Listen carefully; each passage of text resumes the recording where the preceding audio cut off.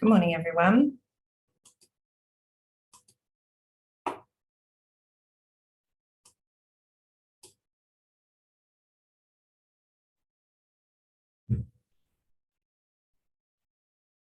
Now, just give it a moment for everybody to log in, get their, for committee members to get their cameras on. I can see we have the representatives of the proponent here. Welcome, Mr. Townsend and Forrester. And I'm just waiting a moment for one of our committee members to join with his camera. Clearly people can see and hear me okay, so great.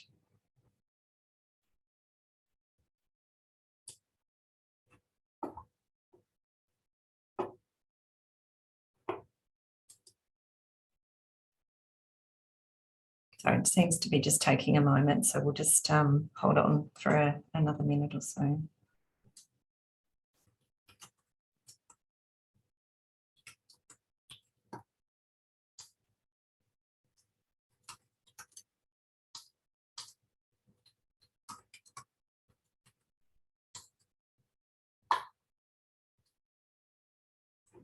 Wonderful.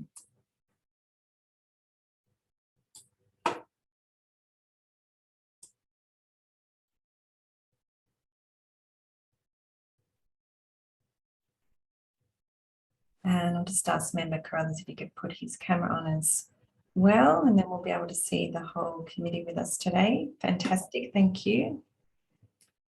Great, so good morning and welcome to day 4 of the hearing for the Victorian Murray Floodplain Restoration Project EES Central package relating to Belsa, Yungara and Hatter Lakes North. As always, I don't need to ask people to put their microphones on mute. The hearing is being audio recorded. My name is Lisa Kendall and I'm Chair of the Committee considering EES Central, and I'm joined today by my colleagues Member Kirsch as Deputy Chair, Member Bell, Dr Brisker and Member Carruthers. Member Carruthers will be with us during the cross-examination of Dr Treadwell this morning. And then we'll not be sitting with the committee this afternoon. So regarding today's timetable, we're partway through cross-examination of Dr Treadwell, and we'll commence today with continuing cross-examination from Ms Hogan, representing Environment Victoria, and then questions from Dr Kelly, representing the Friends of VMFRP Park. The committee will then have some questions before re-examination by the proponent.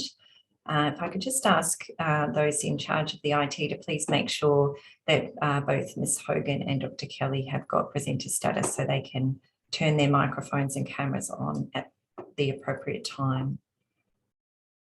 I just have a few questions for the proponent about the sequencing of your submissions today and over the next couple of days as well. Firstly, if I could just confirm to allow for a continuous hearing today, if you're proposing to move straight into the evidence of Tim Marsden following our cross-examination this morning. Yes, Madam Chair. Great, thank you. And further, Mr Forrester, I think you mentioned last week that it's likely that the reserve day scheduled for Monday the 30th will be required. Could I please ask for just an indication of when that will be confirmed, and if you do have plans for that day, what they're likely to be? I spoke in advance of having any plans for that day. Look, I made that comment on the basis of the possibility that our water and ecology evidence might take a little longer than timetabled. So it won't be until we get perhaps partway through the ecology evidence that we'll have a firm idea of whether we need it. And my expectation is if we need it, we'd need it for that evidence. But perhaps can I suggest we come back and revisit that tomorrow once the ecology evidence is underway? Yes, of course, no problems. Finally, I just wanted to ask that if the proponent intends to present any submissions relating to traditional owner responses or content, if you could please provide the committee with advance notice so that we can assure it aligns with Member Ham's sitting with the committee. I know the proponent's intending to provide submissions in closing, but if it's in any other time, if we could please just have that advance notice. Great, thank you.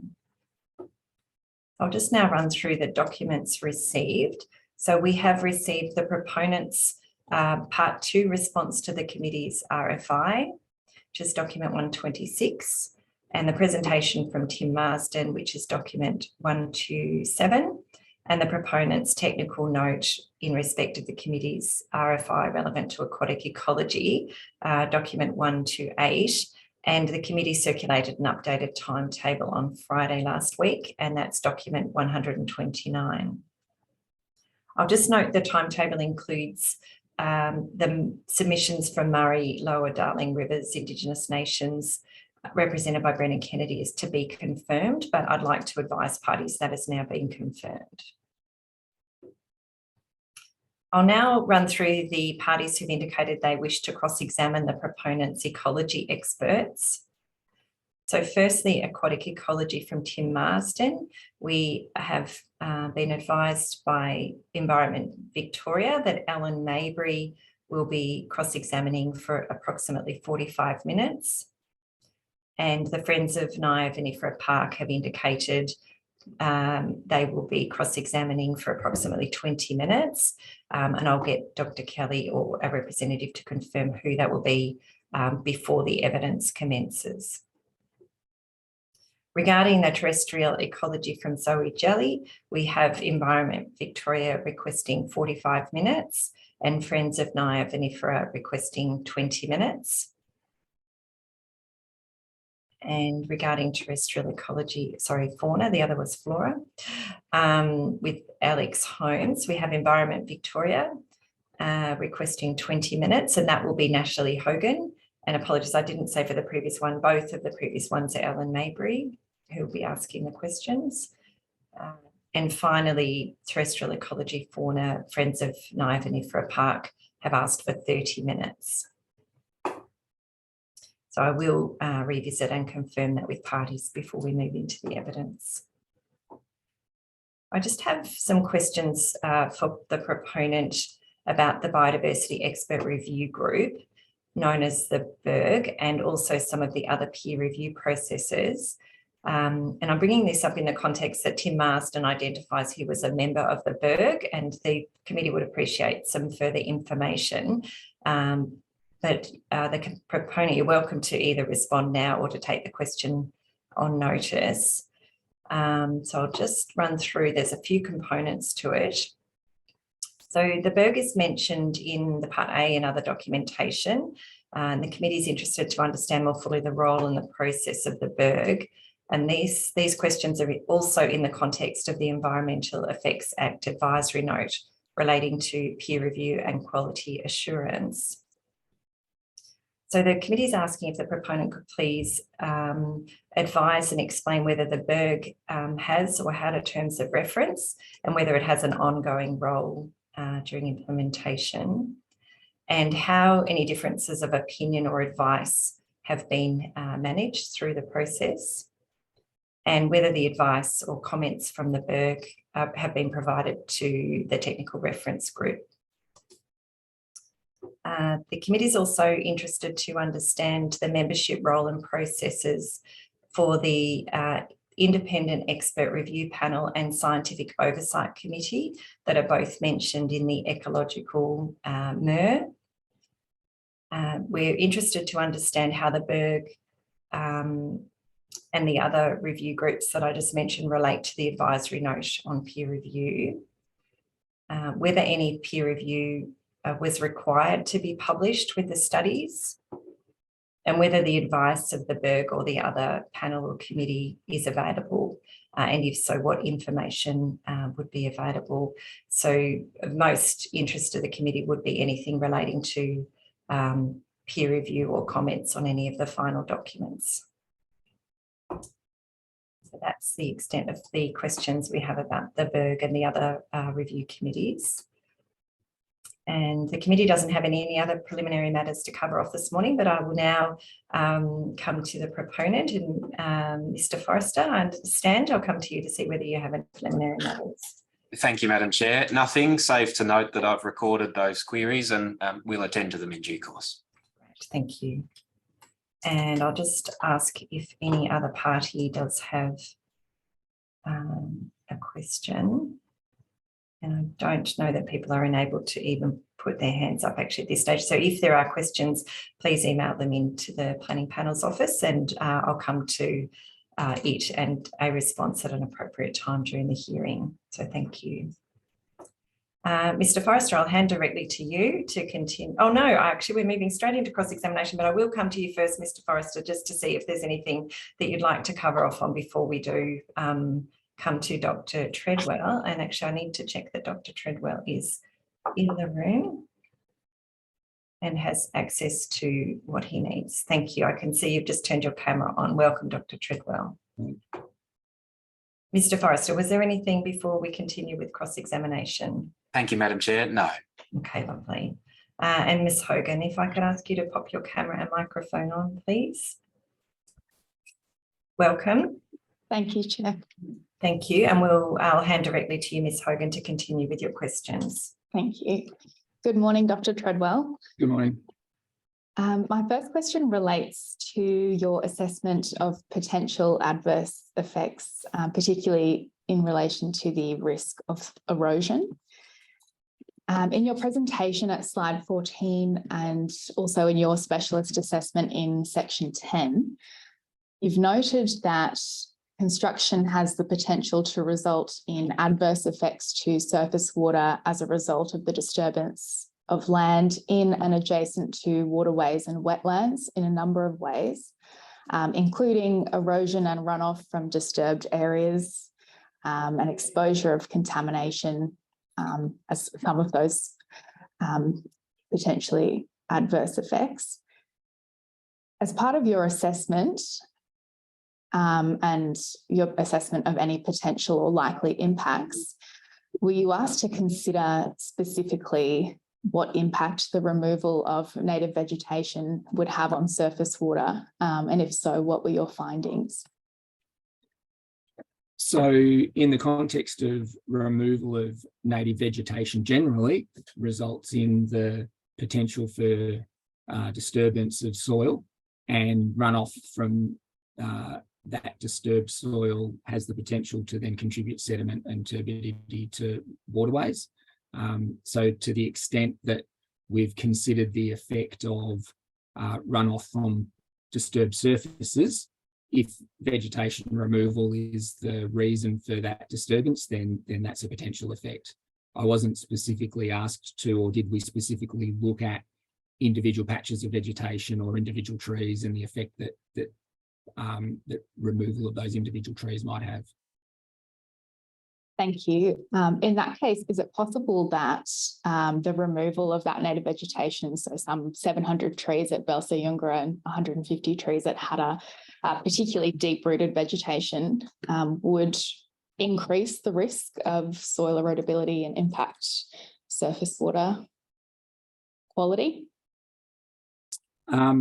It depends on the location of that vegetation relative to a waterway as a receiving environment, and on the way that the vegetation removal is managed and the mitigation measures that are in place to prevent erosion from occurring or runoff from occurring. Thank you. My next question relates to salinity. In your presentation at slide 17, which deals with cumulative impacts, you've noted that if all VMFRP sites were inundated to their maximum extent and with drawdown occurring at the same time, the cumulative average salt load for all sites could increase salinity in the Murray River at the South Australian border. However, concentration would remain well below critical thresholds for the protection of environmental values. Just to clarify, we had understood from Mr. Hoxley's presentation on groundwater and his responses to some of the questions raised that salinity credits would be applied to offset the impacts of the projects. Does your conclusion that salinity would remain below critical thresholds rely on the application of those credits? No, what we've looked at is essentially an acute response. So what the effect of that increased salt load would be on salinity concentration in the absence of applying the offset, and the milligram per litre, or the concentration increase in salinity that's, I guess, theoretically possible if all of the projects were being operated to their maximum extent at the same time, as I've described in the assessment. The milligram per litre increase is relatively small compared to the water quality objectives for the protection of those ecological and irrigation values. So we haven't relied on the offset as being the mechanism for, I guess, mitigating a potential acute effect. Thank you, Dr. Treadwell. Just a couple of more general questions. Just a point of clarification. Is it correct to say that in your assessment, your specialist assessment and expert report, that you were not asked to consider impacts to non-VMFRP sites arising from the fact that the 9 projects together are part of measures effectively designed to justify reducing the total amount of environmental water in the Murray-Darling Basin? That's right. We didn't look at non-VMFRP sites. Thank you, Mr. Treadwell. And to what extent has your assessment of impacts on surface water in relation to the projects taken into account specific aspirations of traditional owners in relation to surface water? We've identified the traditional owner values as being a value associated with surface water. We haven't specifically looked or drilled down into individual traditional owner values and looked at the specific effects on those values. Just 2 final questions, Dr. Treadwell, in relation to the RFIs in responses that you provided in your expert report. Firstly, in response to RFI 82, I'm not sure if you've got that in front of you. Sorry, I can give you a moment. I'm just trying to find it. Thank you. You confirmed that where water is reused within a project area, if the water was poor quality, it may further decline once passed to and held in a further water management area. To what extent was that risk considered throughout the specialist assessment? So when we undertook the specialist assessment, essentially we've considered the worst case scenario risk. This is particularly in relation to low dissolved oxygen and black water. And so in that context, all of the risks consider a worst case. And so passing poor quality water from one water management area to another represents that potential worst case. Okay. Thank you, Mr. Treadwell. And finally, in relation to RFI 74, that RFI asked which of the measures in EDS SW2 paragraph 4 were established and proven measures rather than research or experiments. Yes. In reference to the table at pages 18 to 20 of your expert statement, can you confirm which of the measures are proven measures, and are you able to provide examples of projects in which they have been successfully implemented? So just let me find that table. So this is table 3 in the expert. That's correct. Yeah. So I've indicated just at very quick glance where the scientific literature and various examples of where those measures have been effective. If you are requesting me to go and find the actual references for those, then I'll have to take that question on notice. Thank you, Dr. Treadwell. And finally, you say that the implications of such a situation would depend on whether sensitive values were present in the receiving water management area. Can you just explain a bit further what that means? Sorry, can you just repeat the question? I think I missed the start of it. Sorry, you've said that the implications of such a situation would depend on whether sensitive values were present in the receiving water management area. Are you able to explain a bit further what this means? So such a situation is what? I guess I don't quite get the first part of the question. Sorry, Dr. Treadwell, just in relation to RFI 74. Right. Okay. So the extent to which the measures are proven.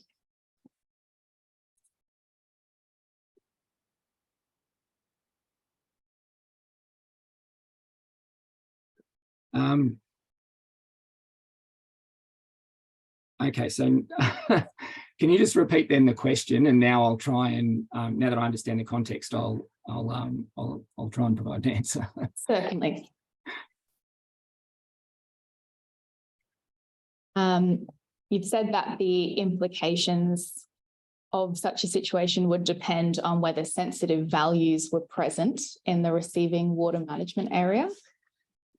Can you explain a bit further what that means? Okay, so the particular surface water effects that we've identified, whether that's low dissolved oxygen or the like, the extent to which that represents a risk depends on whether there's a factor or a value that is sensitive to low dissolved oxygen being present within the water management area or within the environment downstream that the water from that water management area could be released to. And so in that context, mitigation measures would typically be needed to be implemented if there was the likelihood or the potential for sensitive values to be present. And some examples might be in areas where the floodplain is inundated, but there's no return flow to the river, or where that water would be allowed to dry out, then you would expect to see a decline in water quality, as would occur naturally as a wetland dries out. The likelihood of sensitive receptors being present is fairly low, and so you wouldn't specifically mitigate poor water quality outcomes in an area that is going to dry out anyway. And the specific effects to sensitive receptors, again, for example, to low dissolved oxygen, are addressed in the aquatic ecology report, where that might relate to fish and other aquatic organisms. So we've identified the potential risks and passed that information on to the aquatic ecologists to consider in their assessment, and to the extent whether that represents an effective concern. Thank you, Dr. Treadwell, and I apologise. I should have said that related to RFI 82, but I think you, sorry, that's why I think you picked up on that in your answer. So that was my final question. Okay, Thank you, no worries. Thank you, Ms. Hogan. Sure. And I'll ask if Dr. Kelly could please turn her camera on and her microphone. Madam Chair, perhaps while that's happening, could I just ask through you, there was reference in respect of RFI 74 to a number of examples that I understood Dr. Treadwell to be saying were identified in the literature to which reference was made, and Dr. Treadwell indicated he would have to take the question on notice if the further response was required. Can I ask whether that further response is in fact being called for, is considered to be required by the committee, such that we can direct Dr. Treadwell accordingly? Thank you, Mr. Forrester. Yes, that would be of assistance to the committee. So and Dr. Treadwell, just to confirm your understanding of that, we'll look, the Environment Victoria was looking specifically for some examples of the source of the content in the table.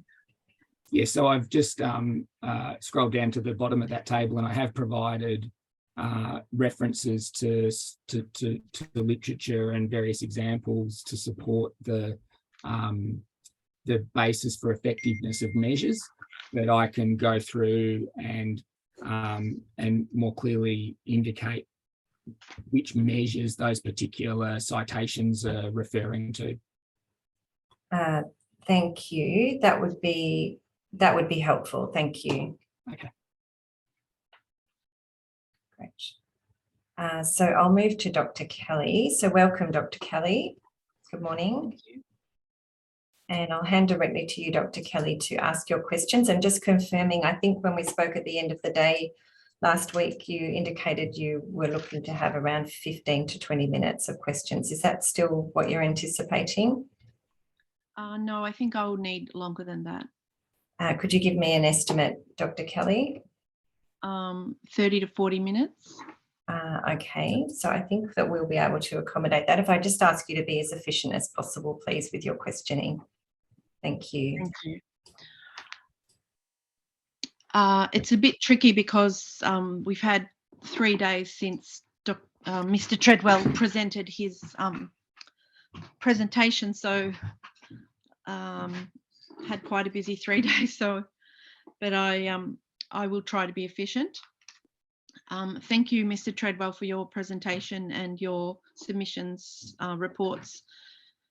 It was unfortunate you couldn't present your whole PowerPoint the other day, but I have looked at it now and I've got quite a few questions. So it's a very complex area, and that is why it's difficult to get your head around, but having your knowledge is really helpful.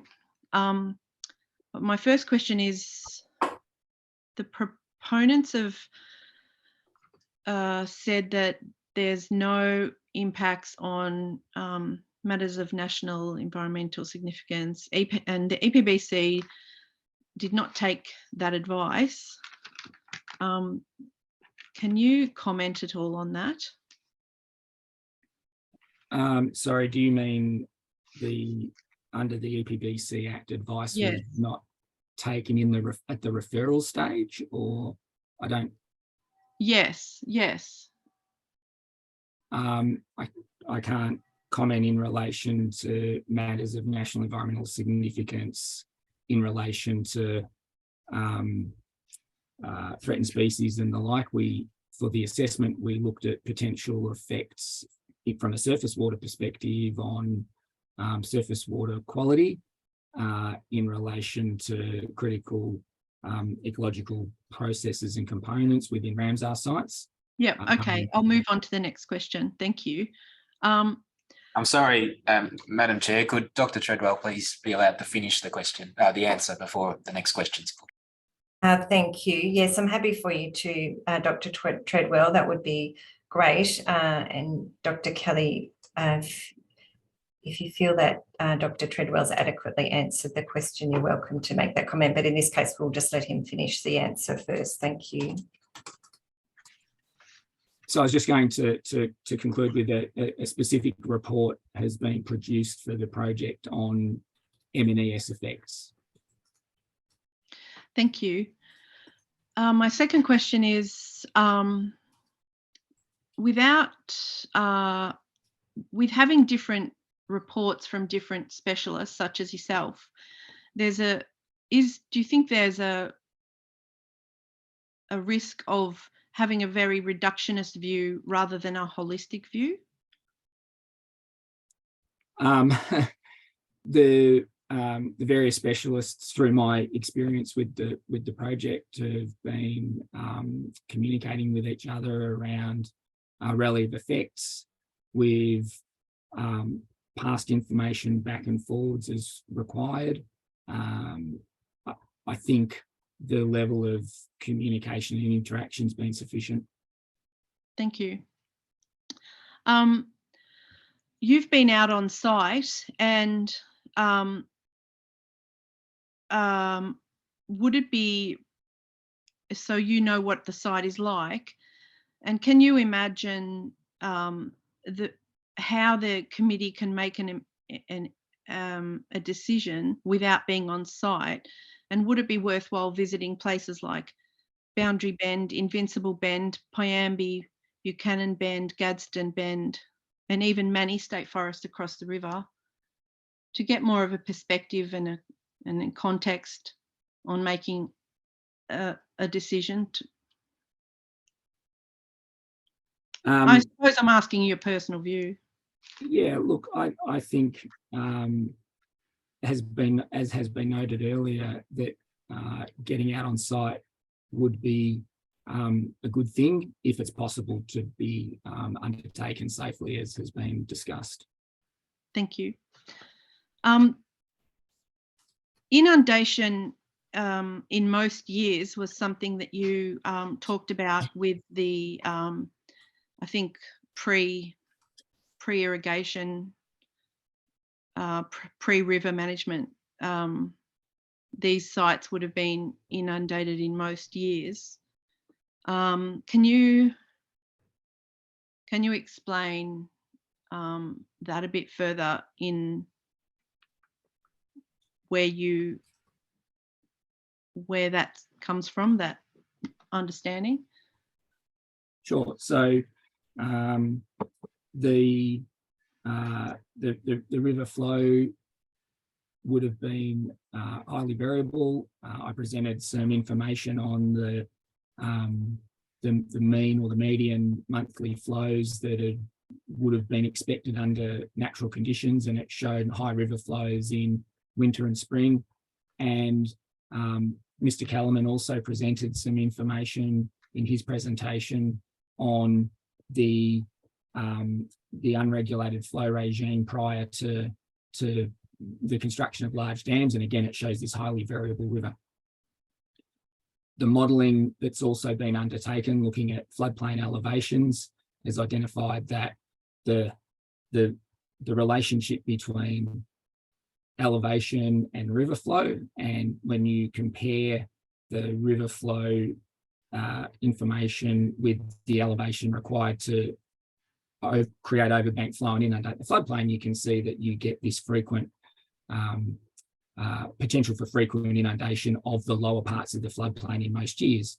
And then for the higher elevation parts of the floodplain, the river needs to get higher, and that doesn't necessarily happen in every year. So low level parts of the floodplain, you expect them to be inundated relatively frequently.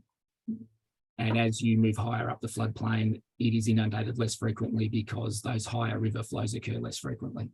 Yep. The next question is about overwatering and the risk of death to the vegetation. Have you been out to see any of the areas that have just been flooded? No, I haven't been out to see those areas. It was a very long flood, so I just happened to be out at the War-Cool yesterday and saw some of the red gum areas, and yeah, it's fairly extreme and then stark, that effect that long flood has had on the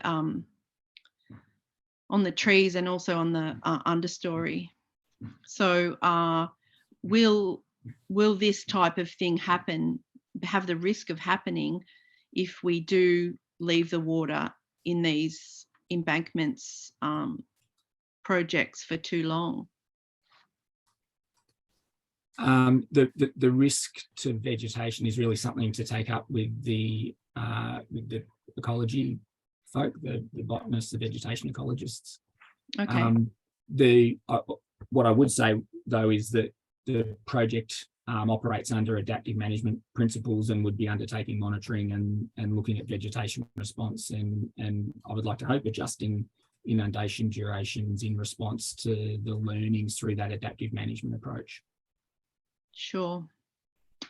Thank you for that. Are you confident that the adaptive management and whoever ends up controlling these projects, these regulators, are you confident that they will be resourced and can be relied on to do the opening and closing and respond to give these project areas the right regime?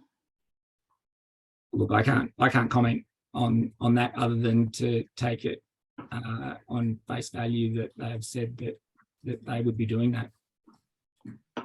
Okay. Now, next question is about the flood runners. Are you aware of what they are? Of what flood runners are? Yes. Yeah. I just didn't see that anywhere in your thing, but I thought you would be. They've often been disabled by river tracks under current situations, but they're very crucial to the way the floodplain behaves, and also very culturally significant. So what is the role of these flood runners in these project areas? Because currently a lot of them are blocked. So flood runners are those waterways that run through the forest. They leave the river. They often rejoin the river. Chalker Creek's an example of a flood runner. Nicoya Creek's an example of a flood runner. I'm also talking about the tiny little ones. So you've then got these little distributary channels that head off from those. Yep. No, not the little ones that come off the creeks, more so the little ones that come off the river. So have you got, I guess, works are proposed on some flood runners? I don't know if you're referring to a particular individual or a certain number of smaller flood runners. But yeah, I'm aware that there are block banks and culverts and the like on a lot of flood runners and a lot of wetland outlets and things like that. And some of the works within the inundation areas are to remove or replace some of those blockages with culverts and spillways to enable water to move around the landscape. Yeah, and that is a great thing. But I suppose, why do you think it hasn't already happened? Why do you think these flood runners? It's a great question. I mean, neglected? I think a lot of works are kind of historical, and perhaps there might have been a reason at a time. Maybe there's still a reason that works have been undertaken on the floodplain. You'd have to ask the land manager about decisions around whether blockages or existing infrastructure should be removed or why it hasn't. Thank you. You've noted that there's no works on Ramsar sites. Why do you think that northern part of Hattah isn't classified Ramsar? And would you have a comment on whether there's other areas in the project area that possibly would be classified Ramsar if there was an assessment? I'm happy. I'm not sure that line of questioning is of great value to the committee. Dr. Kelly, I'll ask you to move on to your next question. Okay.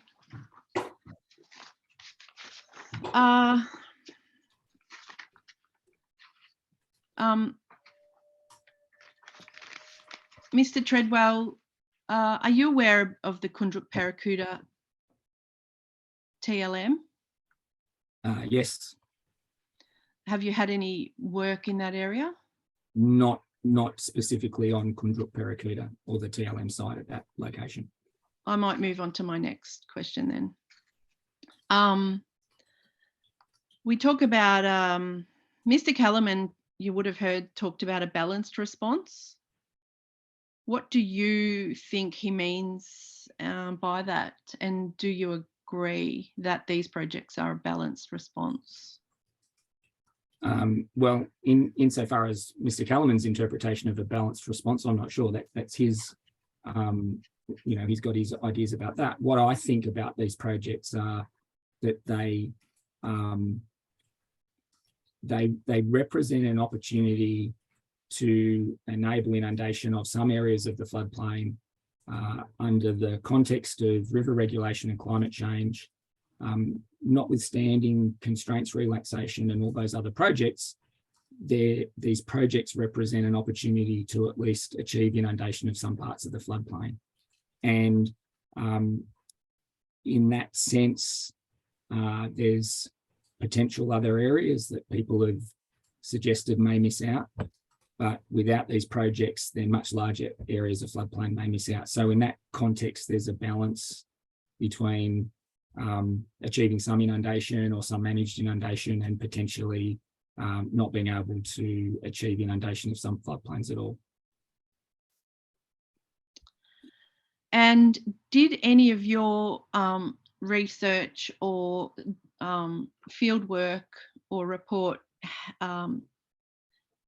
look at the sacrificed areas, the areas that will perish if they never get an overbank flow?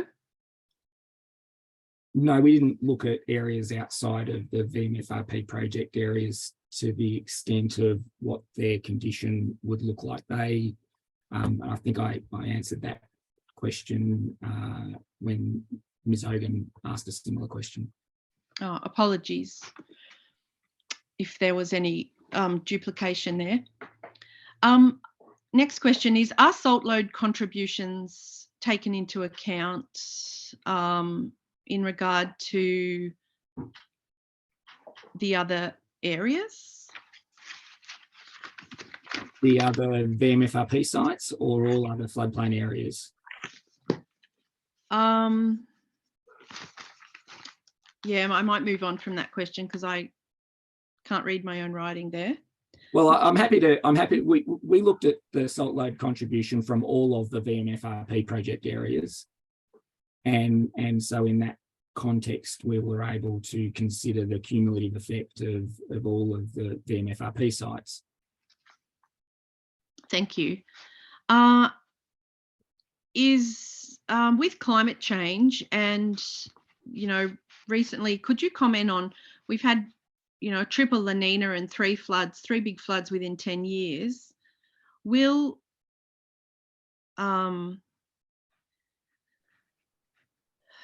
what would you say about that in regards to the urgency for these projects? Well, I think we understand that under climate change that large flood events will still continue. I think what we see from year to year is climate variability. My understanding is that there's an underlying climate change signature that's working its way through and may take longer to, I guess, manifest and become obvious and sort of, I guess, exceed the climate variability that happens from years to year. I'd like now to move on to the issue of Blackwater. Many of our members, our community, are very concerned about the projects in relation to Blackwater. And firstly, could you just talk to me about, historically, yes, Blackwater events happen as part of the natural situation, but what about this, the thing that just happened, which was a toxic Blackwater? And are Blackwater events more likely nowadays to be toxic Blackwater because of the nutrient inflow and chemical load on the adjacent agricultural areas, which are just expanding and expanding to become more intensive? So Blackwater is the term applied to the situation where the water takes on a dark colour. It's from the leaching of tannins from organic material. Just because the water is black doesn't mean it's necessarily toxic or low in dissolved oxygen. So in some respects, Blackwater has been given a bad name because everybody associates it with some sort of toxic event. But under certain circumstances, the bacterial decomposition of the inundated organic material consumes dissolved oxygen. And that's when you get low dissolved oxygen and Blackwater sort of happening at the same time. When you get widespread inundation of not just forested areas, but also agricultural land, there's lots and lots of organic material that's inundated, and you get very widespread decomposition of organic material. And then in those big events, because there's such a huge amount of organic material that's been inundated, you tend to get these more severe low dissolved oxygen occurrences. Even in small areas of inundation, though, you can still get low dissolved oxygen occurring if there's not enough re-aeration, either via sort of through flow or wind action on the water surface. So, Blackwater can happen at a wide scale or a small scale. It really depends on the characteristics of the site. in relation to toxic black water, I mean, I think of it in terms of low dissolved oxygen. I'm not sure. I think in terms of the inundation of agricultural land, that certainly has the potential to bring in nutrients and chemicals. That's not necessarily a black water effect, and that doesn't necessarily contribute to low dissolved oxygen. There may well be other toxic effects associated with agricultural chemicals, not necessarily a black water effect. Thank you. And on Blackwater again, on your slide 35 and 36, on slide 35, not sure if you can put that up, but I can share that if that would help. That would help, because I'm talking about dot point where it says, I think it's dot point 4, regular inundation has the potential to regular inundation has the potential to minimise the likelihood of large accumulations of organic material and potentially reduce the severity of DO decline when inundation does occur. But this is restricted to only those areas that are regularly inundated. I wanted to ask you about that.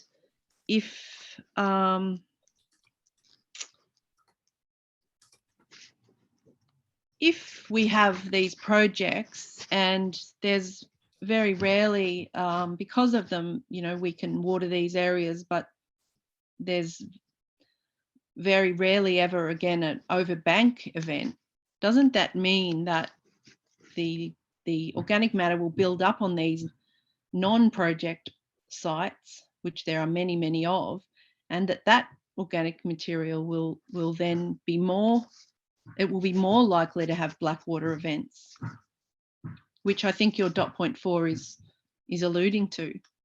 Can you comment on that, please? Yes, sure. Chair, can I just ask that question be clarified? It depends upon a presumption, I think, that these projects would result in a decrease in frequency of, or prevention of, or avoidance of large overbank events.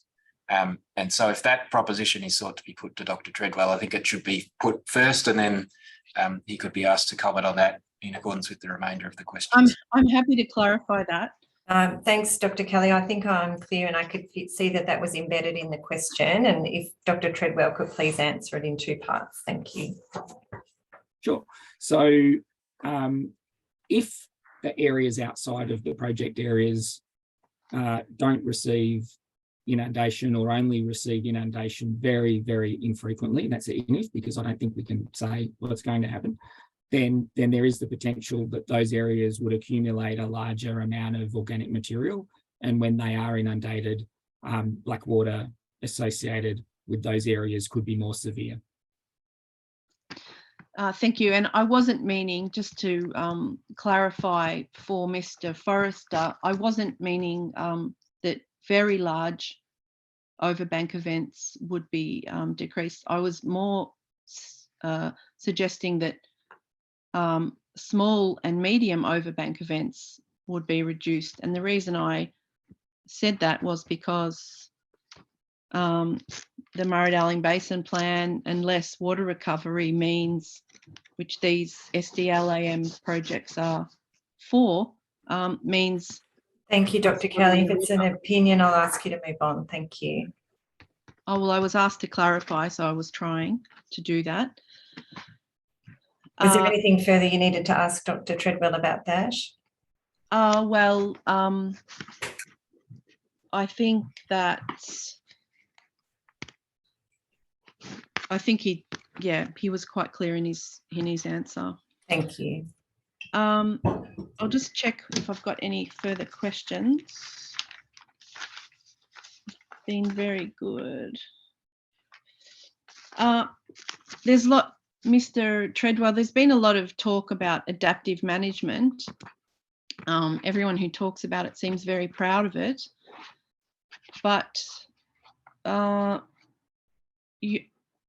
most people would say that there's been a decline in the health of these areas, and that this adaptive management can sometimes include quite a lot of neglect of these areas. Do you have any comment on that?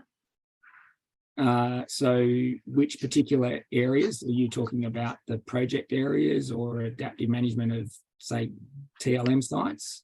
No, yeah, areas anywhere between Swan Hill and the South Australian border. Areas where there's been decline in the health of the floodplain. I think you'd have to really ask the land managers about how they approach management of those areas and what management procedures they have in place and what monitoring they undertake.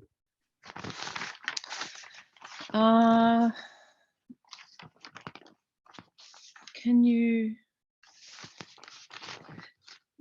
you, this is probably my second last question. Can you comment on the Living Murray project at Hatter and its effectiveness and any negative outcomes of that TLM project? And, you know, it's known as has had a resounding success, but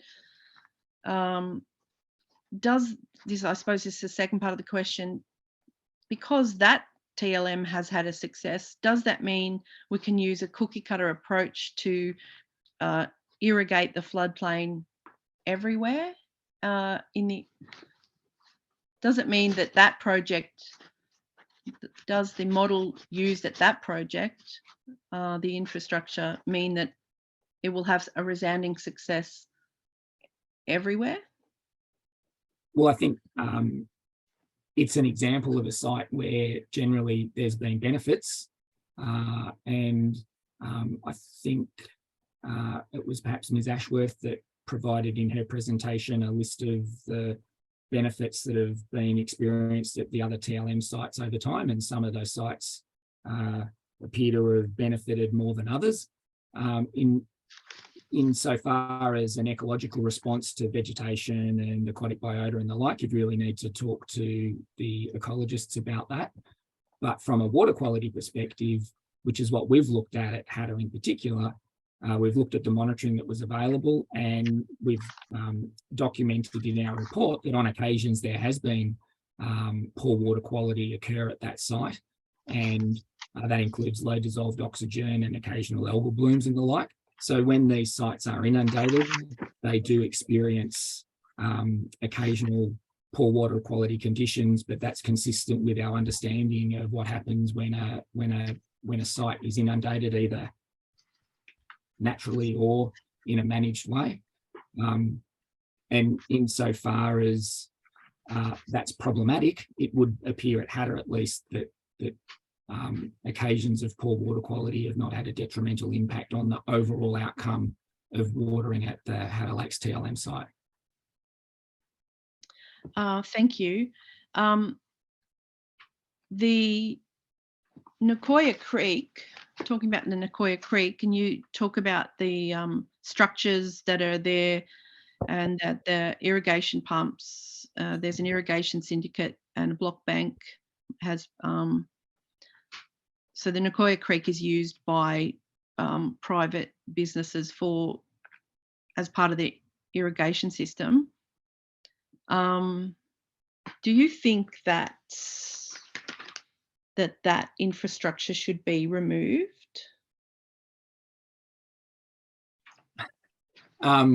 Well, my understanding is that some of that infrastructure will be remodeled and modified to enable better flow passage down Nicoya Creek, and in certainly the block bank at the bottom end, that'll have a fishway on it, and so the project will, working within the constraints of existing infrastructure and the need to continue to supply irrigators, or the proponent has indicated that they want to continue to supply irrigators.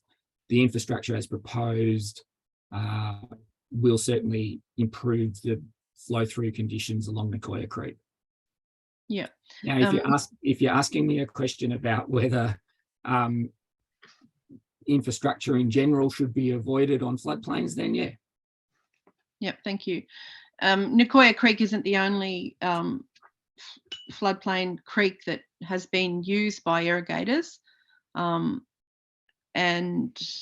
yeah, that's it's a historic thing that there could be a review. What would you say about that? Look, I think that's outside the scope of the work that I've undertaken. Thank you.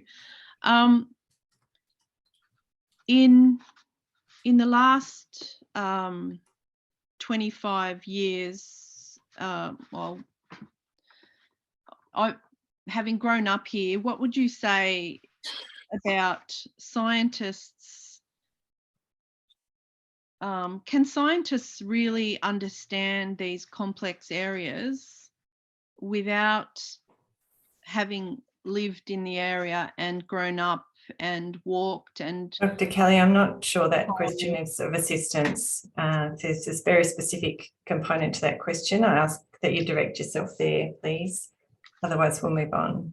I suppose I'm alluding to the intangible aspect of the local people and the traditional owners having an understanding that is beyond what science can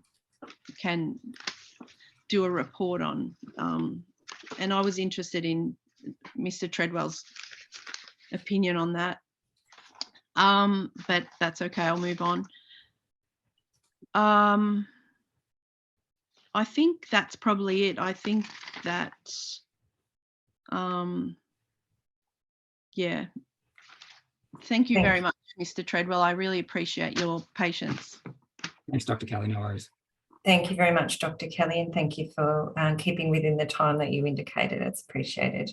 We'll move into questions from the committee, and I'm going to hand to Dr. Briscoe to start with. We are scheduled for a break just to note, we're scheduled for a break at 11:30, and we will take that break as scheduled when we get there. But for now, I'll hand to Dr. Briscoe. Thank you. Yeah, thank you, Member Kendall, and good morning, Dr. Treadwell. My first question is about site inspections or investigations. And I note that in the EES, in the specialist assessment, it states that no site assessments have been undertaken as part of the EES Central Surface Water Specialist Assessment, and explains why this is the case. But in your presentation, you indicated that existing condition assessment included field observations. Could you please clarify this? Sure. So I should indicate actually that the project geomorphologist did go out on site and inspected the various project locations and waterways within the project areas, and that informed his assessment of existing conditions and also potential response to landforms and geomorphology. We also did receive information from the aquatic ecologists when they were out on site.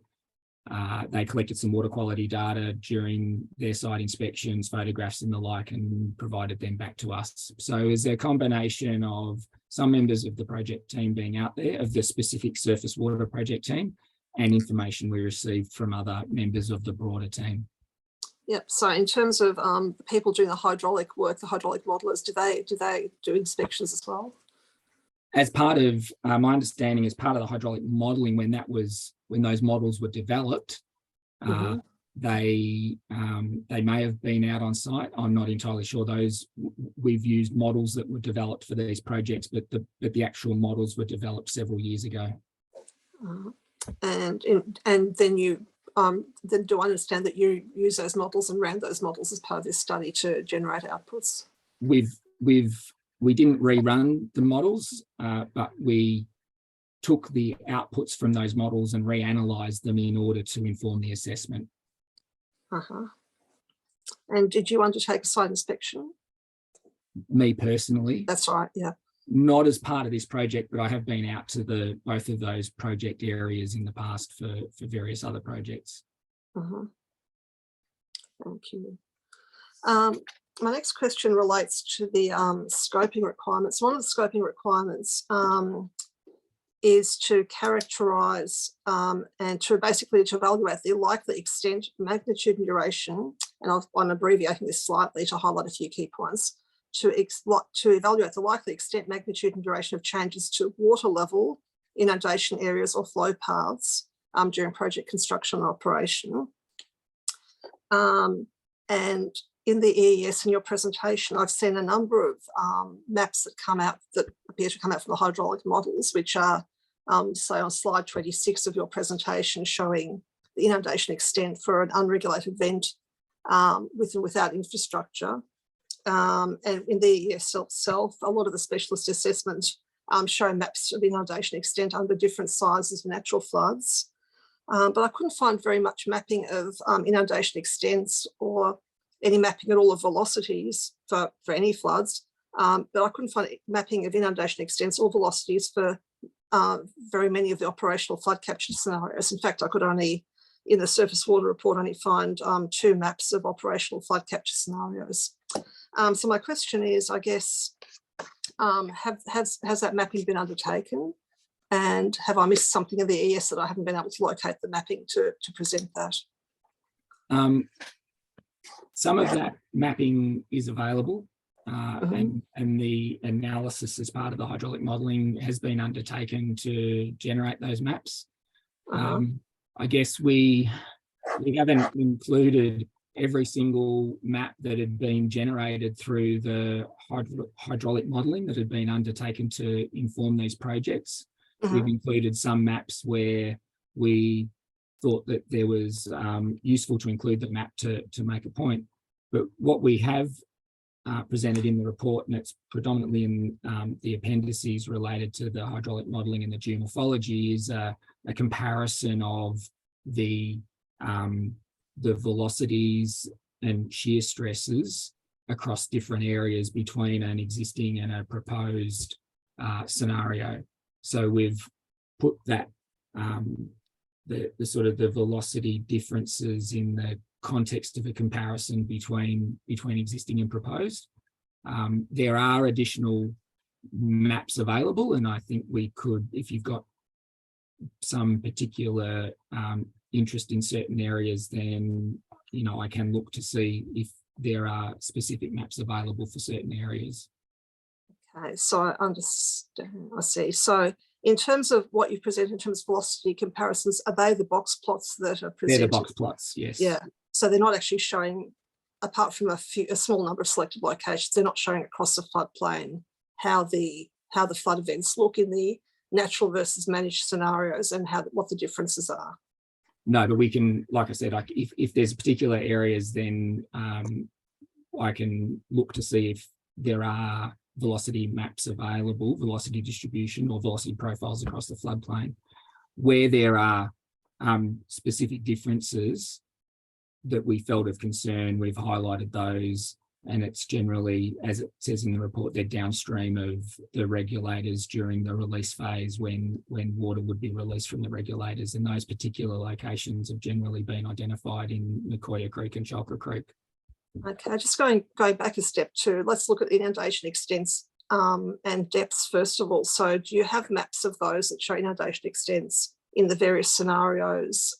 As you just understand, in terms of the operational scenarios, you've talked about scenarios where the river is basically, there's diversion of natural floods into it and retention of natural floods into it and being released, and scenarios that you've modelled with and without the structures open with and without through flow, presumably various degrees of through flow, but certainly at the extremes, and then scenarios where you've pumped in and released out.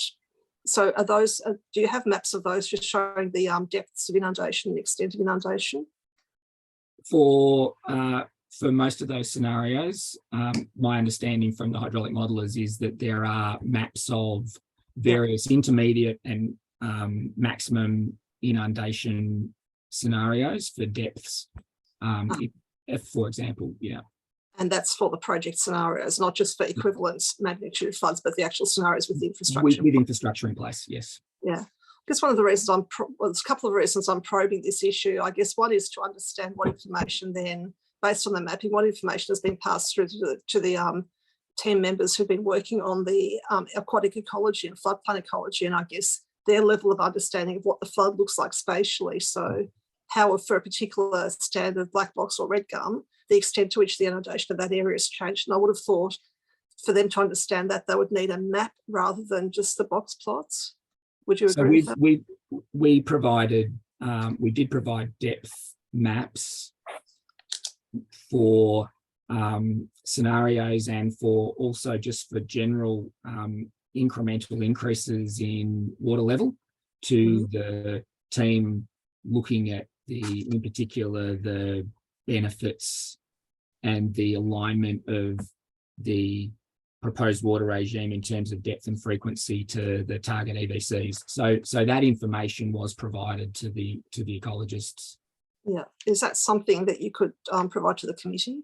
Yep, if you want that stuff, we can provide that as well. Yeah, that would be helpful. I guess at the moment we feel like we're a little bit in the dark in terms of understanding what the flood looks like on the floodplain, and then in terms of framing questions and exploring the effects on ecology. It's a little bit challenging without that information. And in some of the submissions, one of the submitters particularly has made the allegation or assertion that the project is making this look like a series of irrigation bays rather than a natural floodplain. And one of the things to examine that proposition, I would have thought that we need information in terms of what the floodplain actually looks like hydraulically to understand that and to be able to explore that, suggestion. So that would be helpful. So in terms of the information you did with that, did you you've got the plots showing depths and extents of inundation. Did you also do differencing plots where you subtracted for equivalent events the difference between a natural flood and a flood with the infrastructure and equivalent watering event that might highlight those differences? No, we didn't do that. Okay, that's fine. Then moving on to velocity, did you extract from the hydraulic model similar plots of the whole area showing changes in velocity or showing velocities with the in a natural flood event, and then equivalent inundation events with the infrastructure in place? Sorry, do you mean differential plots? Well, first of all, just plots in general. Plots in general across the whole area that show packages such as Mike 21 and so forth. They'll spit out there, as you'd know, they'd give you depth, they'd give you velocity, I guess, shadings as well as velocity vectors showing the direction of flow. Just wondering whether you've got those, whether those could be made available. So there are some of those plots, and I'll have to take on notice what's specifically been prepared and what's available. But yeah, if there's those velocity plots, depth plots, or shear stress plots that are available, then we can make them available. That would be very helpful. And again, I understand then also that you wouldn't have done, if you haven't done the differencing for the depths, have you done the differencing for velocity or shear stress? No. Or just put them side by side? We've just put them side by side in those box plots. Okay, that would be helpful for the committee to be able to see, I guess, all of those plots to see what material you've used. Sure. Again, to be able to follow through the logic of some of the conclusions that are drawn from them. That's good. With the box plots you've referred us to, which are the EES, I guess I present at the moment, sort of what the EES is summarising in terms of effects on water levels and inundation extents and velocities. With the locations there, was there a particular reason for selecting those locations? For the reporting locations, there's only a small number, so I'm just wondering if they were of particular interest for some reason or randomly selected.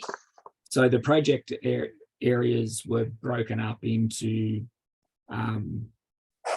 floodplain parts and waterway parts, and the hydraulic modeler, when he's looked at the analysis, and he's chosen those areas based on having similar sort of hydraulic characteristics, and to try and tease out the differences between the shedding floodplain area versus a waterway, recognizing that if you lump them all together as a single area, then the effects within a waterway, for example, might be kind of lost within the broader floodplain effect. So the areas cover all of the inundation extent, but they represent different compartments or parts of the floodplain to cover off on the different characteristics. Yeah, so by represent, you mean you've taken the measurements at a particular point or averaged them across an area? Those, my understanding from the box plots that the hydraulic modelers have produced is that they represent the measure from each of the individual cells within the model for those areas. Okay, understand.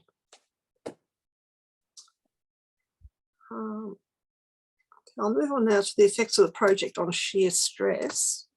And I think we've got figure 10 in your expert witness statement. I think there was a slide there as well that you put to, and I can't remember the slide number where you've put, where you've shown the shear stress plots. You've included a new one for Belsa Younger and also the ones for Chalker Creek. Yes. Yep. I'd just like to ask a few questions about those. I don't have them in front of me, I just want a question. Dr. Treadwell, you're welcome to bring that up onto screen if that would be of assistance. Do you want me to bring that one up? Yes, thank you. If it's easy. could. I've got it here.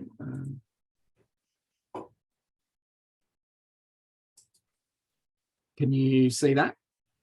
Yes, that's good. Oh, no. Dr. Brizzy, can I check that's what you were looking for?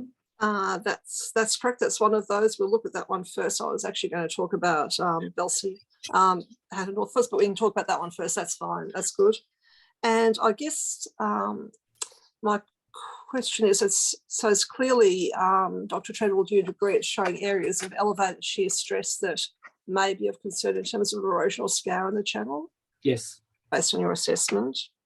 And you've mentioned listed a number of different ways in which you might address that, including regulated design, adjustments to release rates, and then structural works if the other two presumably don't work. So I just wondering, with the elevated areas of elevated shear stress in that map, to what extent each of those measures do you think would be effective? So first of all, to what extent do you think regular design might be able to address those areas of shear stress? So my understanding from the design would be that the regulator would need to be sized appropriately so that the kind of target through flow volume can be achieved without creating an excessive head differential or velocity or shear stress increase on the downstream side. So making sure that the regulator's big enough, and also having dissipation type structures and potentially some scour protection around the regulator for those locations where there might be higher velocities and shear stresses. So that presumably could deal with the shear stress in the vicinity of the regulator, but not for a great distance downstream. Is that? That would be my understanding from a design perspective. Okay, the second approach, I guess, would be operationally in terms of how you're suggesting to address elevated shear stress implications with adjustments to the release rate. Yes. And so here, essentially, we only have one regulator, as I understand it, releasing into Nakoya Creek. And to what extent do you think that adjustments to release rate might be able to address those areas of high shear stress? So my understanding is that the release volume can be manipulated, and that you would look at the downstream water level and adjust the release rate through the regulator to make sure that you weren't knowingly or artificially generating high shear stresses at particular locations. And so if you had a very low tailwater level downstream at the regulator, then you might need to release more slowly compared to if you had a higher downstream water level.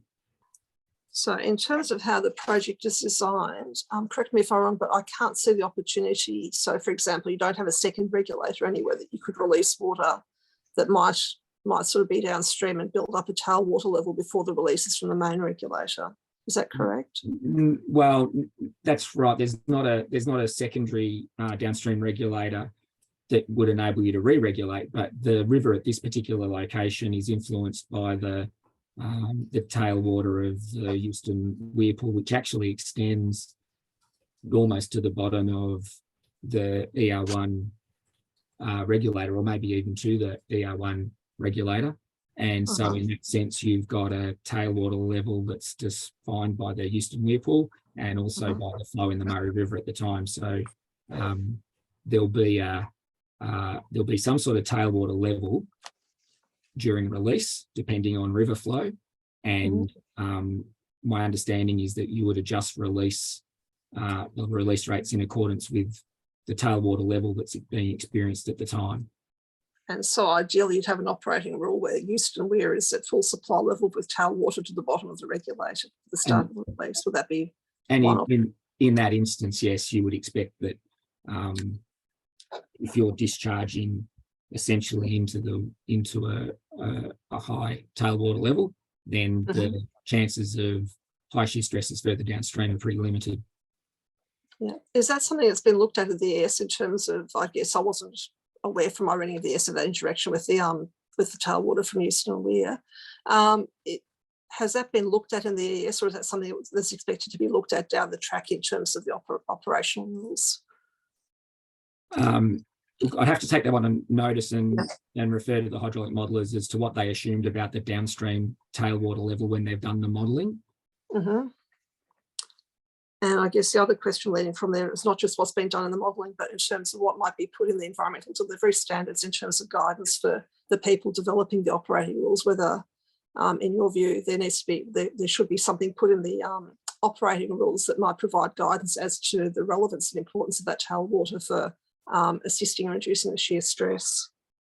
Yeah, again, I'd take that one on notice. Within the EDS, we've indicated that adjusting the release rates would be a mitigation measure.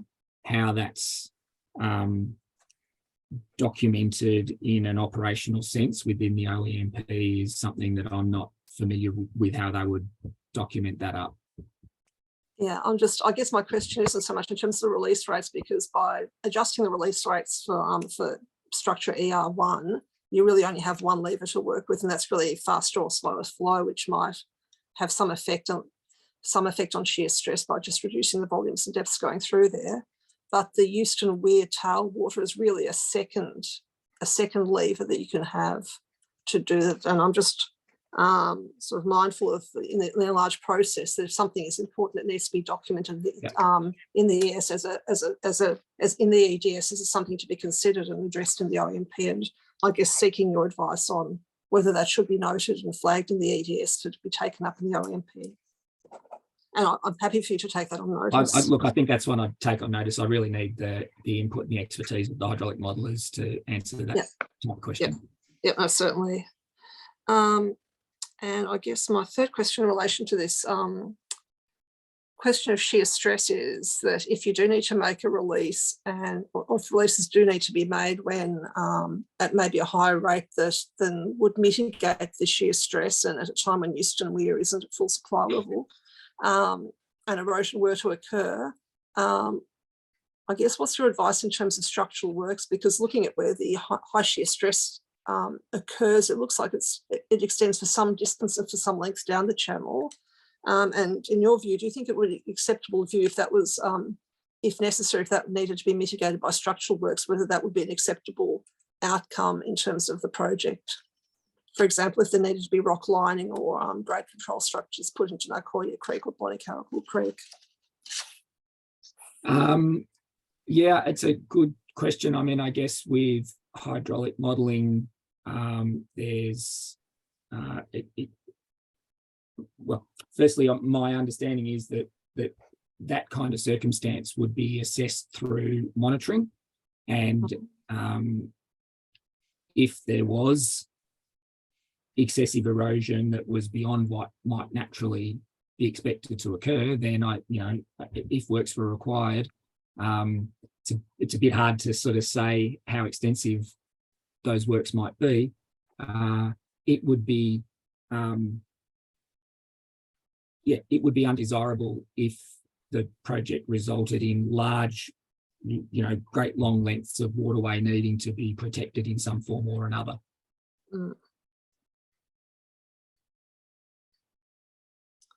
I guess, and so in your opinion, given all these issues in relation to how the shear stress issues might be addressed, is that something that would warrant further consideration in the detailed design to see to what extent I guess the design itself could be tweaked to mitigate some of those risks? Well, I think it probably needs to be considered. I think this question around the Euston Weir tailwater level is probably something that might resolve some of those areas of uncertainty around how far downstream there's potential for a longitudinal effect. The circumstances around a very low, less than full supply Euston Weir are, perhaps unlikely. If that was to occur, then perhaps there's circumstance around not having an inundation event if you are anticipating very low Euston Weir pool levels. Yeah. For example. Mm-hmm. Yeah. No, I understand that. And I understand that you do need to take that on notice and come back to us with something from the hydraulic modelers. I guess if we can go back to onwards to the figure for Hatter North, because my questions for that are pretty much the same, but the answers might be different given the circumstances are a bit different here. So again, and I guess here again we have elevated shear stress, somewhat elevated shear stress. Okay, with a managed. Let me just. Do you mind just scrolling up slightly because everyone's faces are covering the caption? Oh, sorry, I can. Hang on, I'll just do that. Is that I can't see what it looks like on the screen. That's okay. I'm on an iPad, so on the right hand side, we've got the natural event on the right hand side and the project event on the left hand side. Yes. We've got high shear stresses. So I guess the same question is, to what extent do you think here regulated design could mitigate the shear stresses here? So as we as you pointed out in relation to the Belsar site, as you get further downstream, regulated design is going to be perhaps somewhat less effective, but the release rates would be the mechanism for managing that potential effect. One thing I should, I guess, note about this, and it's it might require a little bit more consideration, but this part of Chalker Creek is already experiencing managed releases from the TLM site, and it's made me, I guess, wonder if there's some evidence from those TLM releases as to whether there's been any observed issues during low tailwater and releases through the existing TLM infrastructure, and whether that could be used as a bit of a double check as to whether there's potentially any issues or not. The release from K10 regulator would be not dissimilar to the type of releases that are currently occurring through the ODIS regulator during a TLM watering, so they perhaps provide an opportunity for a comparison. That's correct, and so I understand from the way you framed that comparison hasn't been done. No, I haven't. We haven't specifically done that. I can go back to the geomorphologist and ask him, and it may be that he's got he's got some observations or opinion about that, but it's we didn't specifically make that comparison in the report. That would be helpful if you could take that as a question on notice and at least an opinion on that. So with that one again, sort of left with, and I guess here we don't have a Euston Weir, so we've got less opportunities to do anything with the tailwater level, only one regulator, so again we can't sort of harmonise releases. So does that mean that potentially if there is erosion downstream of the K10 regulator, that would need to be addressed by structural work if it was severe? Yes, I would think that's probably the case. And so would that structural work, would that include rock, say bed controls, grade control structures in the bed and or rock beaching? I don't know what the specific nature of works might be. It could be very targeted. It could be, instead of rock, it might be some large woody habitat placed in a particular way. So a less obtrusive solution. Mhm. Okay, so there are options there. Thank you. I'll move on now to another question that's of connectivity. One of the questions about the project in terms of the aquatic fauna is being aquatic connectivity, and just wondering whether the hydraulics models are being used to look at the implications of the project works to connectivity. So looking at overtopping and drown out levels for any of the infrastructure. In relation to aquatic ecology, I haven't looked at those questions around connectivity. That you'd have to ask the aquatic ecologists how they've considered that question. Yeah. So in terms of hydraulics, have you done have the hydraulic modelers in your team done anything to look at connectivity issues that you're aware of? Not that I'm aware of. Okay. I mean, other than I guess the infrastructure as proposed is, aside from the large regulators, and Balsar Island is an example of ER1 on Nicoya Creek, there are other smaller regulators and culverts that would be open during a natural inundation event on the rising limb of an unregulated event, and those regulators, those small regulators, are located on flow paths, and so in that context are designed to maintain connectivity across the floodplain through those flood runners and high flow channels. They're located in order to maintain that connectivity during an unregulated event.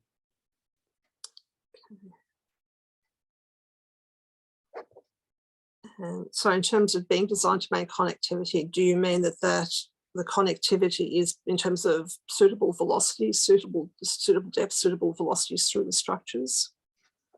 You'd have to check with the aquatic ecologists. My understanding is that they've sought advice from the designers on velocities through structures for some of those structures where they think it's potentially important for connectivity.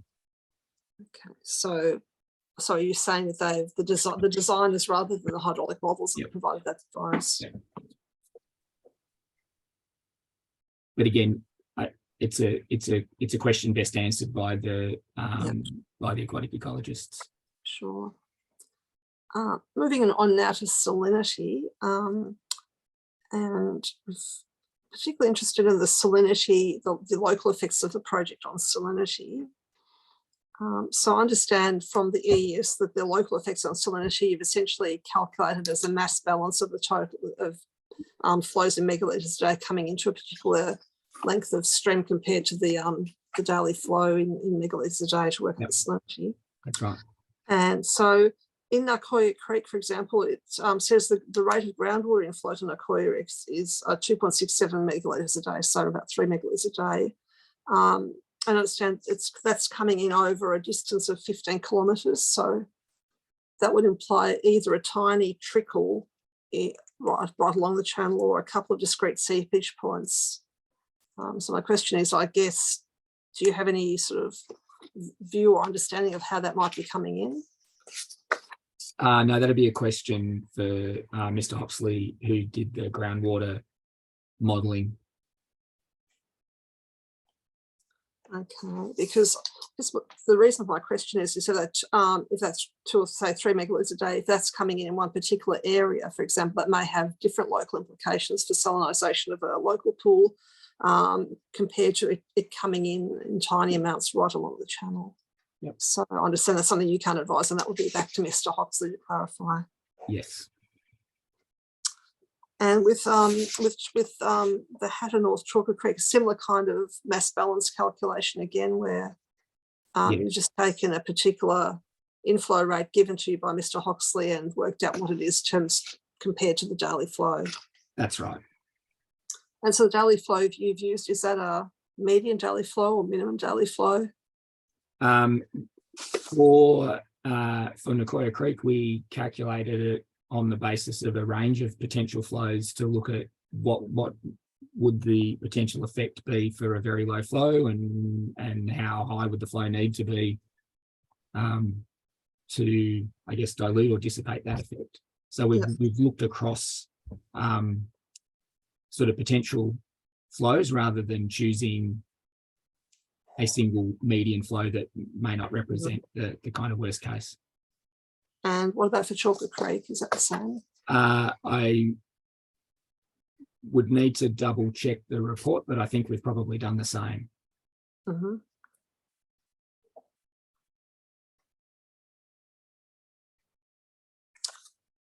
Thank you. Okay, now moving on to the dealing with the hypoxic water. Yes. Dr. Briscoe, we might take an opportunity to break Yep. now for 15 minutes, and Dr. Treadwell, so thanks everyone. We'll break for 15 and see everybody back at 11:45. Thank you.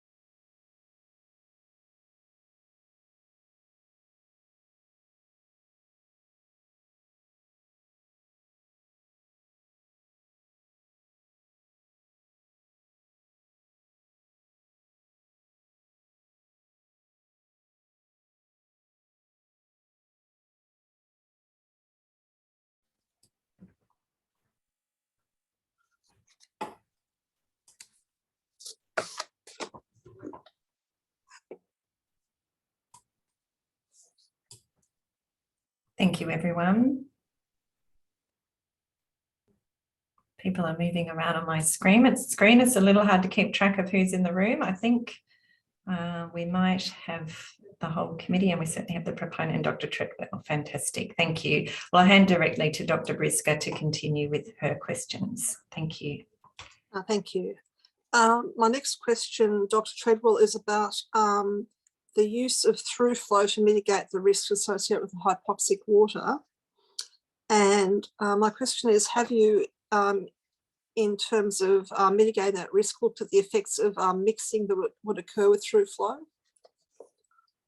Not in the hydraulic sense, like we haven't modelled mixing. We've modelled with the Blackwater model the dilution effect associated with through flow. I guess the reason I was asking about mixing is whether then, if mixing were to be relevant or significant, whether that's something that could be accounted for in the design to increase mixing. I guess in terms of the release of water through a regulator to a downstream site that or into the site, any mixing that's created through that process would be beneficial at creating re-aeration. Yeah. Mm-hmm.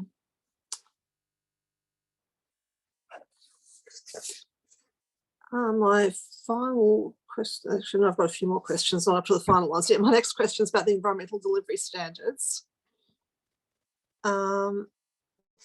Okay, and in your presentation, one of your slides, you say there's a high confidence that operation-related adverse effects to surface water will be mitigated by the proposed EDS and the residual effects will be low.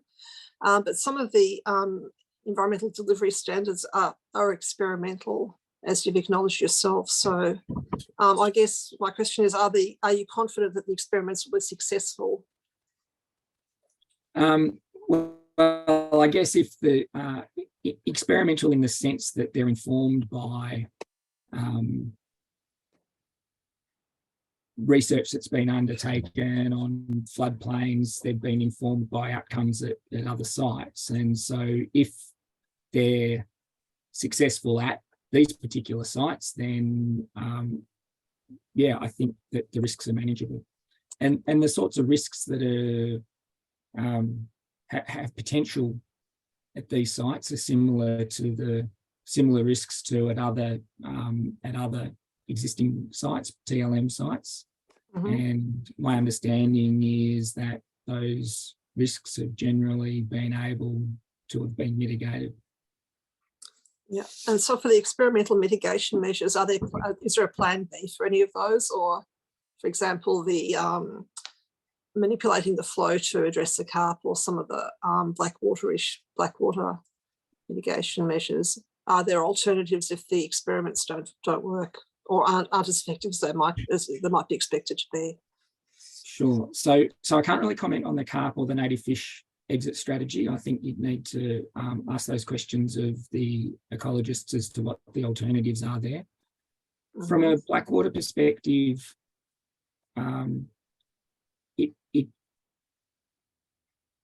it gets back to where the potential sensitive receptors are, and we've acknowledged that there's the potential for low dissolved oxygen conditions to occur within the inundation areas.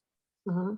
And that the proposed mitigation measures may help to address the severity of that, but nonetheless we acknowledge that there is the potential for low dissolved oxygen conditions to develop, and my understanding is that the aquatic ecologists in particular have taken this into consideration when they think about risks to native fish within the inundation extent.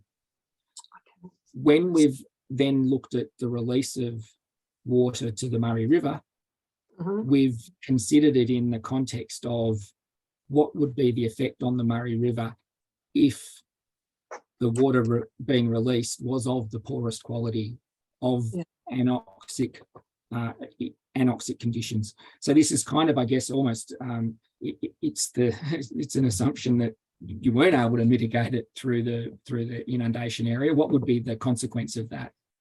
Yeah, And as I understand, then you've done the dilution calculations based on the worst case. On the worst case, and that considers a range of flows in the Murray River, very, very low flows, very unlikely to occur, except in sort of extreme drought conditions. And even then, the Murray River flow is enough to create dilution to the extent that we wouldn't expect to see a severe effect.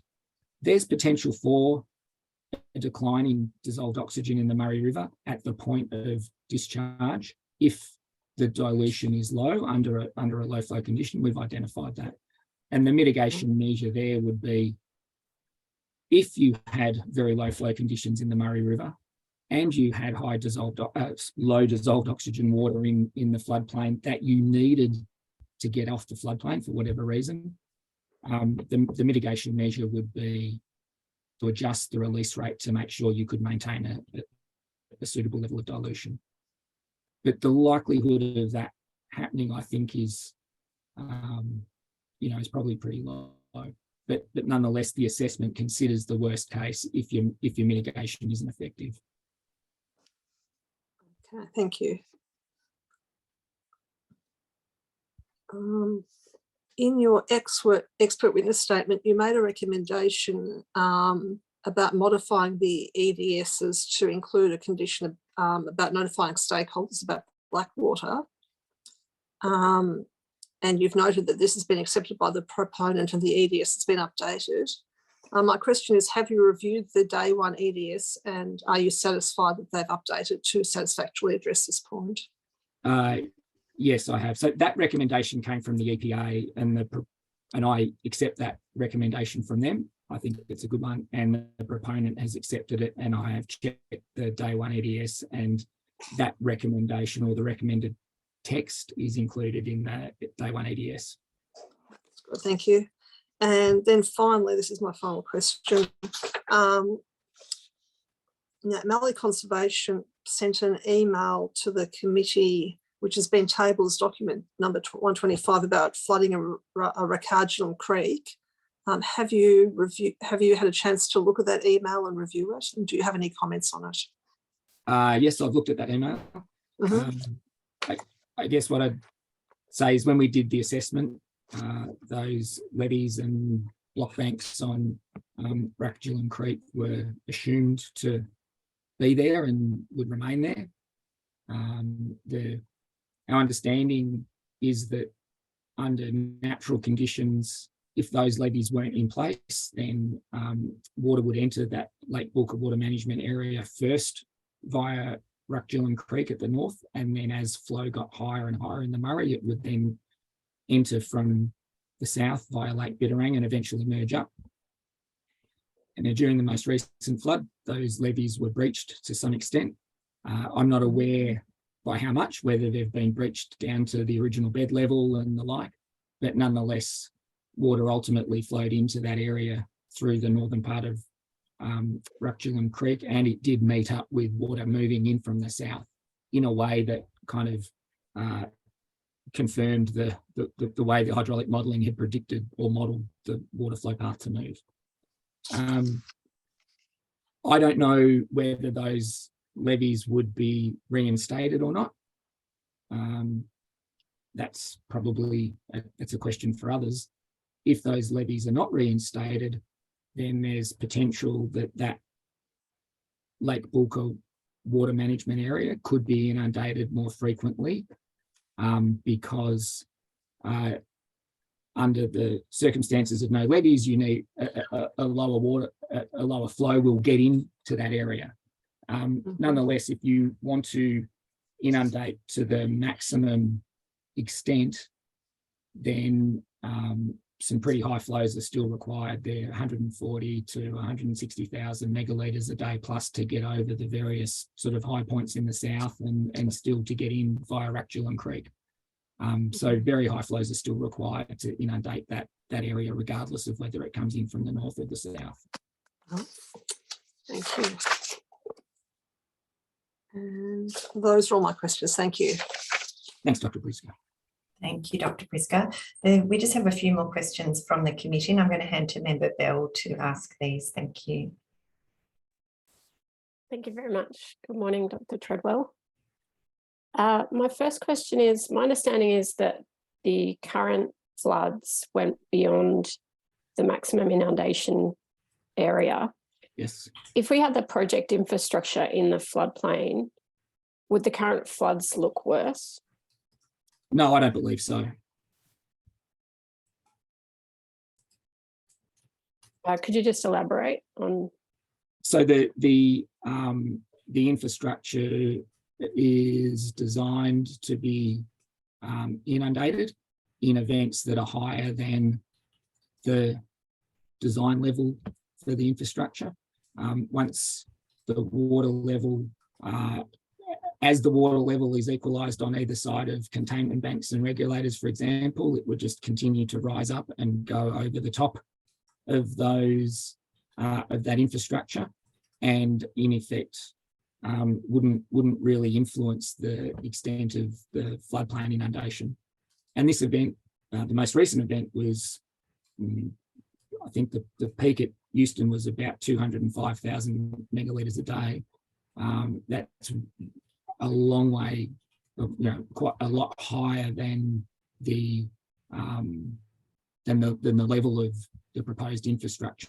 So that infrastructure would just be drowned out, and it wouldn't influence the extent of the inundation. Thank you.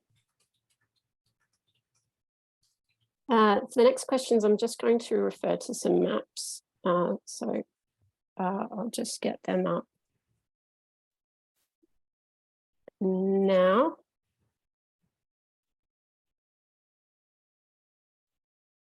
I believe. Yep. Okay. So you mentioned in your report the limited scope of assessment of alternatives at the stage of the project that you were involved. Nevertheless, I was wondering if you could assist in explaining some of the design decisions in a few areas or the implications of these. And these are the examples. So the first is related to Belser-Youngera, and in relation to the decision to have regulators or a regulator in this instance. I hope you are familiar with where we are. To orientate you up. No, broadly speaking, I'm familiar with where you are. Yeah. Yeah, on the map. That's okay. That's okay. So this is the example, and then on the next, just on the next page. So I think I've just moved down one here to 6. We've got these 2 flood runners, as I understand it, that are going to be fully contained.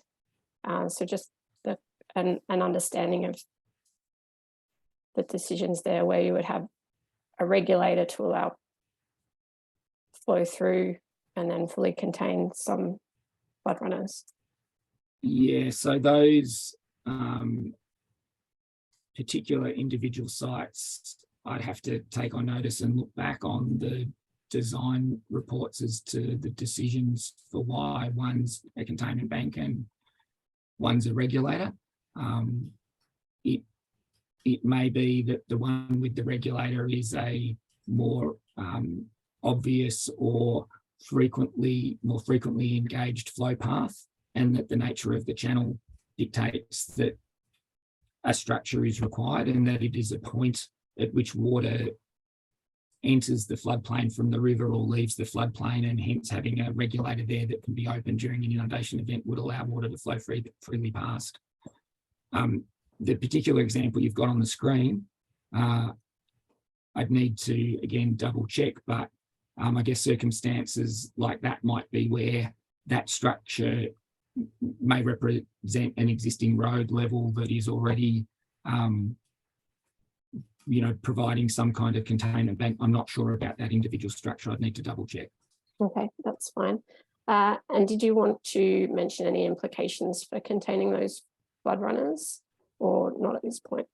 Not at this point, other than my understanding is that the banks are located at areas of generally higher topography anyway, and that they sort of represent a natural high point. There may be spillways on some containment banks, so that if water was backing up against that containment bank and got to a certain height, it would spill over that containment bank. Understand. Thank you. And the next point, if it will move for me, is in relation to, again, this is Belsa Young Gera. This is the best map that I could find for it, but you'll be familiar. There's a inundation area here, Yes. and there's two access tracks, kind of one that goes through the inundation area and one that goes around it. There's a table in ecology that indicates that this is a new access track, the one that goes in the middle. So I'm just trying to understand the need for that, if there's any need for it from a surface water perspective. I don't know specifically. I'd have to take that one on notice if there was a particular question related to the implications of that access track. I guess if there is a need for it from a surface water perspective. Well, the need for any access tracks would be to enable the construction works to occur.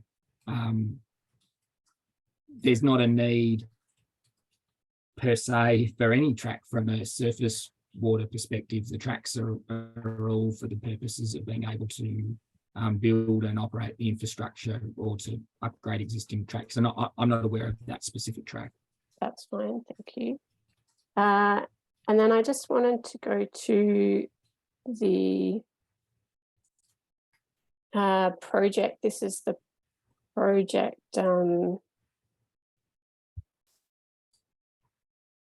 description that the proponent took us through on the first day. And I understand that this is a photo point, I understand it, of looking up from where this regulator and embankment will be. And I'm just wondering whether any remedial works initially as part of construction in terms of vegetation, remedial vegetation or something might assist in reducing the issues that look to be there from erosion that might be exacerbated by water being released in this location during operations. Yeah, it's hard for me to sort of know from the photo exactly where the regulator would be in relation to the vegetation and which way water would be flowing during operation. I think it's a site-specific issue that would need to be considered during construction to make sure that where vegetation is being protected, that there's appropriate mitigation in place to protect that vegetation. Yep.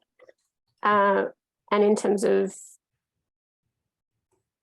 preventing erosion in future, do you think that those kind of works outside the construction footprint should be undertaken as part of construction, or is that just a part of adaptive management in future? Well, I think it's difficult to predict or to know whether there'd be erosion outside of the construction footprint. I mean, we've reported on the distributions of shear stresses and the like, and we've identified where we think there's issues. Insofar as during operation there may be unexpected erosion, then my understanding is that mitigation would be undertaken. I don't think you could necessarily preempt where that might be at individual sites and do that beforehand. I mean, I'm happy to be proven wrong on that, and the ecologist might have a different opinion. It's probably it's at the risk of it's potentially a question for them as well. Yeah, that's okay. I think you've addressed that as much as you can. And in relation to the K10 containment bank, I get confused. There's two. There's There's two. one, yeah, so I'm talking about the one to the south that Yep. has a regulator that I understand is to control the inundation onto private land. Yes. Good, don't need a map.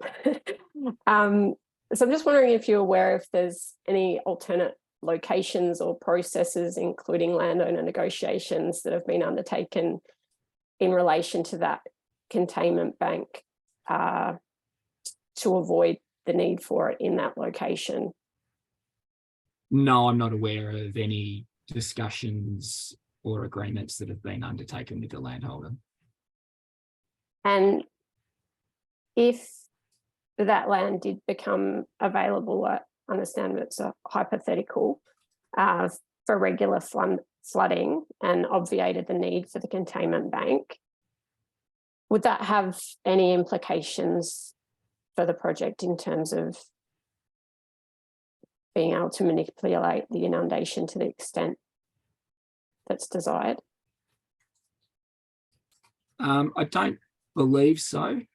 I think that my understanding, without going back to the detail, is that the inundation is limited or managed by the K10 regulator, and if that containment bank wasn't there, then it's in effect the same as if the causeway was open. And so the inundation would extend into that area to the east of the causeway. And so whether that bank is there or not, the same area of inundation would be, I guess, available depending on the level that you choose at the K10 regulator, and it would be controlled by that level. So the absence of that bank, I don't think, would change the inundation extent as mapped for the maximum area. Suffice to say that every time you operated the project, that area to the east would be inundated. So it wouldn't necessarily mean that you needed more water to achieve that inundation area. That inundation area would take a slightly larger volume of water in total compared to if you had that causeway closed, just by virtue of there being a larger area. So there would be a little bit more water would be needed to extend inundation out into that area. But you wouldn't see that as a fatal flaw? No, not at all. No. I think the volume of water that fills that area, it's very, it's pretty shallow.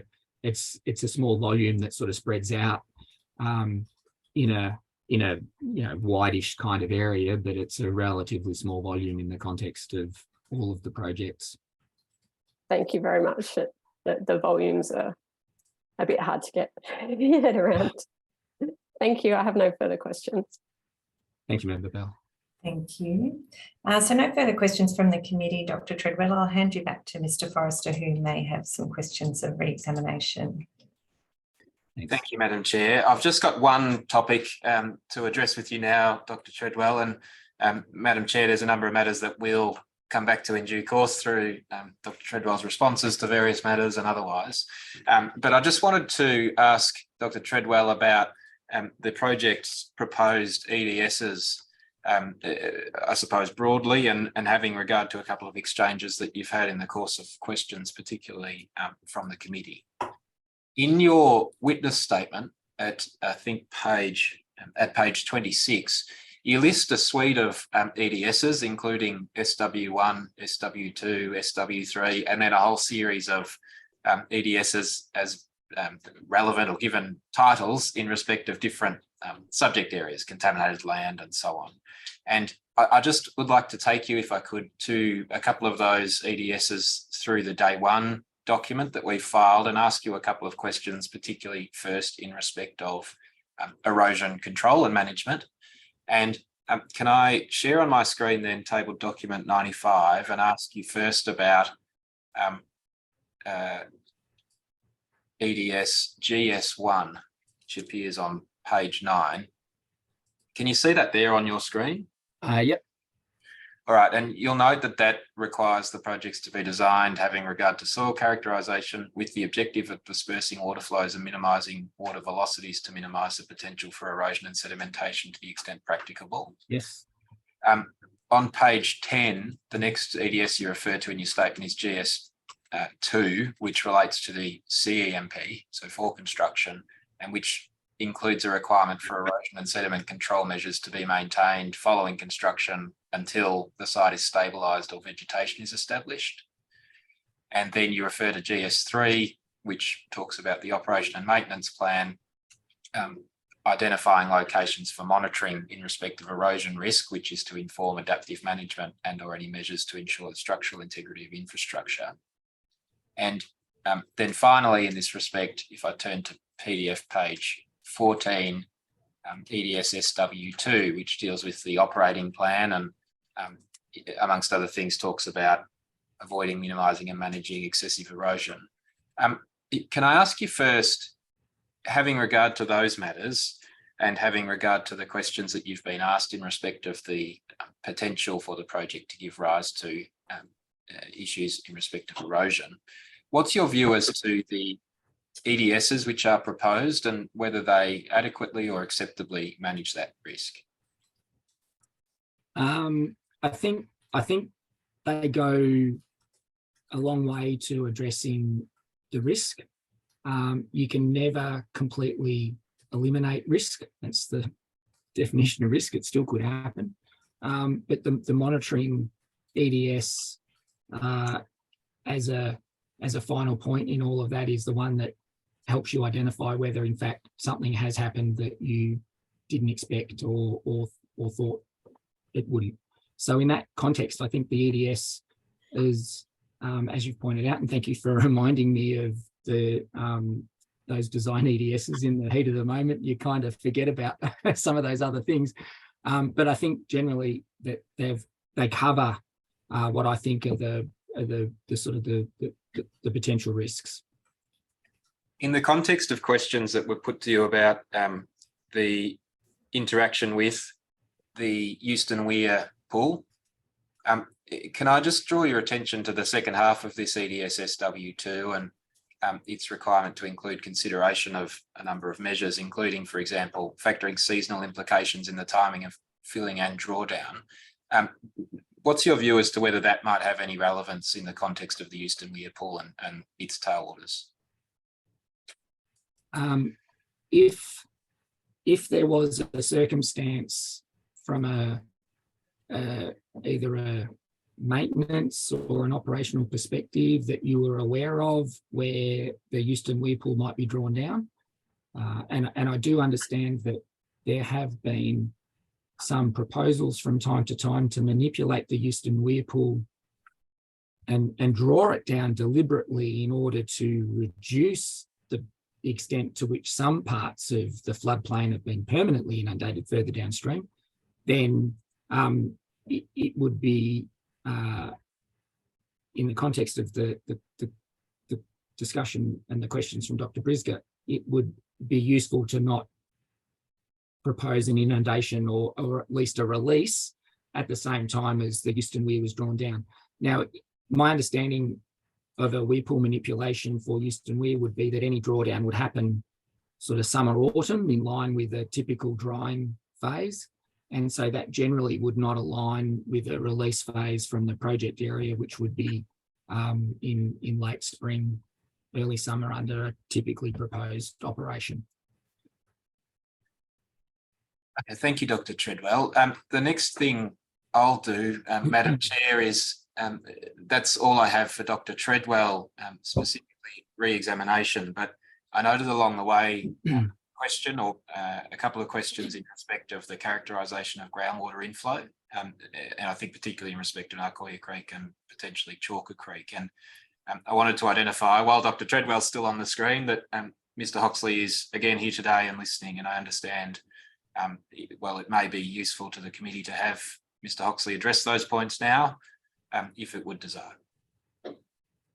Yes, yes, that would be great. Thank you. I think we'll have to elevate Mr. Hoxley to the status of a host or similar if that looks like it's been done before I said the words. And then perhaps Mr. Hoxley, if you're there, can I ask you to turn on your camera and join us? And perhaps, Mr. Hoxley, can I ask, perhaps by way of a convenient start, did you hear the relevant questions which were put by Dr. Brisger to Dr. Treadwell in respect of groundwater inflows to Narcoya and Chalker Creeks? Yes, I did. I was listening through that. Perhaps I can hand over, Madam Chair, to yourself or Dr. Brisger if the questions should be put again. It might be that Mr. Hoxley can address them, having heard them. Great, thank you, Mr. Forrester. Welcome, Mr. Hoxley. And I will hand to Dr. Brisger, who will recap those questions for you. Thank you. Thank you. Thank you for taking this question, Mr. Hoxley.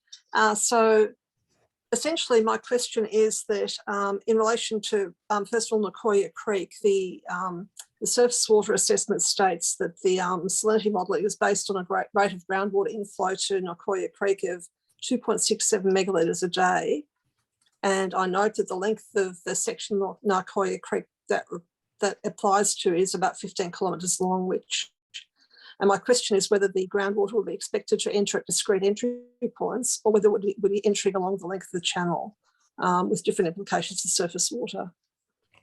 And I guess the question has been handballed to you as to how the groundwater is likely to enter.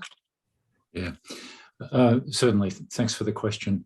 The inflow is expected to be distributed along the length of the creek. There may be minor variations in the way in which it comes in, but it's not at a concentrated point or a distinct outflow. So unlike, for example, a pipe inflow or a river junction where you would have two rivers coming together, the groundwater inflow occurs across the full length of the aquifer in connection with the creek. And our understanding is that the creek is in connection with that aquifer along its whole length.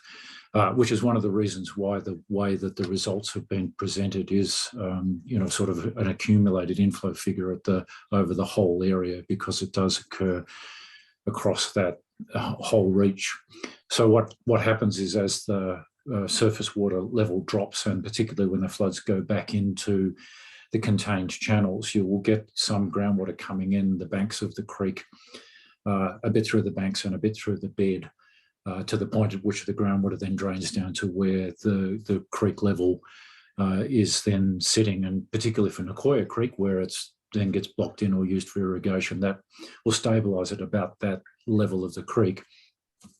Same mechanism occurs in Chalker Creek, with the slight exception that Chalker Creek then dries out. So after a period of time, in a matter of a few months, the creek level has dropped down, there's no surface water draining out. The groundwater flows in for a short period of time, but then it too ceases as the groundwater level drops down below the creek level. Again, in Chalker Creek, it is essentially connected to the aquifer along its full length. There is no known specific areas of inflow. I might note in other locations we are aware of some creeks in some areas where there's concentrated areas of inflow. Those are not highlighted, aware of, or been identified through our monitoring at these two locations. So it's definitely a general gradual inflow across a long area with a very small amount of volume at any particular point, is the way that it occurs in both creeks. Yeah, and just following up from that, the volumes are quite tiny. Yes. But are you satisfied that that's sufficient to keep the flow going with, given the transmission issues along the channel? Because it spread across the channel, it is really tiny. Yes, it is, and that's the nature of groundwater inflow. It brings salts in, and it will go, particularly at the latter stages of a flood, there will be a trickle of the groundwater salt that comes in, and then it will, in some cases, it may stay at, let's say, for example, Chalker Creek.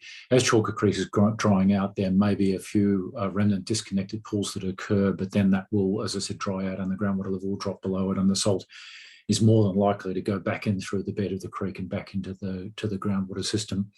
Nicoya Creek is a little different because of the weir pool there and the operations for irrigation. It has water in it. And so there is always that connection or accessibility for groundwater. Once the driving head or the force that's bringing that groundwater in has stabilised and there isn't a head difference between the two, you no longer have the inflow, and it'll be driven essentially by the surface water flows that go into Nicoya Creek. So that's a slightly different circumstance. Okay, thank you. Thank you, that clarifies it. Thank you, Mr. Hoxley. And can I just take the opportunity then to ask Dr. Treadwell whether out of those answers arise any implications having regard to the evidence he's given? No, that's the way, in terms of the mass balance approach, we'd assumed that the groundwater would come in that sort of distributed context. Can I just put a question to Dr. Treadwell, or just following up from that in terms of the difference? So with Chalker Creek, with the groundwater, I guess, trickling in when the creek ceased to flow, are there saline pools known in Chalker Creek? Not aware of any specific saline pool issue. Like Mr. Hoxley indicated, Chalker Creek ultimately dries out. So at that point, there's no residual pool that's retained along the creek for any great length of time. Thank you. Thank you, Dr. Treadwell. And if Dr. Treadwell could please be excused. Yes, and just before Dr. Treadwell leaves, if I could just ask Mr. Forrester, could you just please confirm the approach to any of the questions that Dr. Treadwell took on notice? Yes, if you could just explain what your intentions are. Thank you. Thank you. The intention in the first case will be to reconcile precisely what there is. There were a number of questions taken on notice and matters to which responses were foreshadowed. There are certain categories of material, such as the availability of mapping, which will be a relatively confined exercise in terms of identifying what there is and what can be made available. Certain others, it seems to me, and without speaking to Dr. Treadwell about them, relate to matters on which or matters for which it's really going to be for the proponent to identify and respond in terms of providing instructions at the very least. So I think we'll need to address them perhaps in a couple of ways. One will be to provide documentary responses from Dr. Treadwell to those, I suppose, to the first category, to the more confined matters that he can readily respond to. And then there'll be another set of questions or matters that we might need to respond to, either by way of a tech note or in submissions or other material. Thank you. That's clear and sounds good. Thank you very much. So yes, Dr. Treadwell, thank you very much for coming along and presenting to us and answering our questions. Thank you. Thank you again to Mr. Hoxley for attending again in this session as well. So we're at the point where, Mr. Forrester, I understand we're moving into the evidence of Tim Marsden. Yes, Madam Chair, that's right. I can see Mr. Marsden is online and I understand is ready to go, subject to coming onto our screens. And Mr. Forrester, I'll just get you to confirm as well that we expect Mr. Marsden's evidence in chief to take approximately 30 minutes. I suspect that's right, expect that's right. And so I hope we're finished with him by lunchtime. Lovely, thank you and welcome, Mr. Marsden. I can see you've got your camera on, so thank you for attending. No problems. Thank you, Madam Chair. Mr. Marsden, in the course of Mr. Marsden's evidence, I'll look at table document 81, which is his witness statement, table document 127, which is his presentation, and I'll also, we'll be referring along the way to specialist assessment A, which is the aquatic ecology assessment, as well as the newly filed tech note 7, the aquatic ecology RFI items. So Mr. Marsden, your name is Timothy John Marsden? Correct. And you're the principal consultant for Australasian Fish Passage Services? Yeah, that's correct, yes. And do I understand your business address is 31 Botanica Avenue, Fern Bay, New South Wales? That is also correct, yes. And you've prepared a witness statement in respect of these projects dated the 15th of December 2022? Yes. And likewise a presentation which is table document 127. That's correct. Mr. Marsden, does your witness statement accurately summarise your qualifications, experience and expertise in Annexure A? It does, yes. Provide your full curriculum vitae in Annexure B? Yes, it does, yes. Are there any corrections that you wish to make to your witness statement or to your presentation? No, not at this time. Thank you. Do you adopt those documents as your evidence in this inquiry? Yes, I do. Mr. Marsden, in your statement, you made a series of declarations in respect of giving evidence from a remote location and by video. Can I just confirm with you that you're currently in a position to and you will continue to comply with those declarations? I am. Can I first ask you about your role in respect of the projects? As your statement and slides identify, you, I understand, were a member of the, or are a member of the Biodiversity Expert Review Group, or the BERG. Yeah, that's correct. That's where we first, I first came on board to the project, starting with the Berrabee West regulator and then moving on to this group of projects.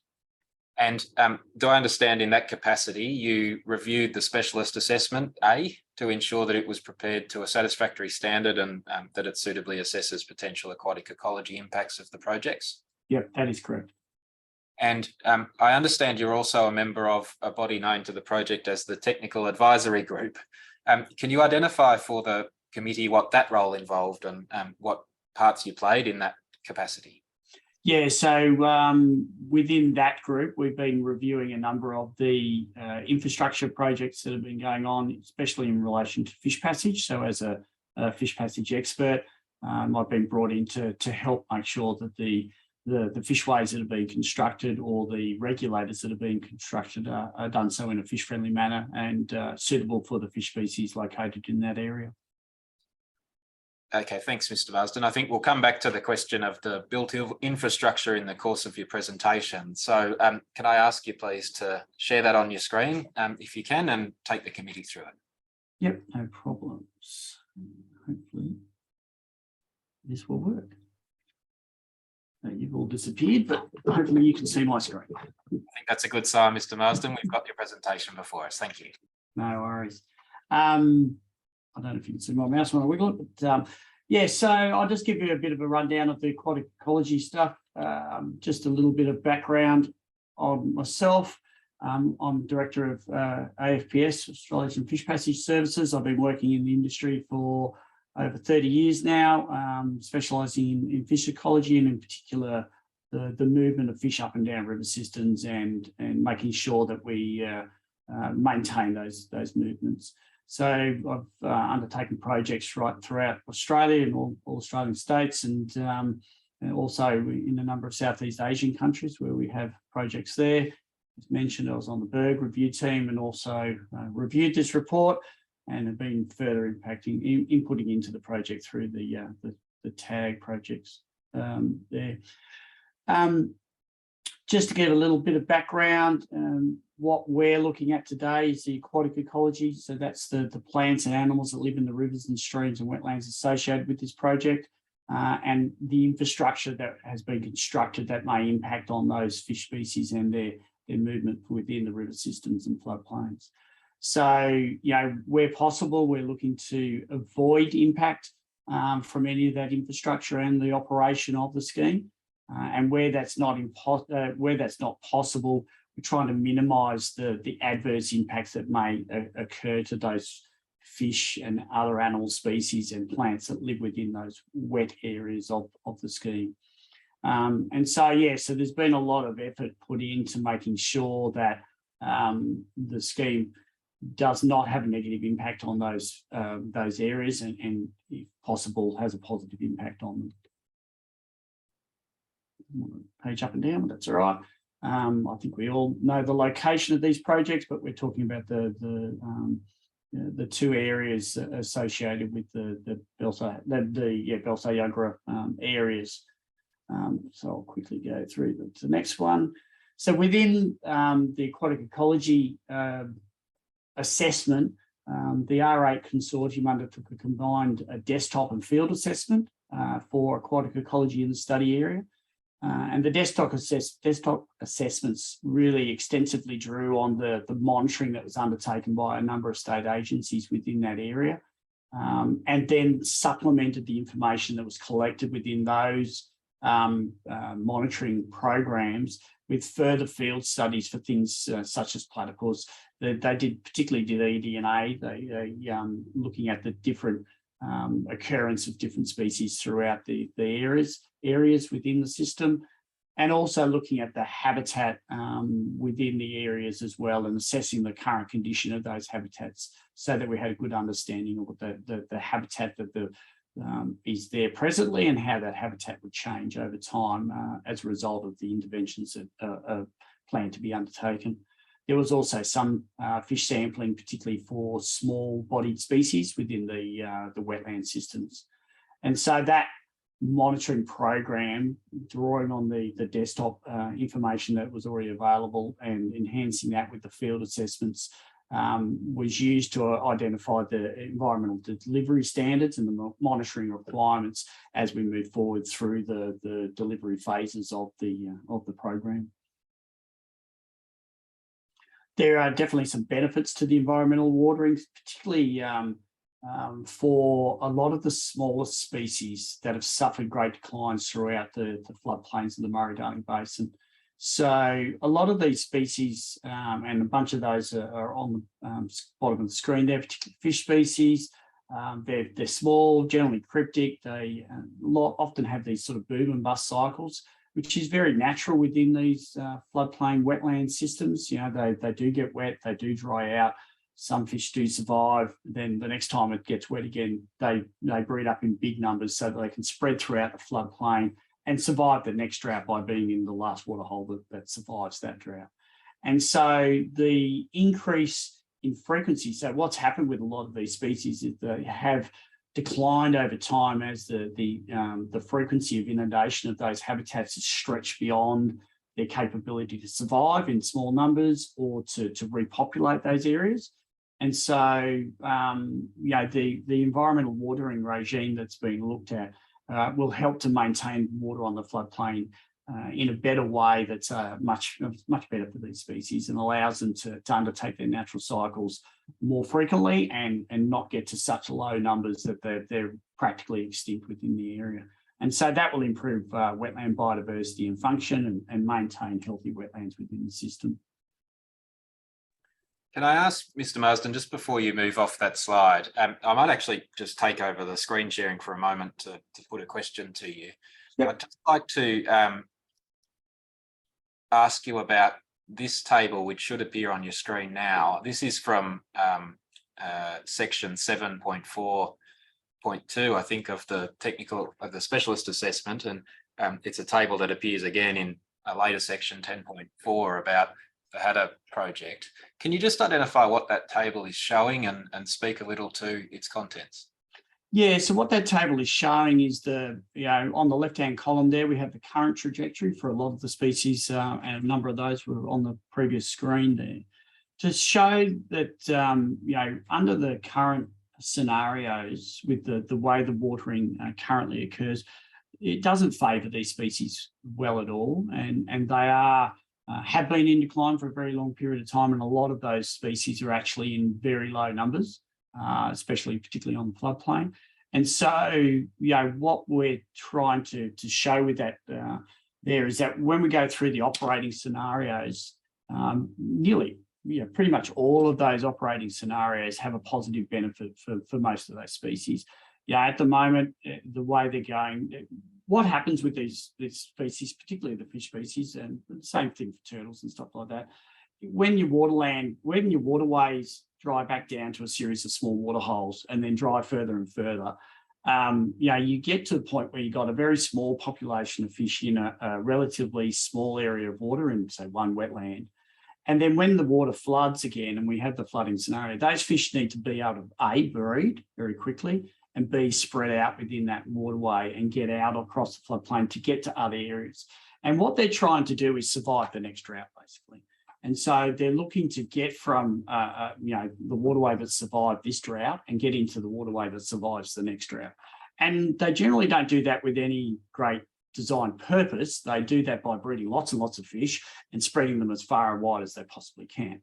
And so then some of the fish survive in that one waterhole that survives the next drought, and they're able to repopulate the next flood. And so what we've been seeing over the last, like I said, 40, 50 years is that a lot of these species are getting pushed very, very close to the brink of extinction. The purple spotted gudgeon that we had on the previous slide, you know, that those guys were down to the last, 40 or 50 fish in one wetland system. And, that they nearly were lost entirely. And so, they've now been identified, we've found them, we're starting to artificially breed those and move them around. But these operating scenarios give greater certainty and enable a resilience for a lot of these species so that we can, reduce the decline, allow them, maybe instead of having one water hole that all the fish have got to come out of, we've got 10 water holes that those fish have got to come out of. So it makes it much easier for them to maintain their populations throughout the wetland system.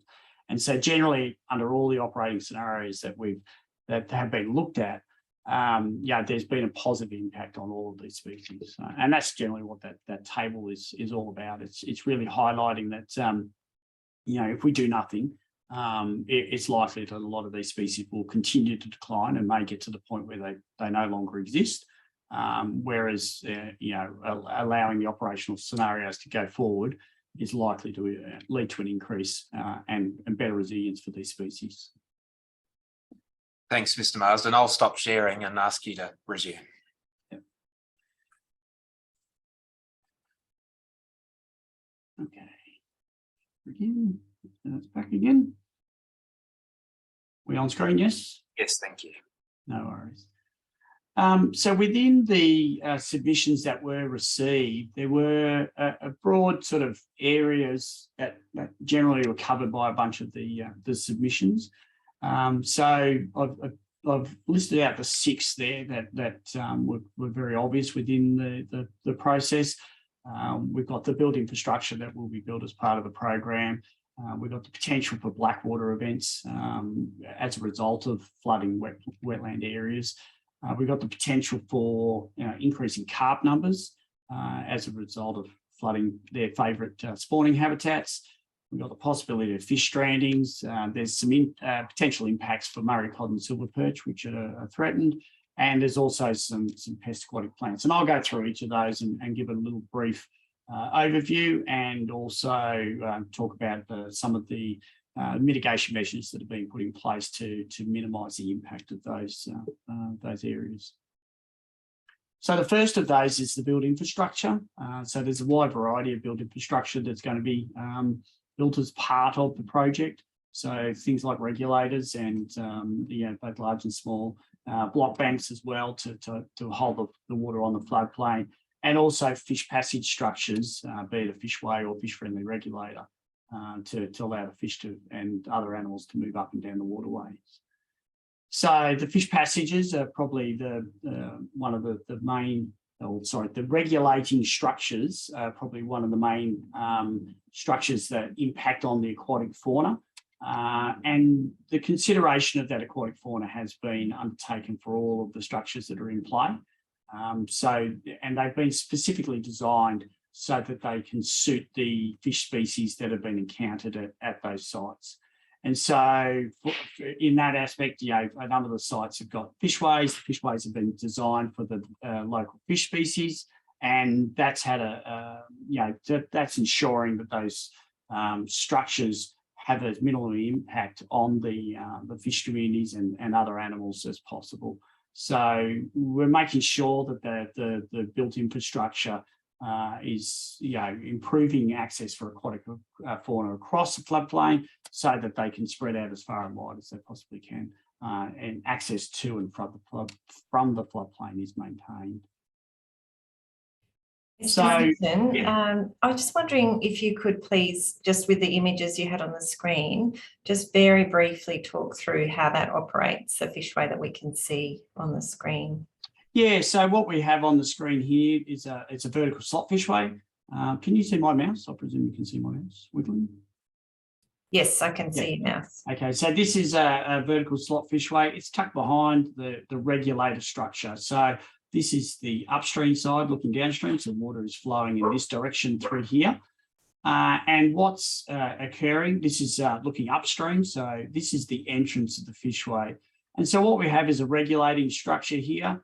as well with the gates that allow the water to flow onto and off the floodplain. And then we have a tract and flow gate here on the left-hand side near the entrance to the fishway. And what we're trying to do with these structures is create the best conditions to allow fish to move, fish and other animals to move through these structures. The velocities of water that come through the gates when it's under full operating range, they can be too high for the fish community to be able to move through. So high water velocity. What you need to think with, I'll use the example of fish, but what you need to think of with fish is that they need to undertake a series of short sprints.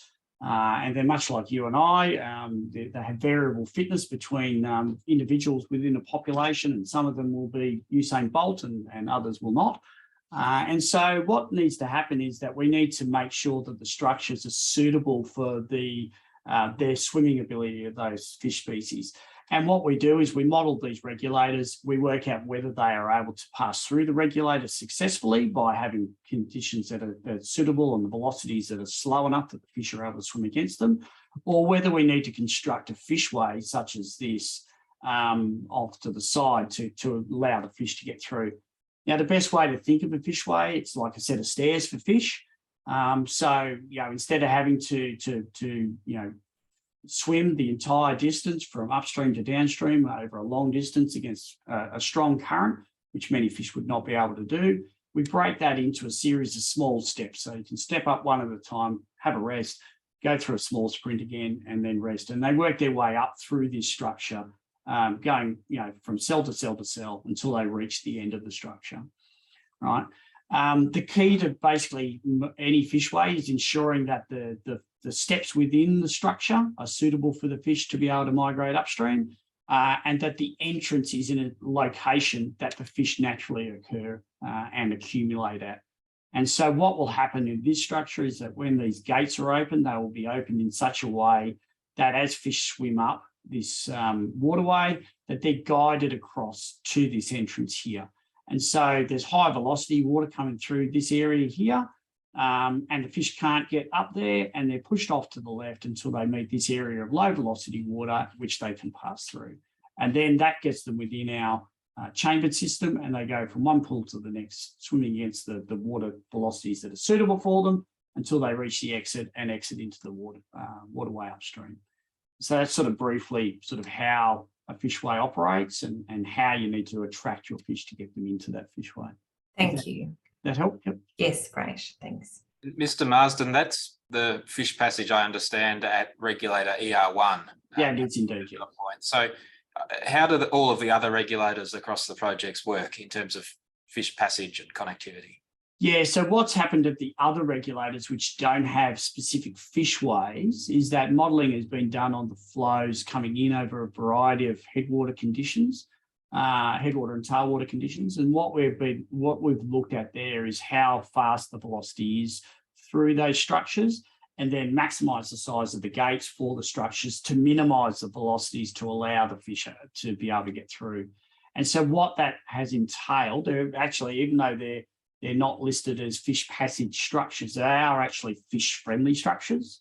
And so what we've done there is make sure that the cross-sectional area of the gates are large enough that the velocities come down, and then also make sure that the upstream, downstream distance for these vertical walls are short enough that fish are able to get through and find an area of low velocity on the other side, so that they're able to get through, have a rest and keep moving up the river, and nothing is too fast for them. So ER1 has a specific fish passage structure, fishway. The other structures have been made fish friendly just by the velocities and everything that have been incorporated into them. And what we need to recognise with that is that this is not new technology. There are hundreds of fishways throughout the Murray-Darling Basin, and those fishways are currently passing millions of fish per year. So the technology is really good. It is well known, and it works very, very effectively at passing fish upstream. So and other animals. So we know that these structures be they a rock ramp fishway like this one on the left, or a vertical slot similar to the design that we just saw. These have been, are able to pass a wide range of fish species. And by tweaking the design, by reducing the drop height of the water from one cell to the next, or by reducing the velocities within this, increasing the roughness and reducing the turbulence, we're able to ensure that the fish species that we're targeting, be they very large Murray cod or very small, gudgeons, are able to pass through these structures and move from one area to another freely. So, they're easily manipulated, as long as you know your target species, to make sure that they're able to pass those target species. So I've personally been involved in hundreds of fishways throughout Australia and Southeast Asia. We've done lots and lots of monitoring, and we know that these things are very good at passing lots and lots of fish. So, they're a good way of mitigating the impact of structures within the floodplain. And I'm quite happy that the structures that we've incorporated within this project are all, will be sufficient to pass the aquatic fauna that are trying to make their way through these structures. So blackwater events were the next area of concern that were raised. And what we need to understand is that the blackwater events are basically caused by excess nutrients on the floodplain, which reduces dissolved oxygen within the waterway. And so this can lead to fish kills and is obviously bad for the fish communities of those river systems. So what we need to recognise is blackwater events occur naturally. We've got a lot of flooding that's occurring at the moment. There are quite a few blackwater events within that flood event occurring as we speak now, but they're generally exacerbated by human interference in the catchment. So they certainly do occur naturally, but by reducing overbank flows and increasing the time that nutrients have to accumulate on floodplains, we definitely can make blackwater events bigger and worse than what might naturally have occurred under natural conditions. So, so what's happening within these systems is that a lot of animals, such as the Murray cray on the right over here, they're potentially able to get out of the waterway and get out of the low dissolved oxygen and take some oxygen out of the atmosphere. But a large proportion of the fish and shrimp and things like that, they draw their oxygen out of the water directly through their gills, and it's just impossible for them to move somewhere. If they try and move as best they can, they'll move to an area that they perceive has got higher oxygen levels. So often under these conditions, you'll find them piling up below a weir or a road crossing because the water flowing over the road oxygenates slightly when it's made turbulent, and that will give them a little bit more oxygen in the water. But often, if those sorts of conditions don't occur, the fish and other animals will die, which is problematic. So the EES identified blackwater events as being something that needs to be reduced within the system. As a result, we don't want the watering events that are undertaken as part of the operation and maintenance management of this system to increase those blackwater events. And so what they're looking at doing is increasing the flooding of the floodplain, which will help to drag some of those nutrients off. So what happens, the nutrients go in sort of two directions. There's, when the water's on the floodplain, it takes the nutrients out of the leaf litter and other things that are on the floodplain. And as the water dries out, some of that nutrients are taken back down into the soil, and some of those nutrients run off. And so probably the best example is not actually from the Murray-Darling, but the easiest, best example I can give you is that in Queensland, when you cut sugarcane, what happens is the cutting of the sugarcane actually leaves quite a lot of sugar on the ground. All right. And if you're in that area at the start of the wet season, there's all this sugar sitting on the ground. The sugar is nutrients, pure nutrient pretty much. Okay. If you get a 1 inch rain event, that nutrient just gets washed into the soil and it gets locked up in the soil, and the other plants and other things in the soil are able to take advantage of those nutrients. However, if you get a 4-inch rain event, all of that sugar gets washed off the water, the paddock and into the waterway, and it creates these black water events. And that's sort of similar sort of thing that we're having occur within the floodplains around the Murray-Darling, where we get these excess nutrients that built up and they're getting washed out into the waterway rather than going up and down and being dragged down into the soil and locked up in those areas. So by increasing the watering of the floodplain as is intended as part of this project, it will help to reduce that nutrient build-up, lock up some of those nutrients in the local area, rather than exporting those nutrients out via the waterways and back to the main channels. So, in effect, the operation should help to reduce black water events on the larger scale because it's locking up the nutrients locally. So so that's a really important aspect of it. So one of the things that did come out of the responses, that there was sort of trying to compare natural floods to engineered floods. This was really beyond the scope of what the guys were doing for the aquatic ecology assessments. Their wheelhouse was looking at the impacts of the managed system, not whether we could produce more natural floods. So that's beyond the scope of the project that was undertaken. So there are a number of actions that have been put forward within the specialist assessment to minimise these black water events that I've just described. And that's factoring in seasonal implications to timing to make sure that we're doing it at the right time of year so that we avoid and minimise the low oxygen conditions that occur there.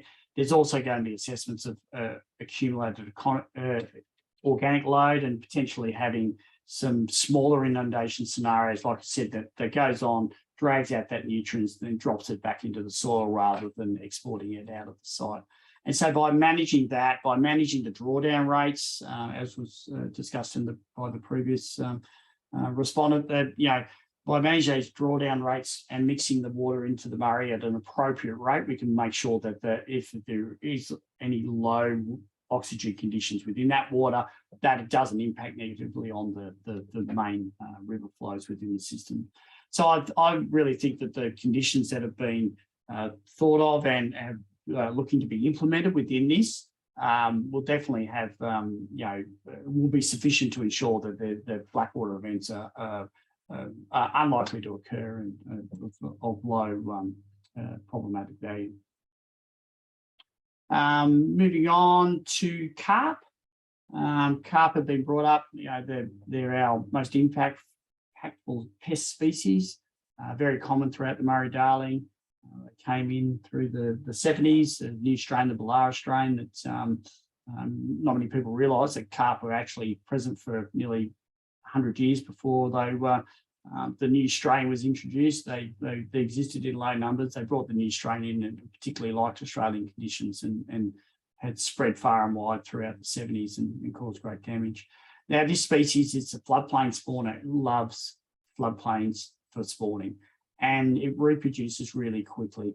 And you can have massive numbers that affect the river island populations for years. And that's exactly what we've seen with the last lot of natural floods that have gone through the system.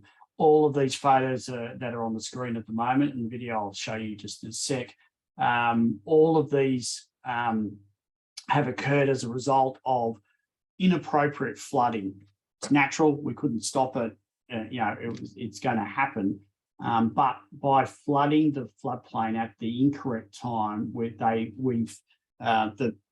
natural conditions that are occurring at the moment have created the perfect storm for carp numbers to breed up massively. And so it's had a really big impact. Now, this is going to be tricky.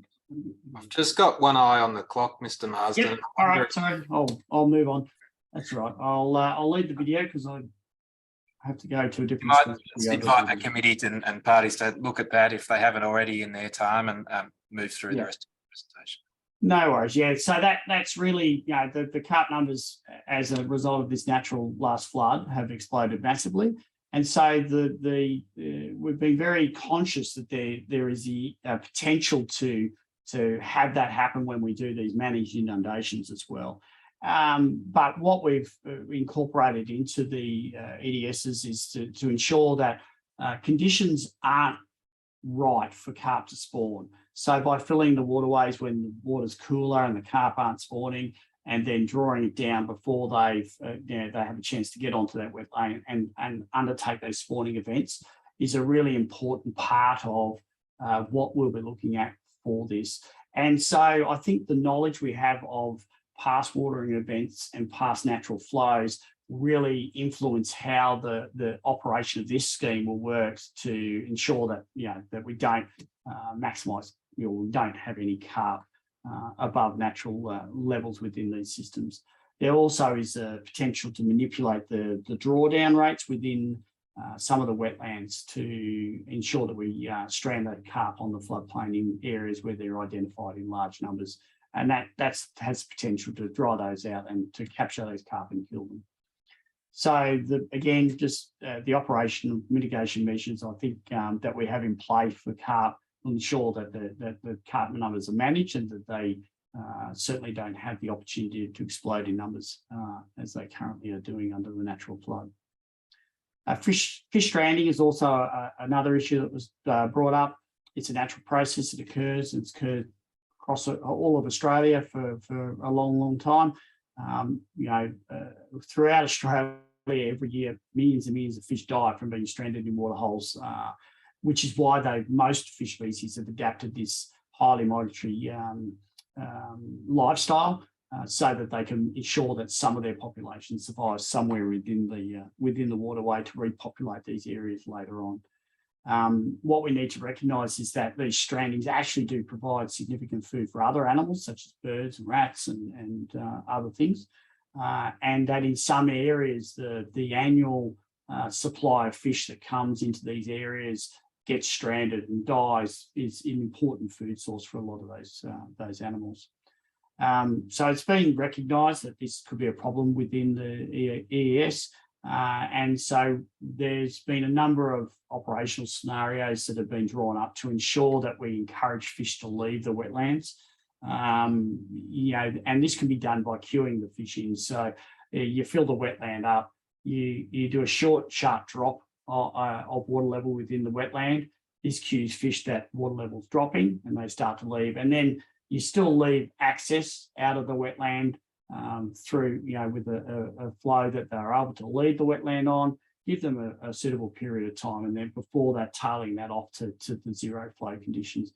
And these cues then allow the fish to go, yep, water's going off this landscape, we need to get out of here, and they'll leave those areas. And so those mitigation options, operational mitigation options will be sufficient to minimise the fish strandings, but we should be mindful of the fact that there will be wetlands that do have water in them that fish do die in, but this is a natural process that occurs regularly in natural wetlands. Threatened species, there are Murray cod and silver perch are the two main ones that listed as naturally threatened. So these species are within the project area, but generally within larger water bodies. So they're unlikely to regularly occur on the floodplain areas that are the focus of this current project. They're not likely to be spawning up there. They're more likely to be in there for short-term foraging reasons. So the provision of fish passage at the regulators, especially particularly with the fish way on ER1, has been incorporated into that to allow these fish to move in and out regularly. The watering regimes and the queues to get the fish off the floodplain are already there. So whilst they are nationally threatened, they are likely to only be there in low numbers, and they have been considered within the operation of the structures that are there. So the likelihood of impact on these species is very low. And finally, with pest plants, there's obviously the movement of water in and out of these floodplain areas has a potential to bring pest plants with them.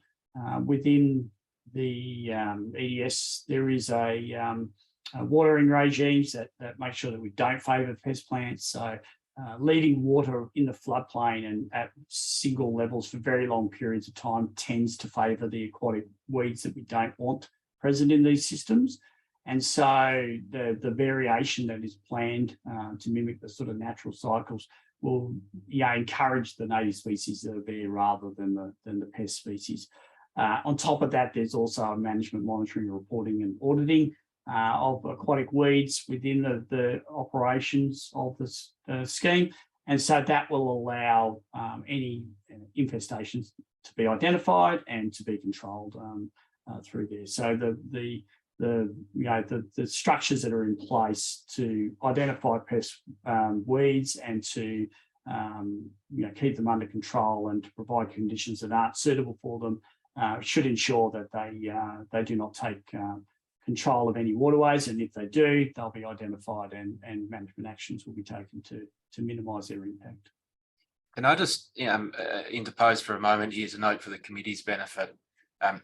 Mr. Marsden, you recommend in your statement an explicit monitoring requirement in respect of aquatic weeds to mirror the one which exists in terms of terrestrial weeds. And yeah, you understand the proponents in the process of putting through the appropriate language for that. So it's not reflected in the day one documentation that the committee has been provided, but will be dealt with in due course as appropriate. Thanks, Mr. Marsden. You please carry on through your conclusion. So last slide. So just in summary, there are a number of positive benefits for aquatic ecology by maintaining water in waterways, surprisingly enough. But there are definitely, a number of areas that could have negative impacts on those aquatic fauna. So, for each of those, there's been, consideration of operational and physical mitigation measures to ensure that we minimise the impacts of those. And throughout looking at this, the impact of any of those areas is generally very low and should maintain the populations of those aquatic fauna. So the other thing to note is that the scheme is definitely looking to mimic more natural cycles that are occurring within the floodplain using the water that is available, which currently is not occurring as naturally as it should, just because of the way the schemes are operated. So I think all of the areas that have been raised by the respondents has been addressed in the mitigation measures, and as far as possible, I think that they've provided an acceptable outcome for aquatic ecology. And by far as possible, I mean, this is not a natural system. It is a managed system, and so as far as possible within a managed system, we've done as much as we can for the aquatic ecology, and there shouldn't be any negative impacts for those. So I'm happy that the mitigations measures that have been put in place will ensure that the aquatic ecology is looked after. So, and that's all I've got for you. Thank you very much, Mr. Marsden. Mr. Forrester, is there something that you wanted to, I'm happy to come to you after lunch if there are some things that you'd like to explore with Mr. Marsden before we do cross-examination, but is there anything else that you wanted to say before we break for lunch? No, thanks, Madam Chair.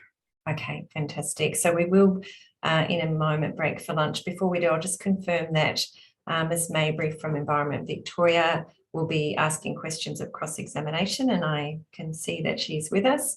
And the estimate of time, as I mentioned earlier, was 45 minutes, and Dr. Kelly has asked for 20 minutes. So following our break and any further questions from the proponent, we will move into cross-examination by parties and the committee.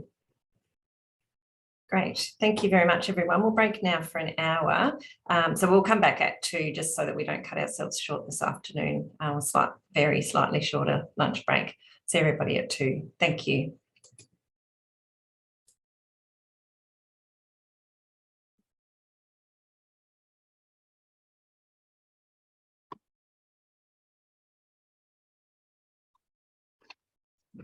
Does that mean I got to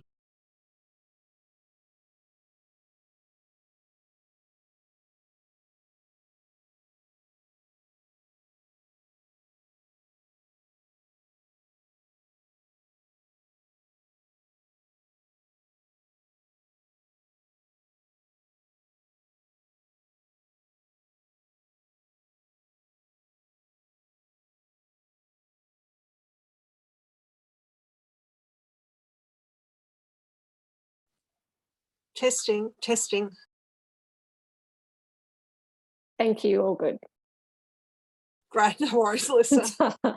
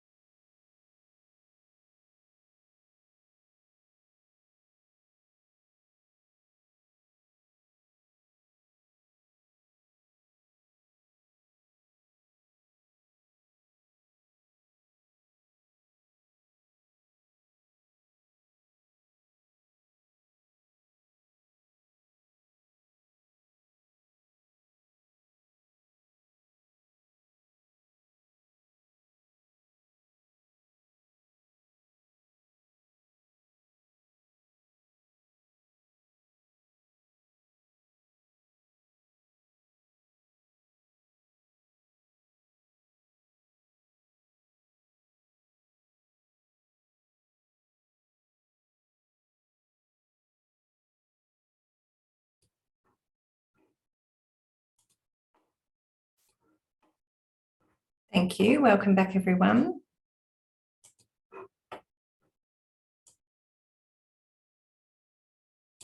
Great. Just before I hand to you, Mr. Forrester, I'll just check that we do have everyone here. Looks like we do. I'll just confirm that this afternoon we have 4 committee members sitting.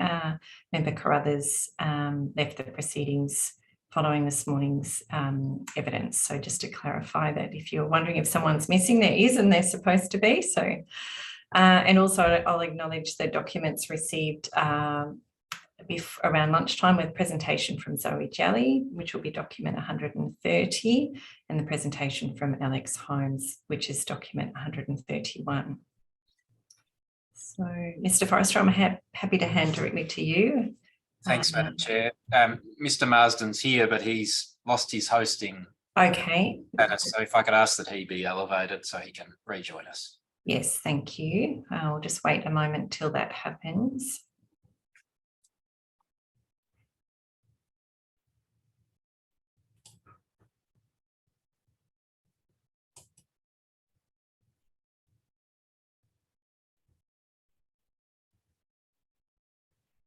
Great. I can see Mr. Marsden's come up with his camera on. Thank you. No problem. Thanks, Mr. Marsden. Thanks, Madam Chair. Mr. Marsden, the last item that I'll ask you about is Technical Note 7, which is a document setting out the proponent's responses to certain items from the committee's request for further information which relate to aquatic ecology, and that's tabled document 128. Have you had the chance to review that document? Yes, I have. And do you have any, or can I say, do the answers set out in the document in response to the committee's request for information have any implications for your assessment, or would you otherwise like to express any opinion or comment in respect of them? No, it doesn't change any of my evidence that I've provided. So that's fine from that perspective. I think they do undersell the amount of effort that's gone into providing fish passage at the other regulators. So I only mentioned it briefly. But yeah, has been extensive work making sure that those regulators are fish friendly as well. And by the other regulators, I take you to be referring to all of them except for ER1. Yes, that's it. That's correct. Yes. All right. Thanks, Mr. Marsden. And that's all. Thank you by way of evidence in chief, Madam Chair. Thank you, Mr. Forrester. And Mr. Marsden, we'll now move into cross-examination. So I'll ask if Ms. Mabry could please turn on her camera and we'll do a mic check. Thank you, Chair. Can you hear me okay? Yes, all clear. Thank you. So I'll hand directly to you, Ms. Mabry, to ask your questions of Mr. Marsden. Thank you, Chair, and thank you, Mr. Marsden, for your presentation earlier. First, I have a number of questions in relation to your expert report, which is tabled document 81. So I'll move through that with reference to some particular paragraphs. Yep. At paragraph 4.1 in your expert report, you referred to further work which found that fish passage infrastructure in the projects is suitable for the species that occur in the project areas, and that the level of fish passage expected to be provided by the structures is suitable to maintain fish species life cycles within the areas. Can you explain what this further work was, and if that's a document that's been tabled or otherwise? So that further work is within the tag process. So within that, we've had a number of meetings where the R8 designers have provided fish passage designs associated with those structures, be they actual fishways or just fish friendliness to those structures. So modelling that has been undertaken to show how the structures are working. And then we worked through with those guys suggesting a number of changes to the structures to maximise passage for those fish species, and that's been incorporated into their designs. I don't think that is at a releasable level yet. There's still, we're still going through that design process. So the designs are probably 95% there sort of thing, but I think there's still internal documentation at the moment. Thank you, that's helpful. Will the level of fish passage via the fish passage infrastructure be less or more than what currently exists in the natural environment? So it depends on which structure we're at, but generally it is more than what is currently available. So a couple of the structures, there are no structures there now. So the structures that are going in maintain the level that is there, but they are artificial structures as opposed to a natural bank. So I always state that the best fish passage is nothing, an open river channel. And as soon as you put anything in that river channel, there will be some impact, either realised or unrealised. And so we are putting structures in. We have mitigated the impact of those structures by making them fish friendly and by looking at the swimming ability of the local fish species and modelled the flow velocities that we have through those structures to ensure that they have minimal impact on those fish species. So in general, more, but at least the same as. Thank you. At paragraph 5.2a of your expert report, you refer to the VMPA submission, which raised concerns about built infrastructure stopping the free movement of fish and turtles across the rivers and floodplain, impacting the genetic exchange of these species. The VMPA submission noted concern in relation to the movement of animals trying to adapt to the changing climate. Are climate change considerations factored into the design of structures to enable the movement of aquatic animals in the project areas? Broadly, I would say yes, they have been. I mean, that sort of is the essential background behind the whole project to some degree, in that we're trying to adapt to the climate change scenarios that have occurred and are going to occur into the future. Specifically on individual structures, certainly within the headwater and tailwater relationships that we've looked at, I wouldn't say that they've individually looked at climate change scenarios for future, but they are flexible in that they will cater for those climate change scenarios, if you know what I mean. So whilst not directly going, oh, this is what it's going to look like under climate change, we've made sure that the headwater range and the tailwater range of those structures is such that they cater for well above and well below where they occur now, so that we can manage any future scenarios as they come forward. Thank you. In your expert report, you say the comparison of the benefits of natural floods over engineered floods was beyond the scope of the assessment, as that was implemented to determine if negative impacts were associated with the works proposed. In Specialist Assessment A, reference is made to the scoping requirements for the project, and those scoping requirements include feasible alternatives capable of substantially meeting the project's objectives. Do you agree that the scoping requirements do require that the EES doesn't just assess negative impacts, but also feasible alternatives? I understand that they've considered alternatives for those structures. I think that comment relates back to some specific points in, I don't remember which submission now, but the general gist of that submission was that, instead of building these structures, we could take water off irrigators and put it back into the waterway, and that's definitely beyond the scope of what the aquatic ecology team are given charge for. So that's more of a political decision than what they are able to envision, sort of thing. So they've certainly envisioned, they've certainly looked at the different scenarios for the structures that they have within the waterways and how they can deliver the water that they've been requested to deliver. So that's definitely part of the stuff that they have done. And in your expert report, you also state that it's well recognised that natural floods would have a greater benefit than engineered floods.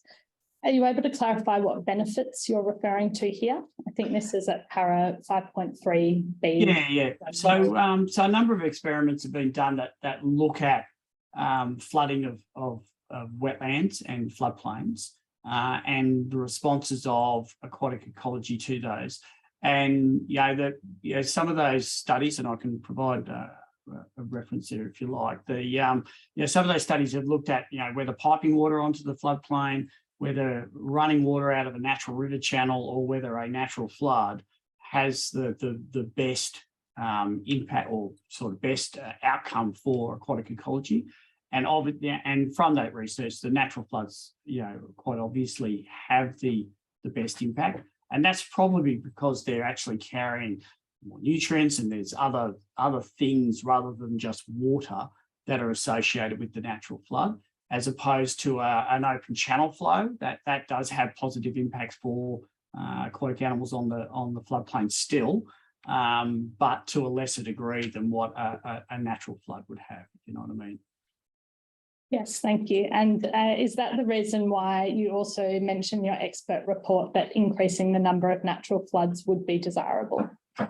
Yeah, of course. I mean, there's making sure that natural floods get onto floodplains would be the best outcome for everyone. We need to live in the managed ecosystem that we are currently in, and that is quite difficult to achieve at times.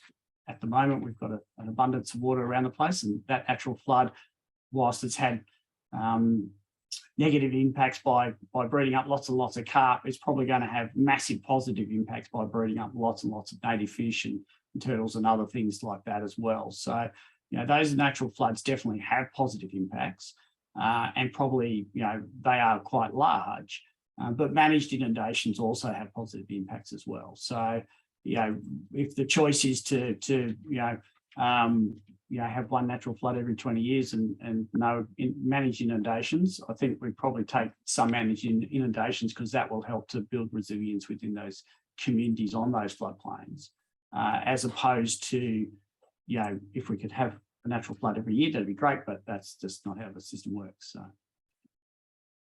Thank you, Mr. Marsden. In your expert report, you conclude that managed inundations have not been demonstrated to improve resilience of fish populations, but that they are unlikely to decrease resilience. Is that conclusion based on information in your specialist assessment? Yes, and from other information outside experience at past sites and from past work that we've undertaken, yes.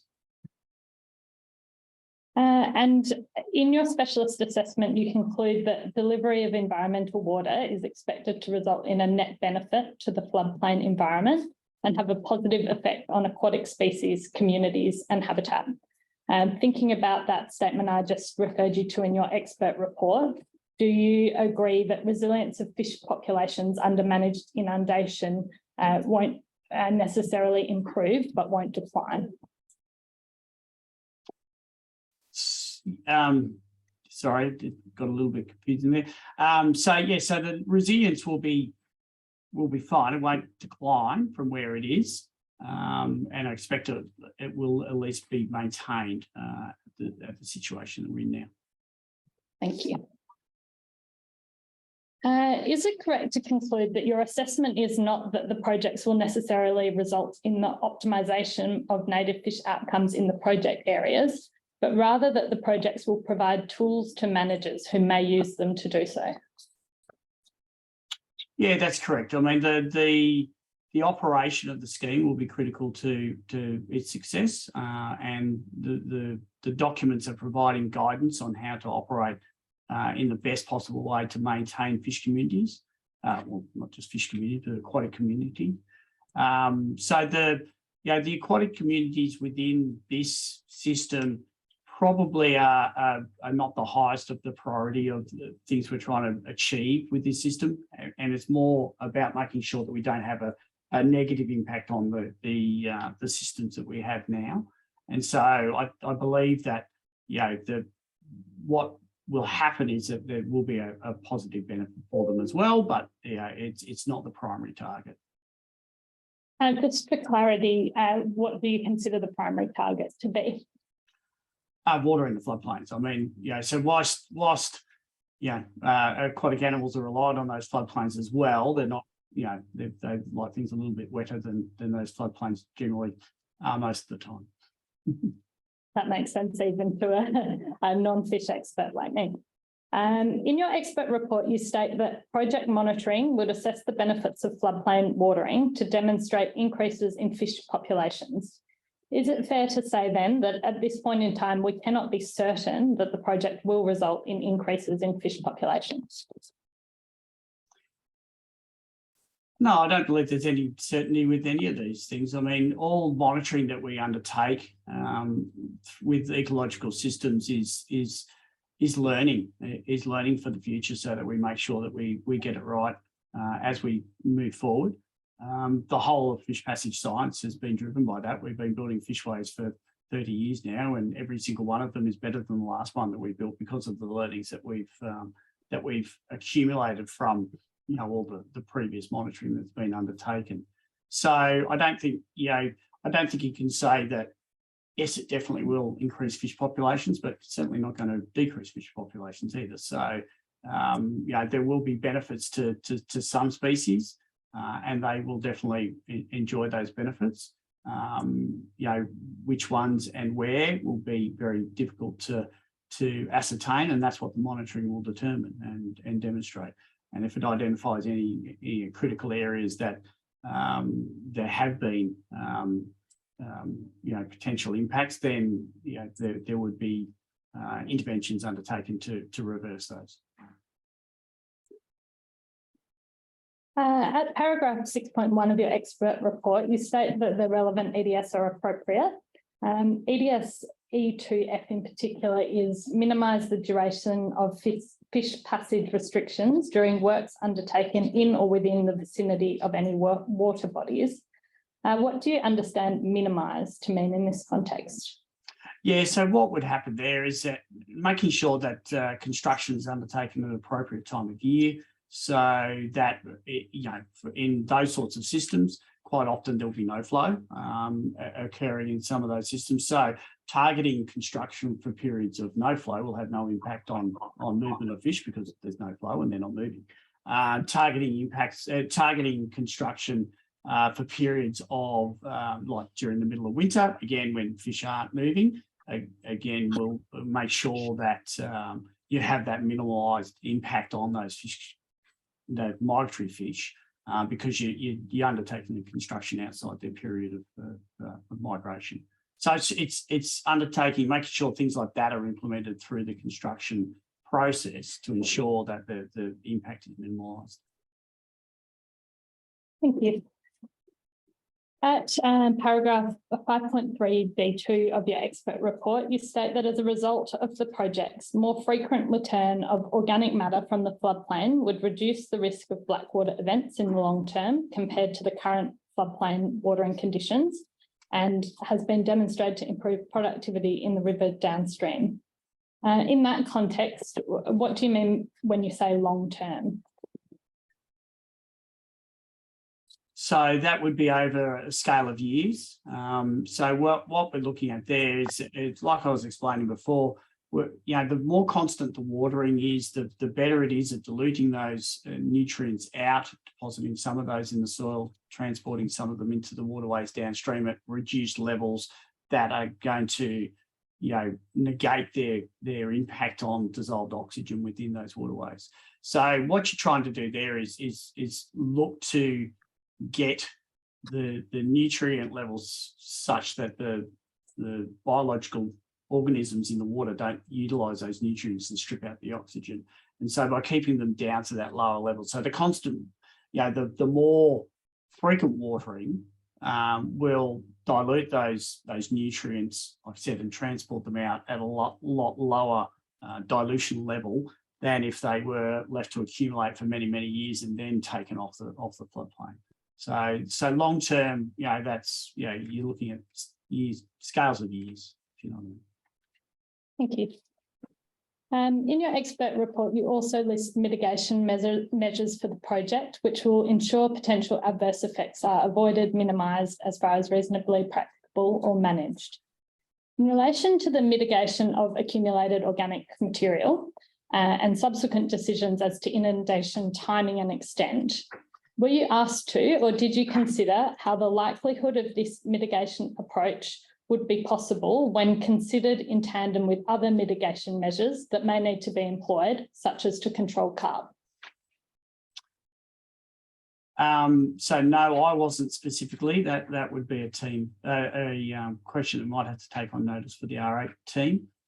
So in our review process for that, yeah, I wasn't specifically asked that question. I'm happy for you to take that on notice, and if it assists to provide further clarity, the question is really about mitigation measures and how they interact with one another, where they relate to specific situations that are to be avoided as they relate to aquatic ecology. Yeah, okay. So you sort of, yeah, if we're doing watering for carp, are we considering the blackwater events at the same time?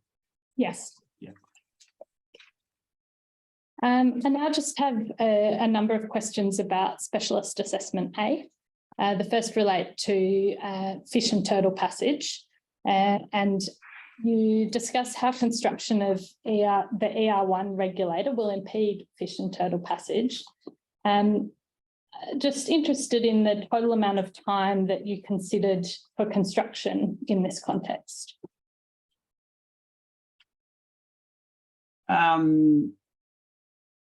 So I'm not sure I quite understanding. So you're looking to see if the construction time period, the total length of time that it's constructed, has a negative impact on. Oh, just wondering what period of time you considered when you considered construction.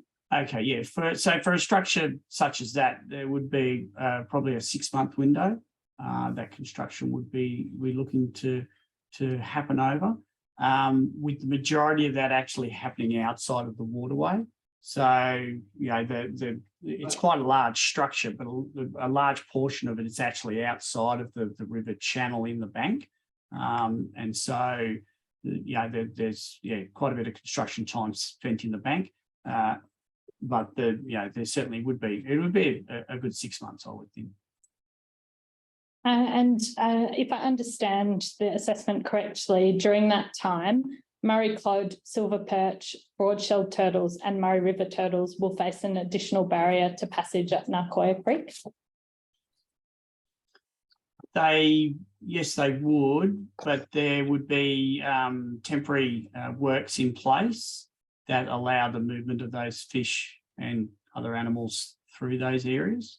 So within the construction program, you've got you have the permanent works that create the fish passage or whatever it is that you're creating, but there would be temporary works associated with the construction to maintain the fish movement, and that would be a condition of construction for those structures.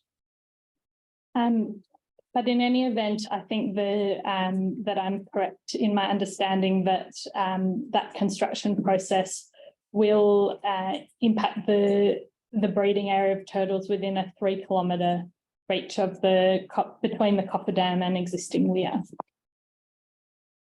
Is that correct? I'm not sure of those details. I'm sorry. Yes, no problem. That would be, again, we might have to take that one as a question for the R8 team. Sure.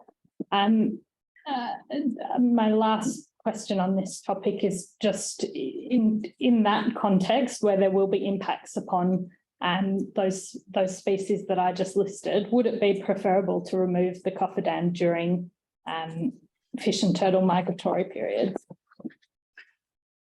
So so there's a block dam 3 kilometres and to the structures I would have thought that I'm not on firm ground here, but normal construction methodology wouldn't have a block dam 3 kilometres away, is what I'm trying to get at. They normally would only have a block dam on either side of the structure that you're constructing. I haven't seen the construction methodology that's been put forward, which most likely be put forward by the construction contractor under guidance from the R8 team and the designers. So, again, I can't really answer that one straight up, sorry. No problem. I mean, for that particular question, I'm particularly referring to a statement in the specialist assessment at page 108 that says consideration was given to removing the cofferdam during fish and turtle migratory periods.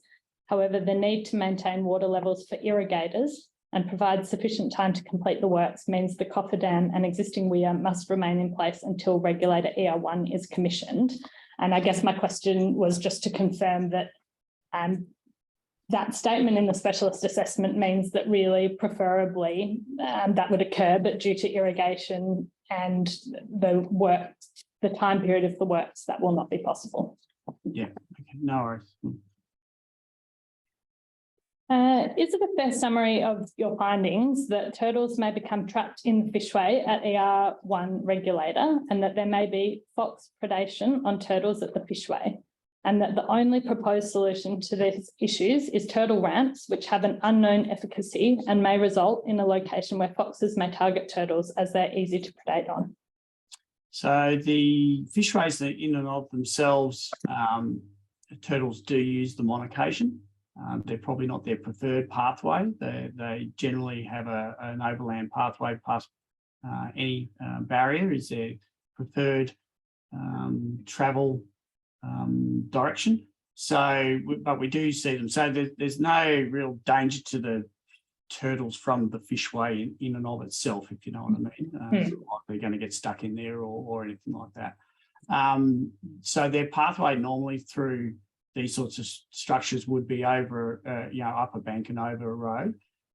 So whilst the turtle ramp is are not particularly well researched, it's an area of research that we're actively undertaking in Queensland at the moment as well, because there is little information about what requirements there are for turtles.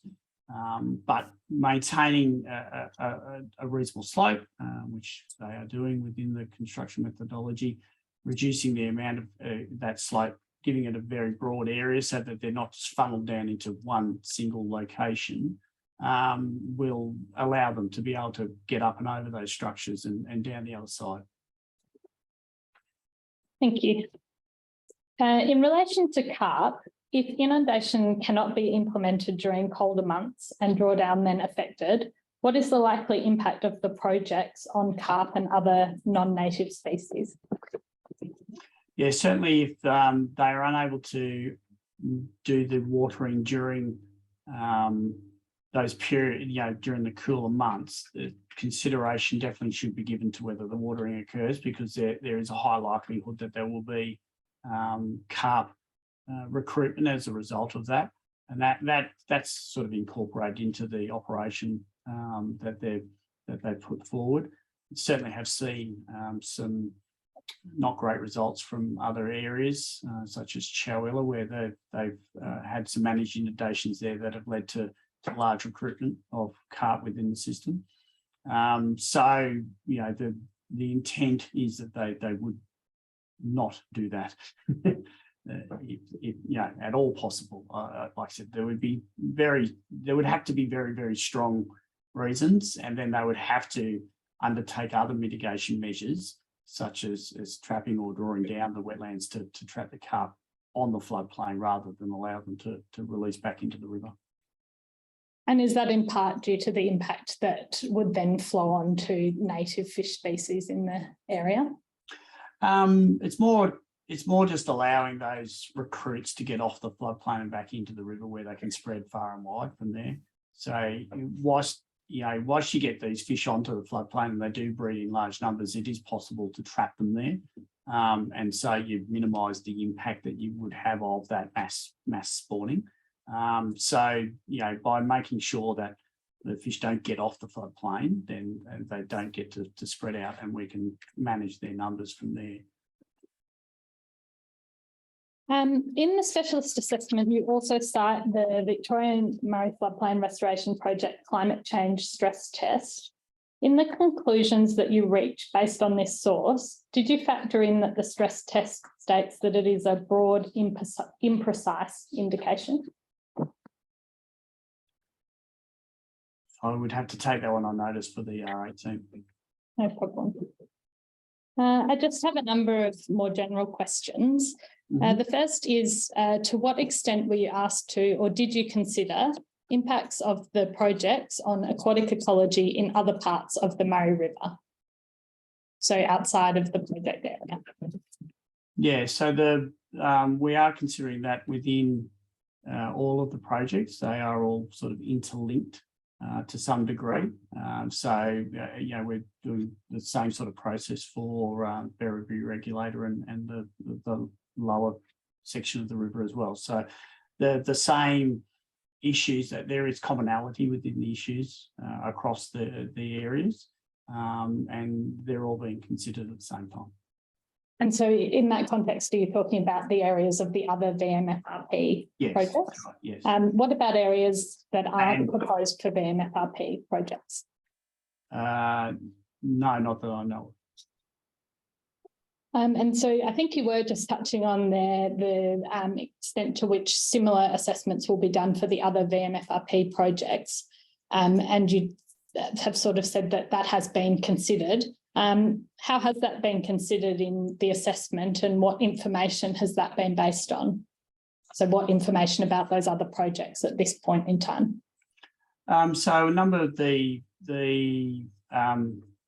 research projects that have been undertaken associated with those projects have provided information back into these other projects. So there is a cross, because the people are consistent across the various regions, that they are feeding information from that back into the different assessments as they go forward. So there is, it's a bit like that high level desktop assessment type stuff. That information from those outside sources will come back in through there and provide information back into the watering regimes and things like that. So, for example, the watering regimes are actually using the watering regimes during cold periods is actually a learning from Chowilla, for example. So the watering regimes that they've done there had some negative impacts. They learned from that and they brought those into these other areas. That's really helpful. So just to be clear at this point in time, for example, for things like the risk of carp or black water at these project sites, though, you've only considered the project area and not data right, for other VMFRP sites. Yeah. Thank you. And to what extent has your assessment of the impacts on aquatic ecology in relation to the projects taken into account specific aspirations of traditional owners in relation to aquatic ecology? There has been consultation, but that would be, again, a question for the RA team. We've provided advice on that within the review, but they've undertaken those specific consultations. Okay. I might just go back to the table that you displayed earlier, table 7.4. And I noticed that one of the columns was a slight population improvement. Are you able to clarify what slight means there? So with all of the population modelling, it's on a proportional basis, if you know what I mean. It's not a, oh, we know it's going to go from 1 to 10 or anything like that. We do know that there's going to be an improvement from the modelling, and it's only going to be a small improvement rather than a large one. So it's proportional to the population that's there, sort of, if you know what I mean. It's not actually a specific number, if you know what I mean. Yes, that makes sense. Is it a specific proportion? I would have to go back to the R8 team for that one, but I suspect it would be, yes. Thank you.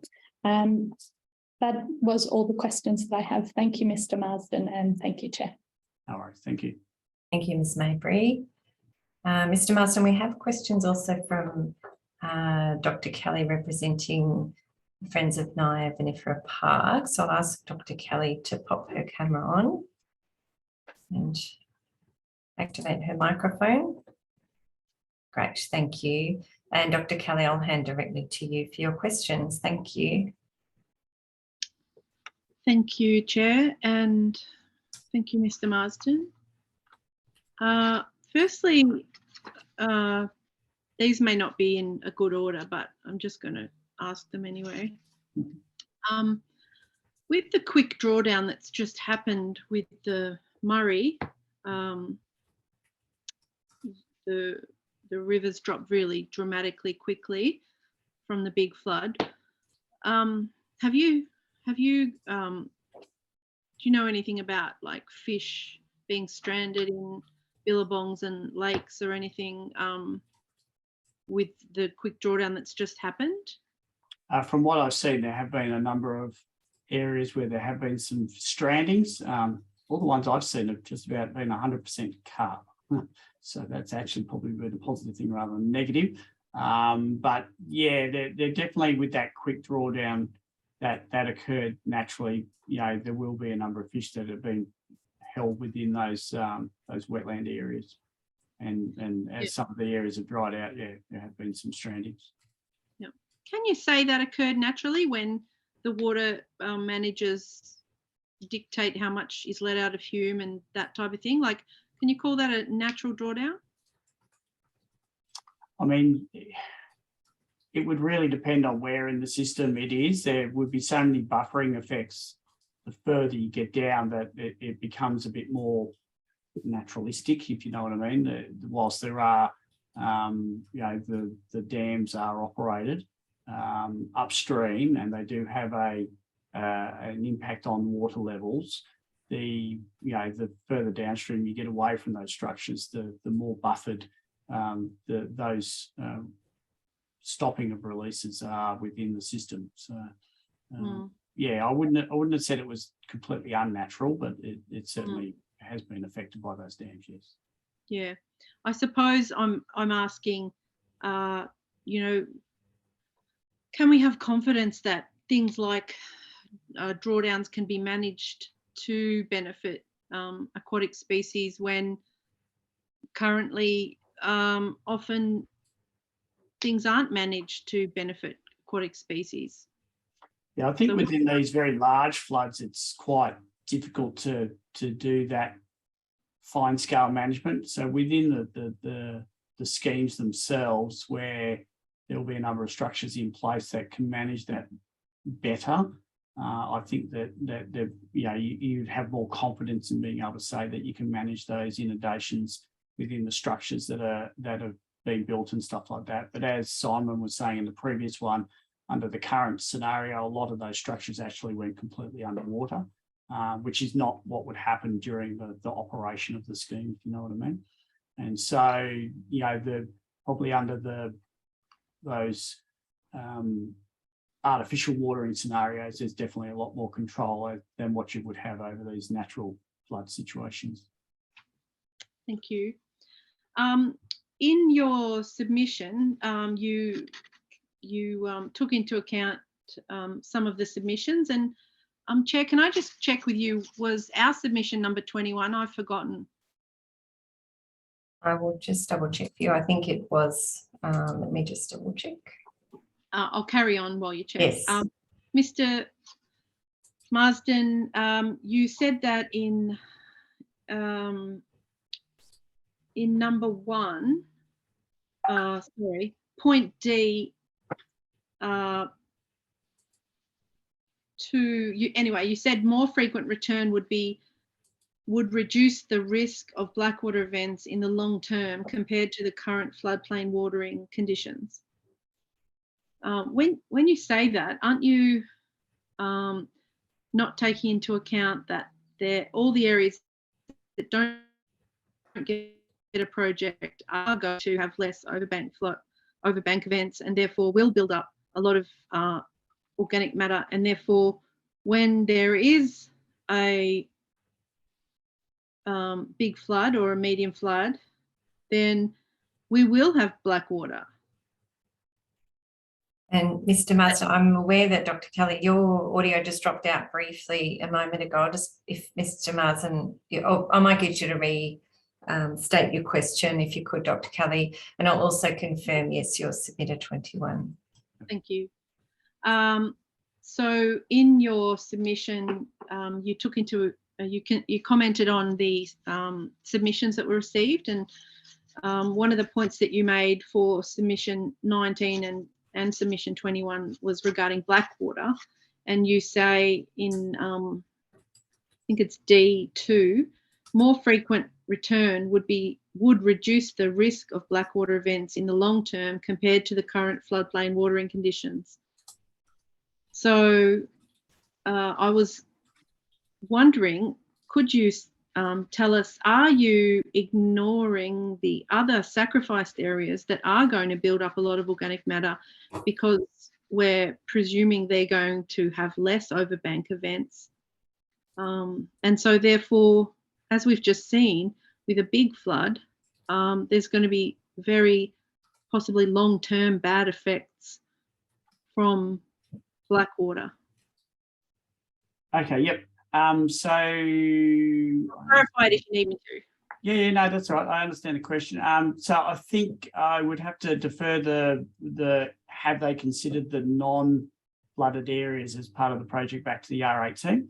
I'm not 100% certain on that one.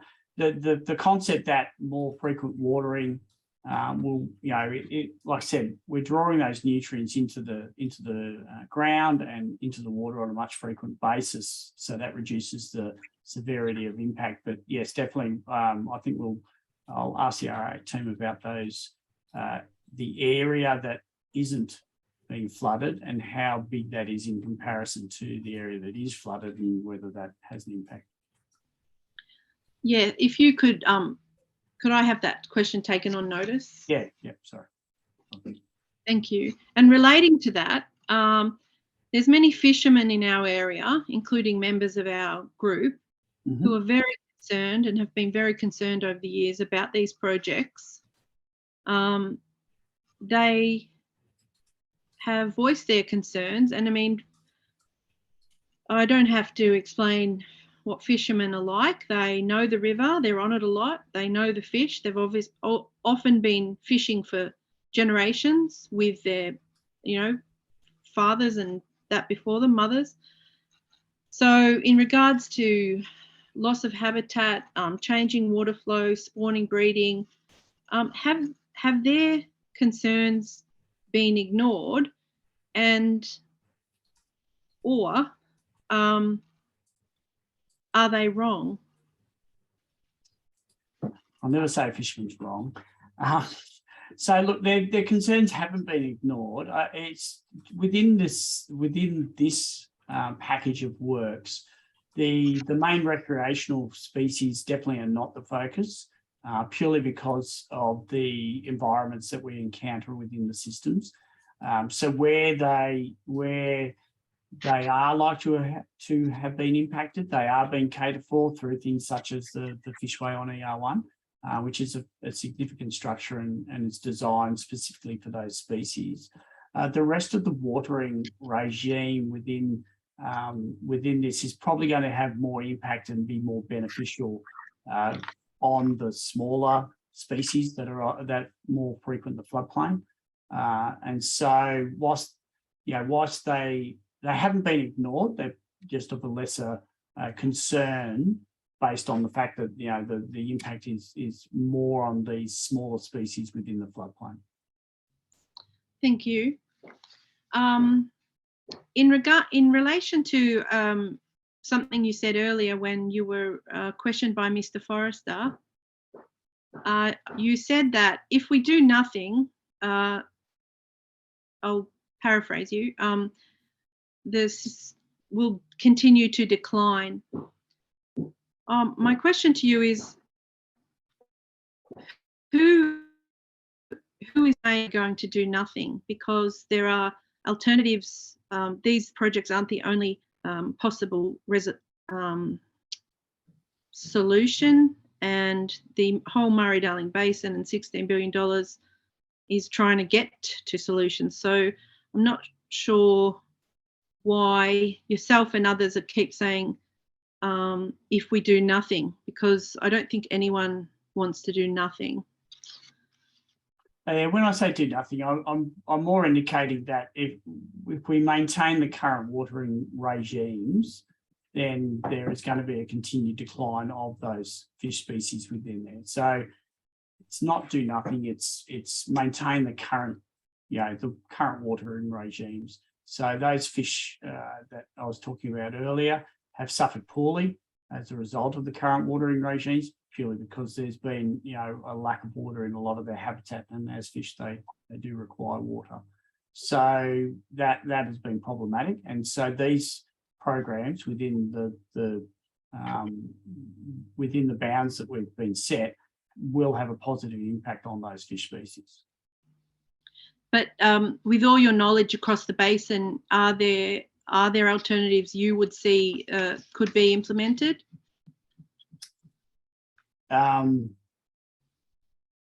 So if we could get more water back into the basin, yes, that would be fantastic. That is beyond the remit of the team that's undertaking this work.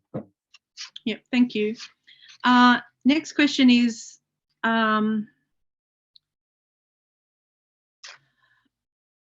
is the only way to prevent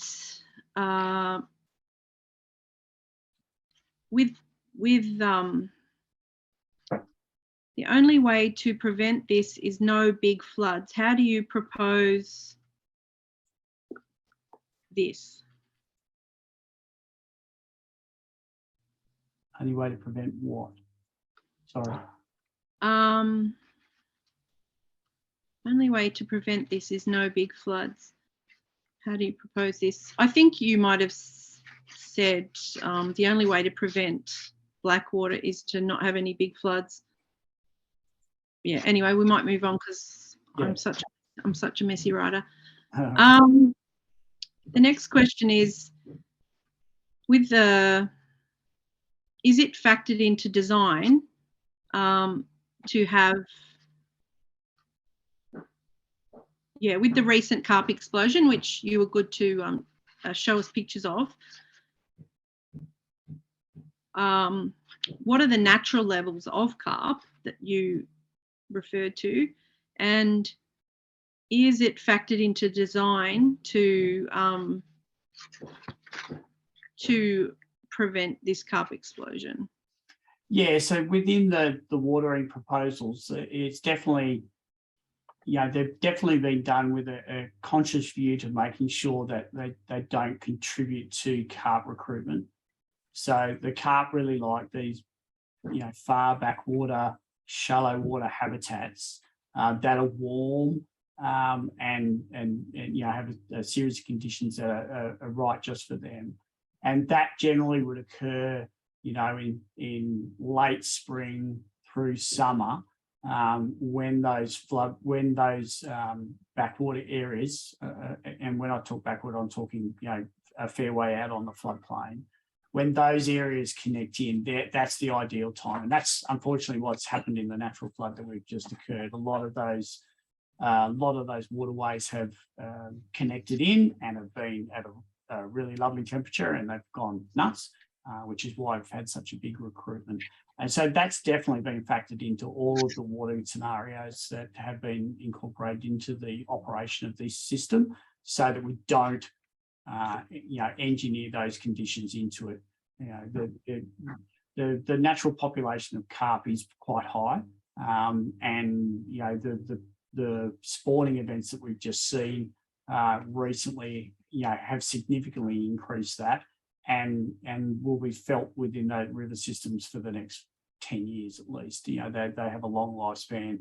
They grow quite large, and so it's very unfortunate that they've bred up during this event.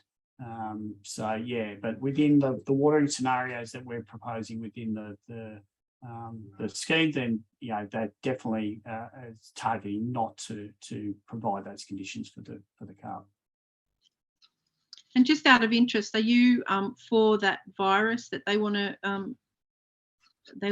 put onto the carp? Look, I think, in all reality, we've demonstrated that we are unable to control carp numbers by any natural means. We have carp cages. We have a commercial harvesting of carp as well, and that really has put a minimal dent in the number of carp, and they are a really bad influence on the entire ecosystem. So it's going to take something like that to be able to bring their numbers down to a level. I've seen that in a lot of areas where carp numbers have been driven down by various means, and the native fish are there, and the habitat is good, and the water quality is good. They compete quite well, but under most of the conditions in the basin, they do tend to dominate. So it would be lovely to see something like that. My next question, thank you. My next question is regarding fish passages and fish-friendly structures. From my understanding, it took 20 years to put a fish passage at Gumbow Creek near Kahuna. Mm-hmm. Why should we now believe that we're going to do the right thing by the fish flow and passage and put these structures in when it took, you know, so many years after the building of the TLM project there to get that fish passage? Yeah, so in that 20-year period, there's been a significant change in the legislative approach of nearly all the states in Australia. And so, you know, fish passage is now a requirement of every structure. Back then, it was more of an optional thing. And so, you know, you will find now that any structure that's built in New South Wales, Victoria, Queensland will be required to incorporate fish passage into the device. And that's purely based on the research that's been done, that we've done over that intervening 20 years, that has demonstrated how effective fish passages are, and that they, you know, that they do work and do provide fish passage effectively. And so, you know, basically all of the states have now taken that on board and made it a requirement of any waterway infrastructure that they must require fish passage. So there won't be the delays that may have been seen in the past when it was a little bit less certain as to how well they were, how effective they were. Yeah, it's pretty, it must be frustrating for you to see that lag in that type of project. Dr. Kelly, I'll just ask if you've got a specific question other than Mr. Marston's frustration. And we knew 20 years ago that they were needed. My next question is about acceptable outcomes, which is a term you used for aquatic ecology. Could you define acceptable outcomes? Yes, so what we're looking to... Mitigation measures. Yeah, well, what we're looking to do is make sure that all the mitigation measures do not leave the aquatic community worse off than what they are now. And so the way everything has been structured, either through a physical structure or through the operation of those structures, is designed to ensure that, you know, the aquatic community that's associated with those structures is not worse off than what it is now. Thank you. Has recent management by the river managers, who it's always hard to know who the river managers are, but the CHU, the VIEW, CMA, Murray-Darling Basin Authority, have they left, I suppose this is relating back to what I asked earlier, was have they left access to escape in this current situation for the fish to, because you talked about is there less access to escape for the fish when there's a drawdown? So yes. Do you think river managers have taken that into account with this flood? Certainly within this program, yes. The escape of fish out of the system has certainly been catered for. So the fish-friendly culvert regulators, the fishways are bi-directional. So fish are able to go upstream and downstream through these structures, so they can safely enter or exit depending on which part of the cycle we're in. And so the watering regimes are also taking into that account as well to provide the fish with the physical cues. So fish are very cued into temperature, flow, and flow is a really particularly big one. And so what we found within the environmental watering regimes is by, you know, having particular flow regimes at the right time, etc., we're able to cue the fish to do things that they would naturally do, but do them in a way that we can make sure that they're safe whilst they transition through the infrastructure that we put in place. And are you clear on who is going to be in control of orchestrating those queues? So there will be, that will be a combination of the actual structure operators and the river operators. So the people who are in charge of the flow, as well as the individual structures themselves. So you know, that would be something like a Goulburn Murray Water, who's an entity who owns the structures and operates those structures. And then there would be the TUO or the equivalent thereof who are releasing the waters associated with that. Yeah. The other one is, apologies, I'd just like to check how many questions you have left. I think there's 3. Great, thank you. This one is with the levee banks that are going to be put up, that will get rid of quite a lot of things like flood runners throughout the floodplain.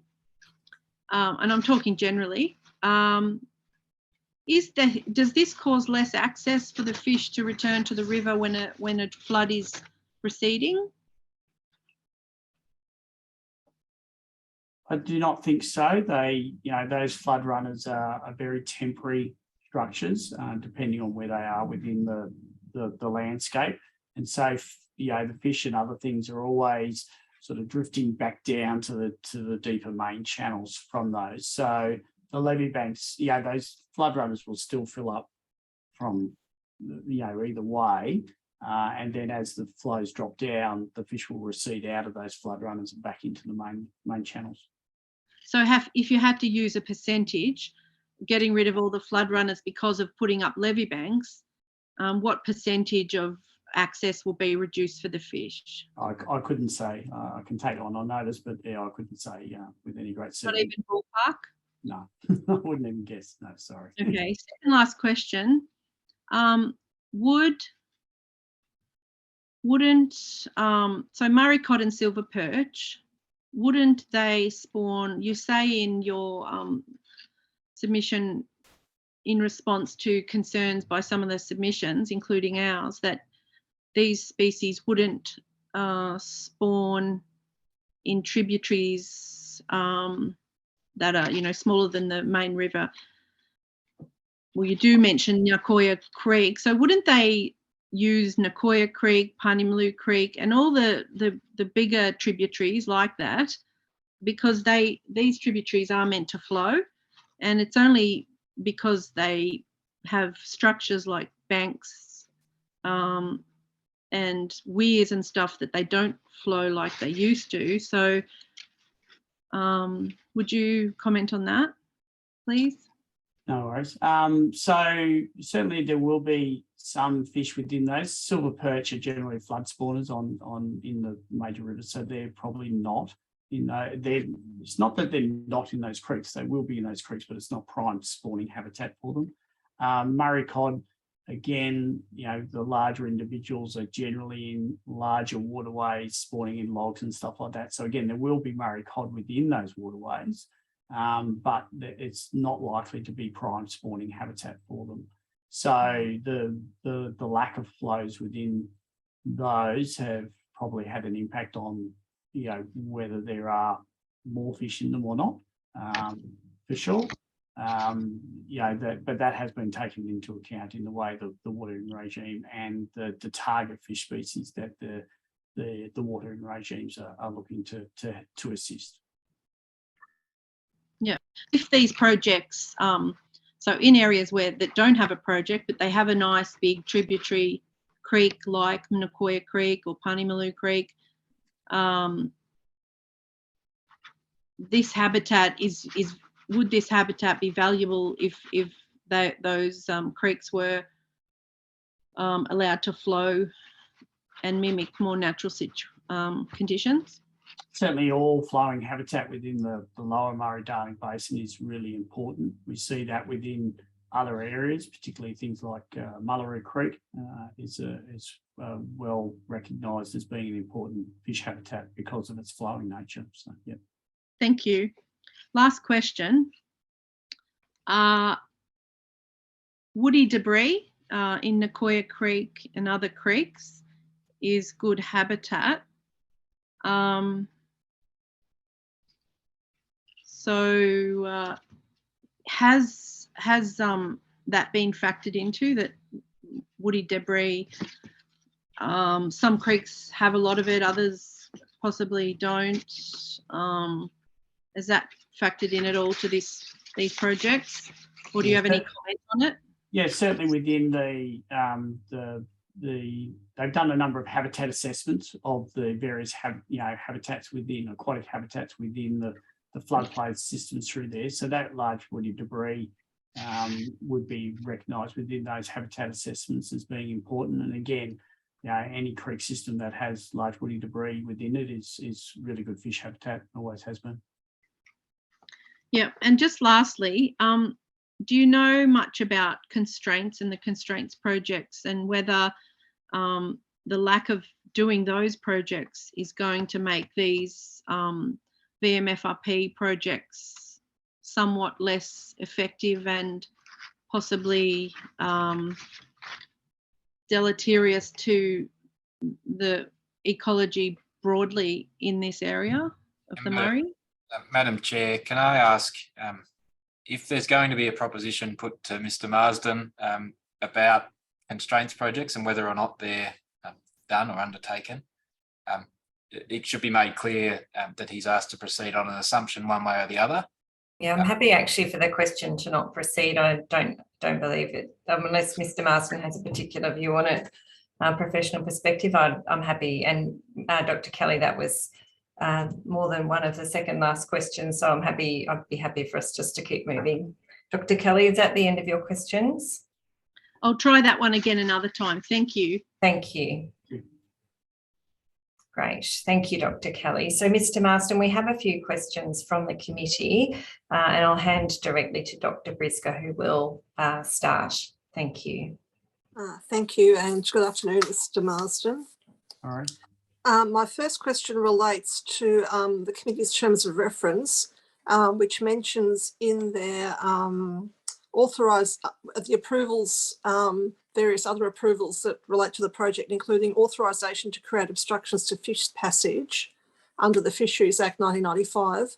Are you aware of any authorisations that occur under that, or any process for obtaining those authorisations?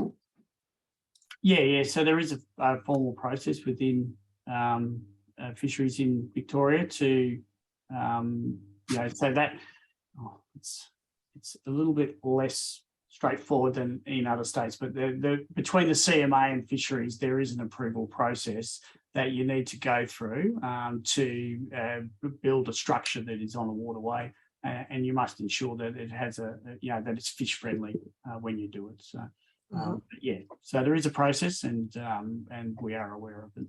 And so that's tied. So your evidence is that's tied up with the Water Act approval process through the CMA. Yeah, that's right. Yeah. Okay. Thank you. Just to clarify. My next question relates to your evidence and your peer review of the work, the aquatic ecology work that's been undertaken for the study. And you've drawn attention to two of the scoping requirements for the study for the project, being the 4.2, which is biodiversity and habitats, and water catchment values and hydrology. And they're really focusing on minimising effects or negative effects. There's also a scoping requirement 4.1 on floodplain restoration, about the benefits of environmental watering to benefit biodiversity, including listed threatened species, communities, water quality and cultural values.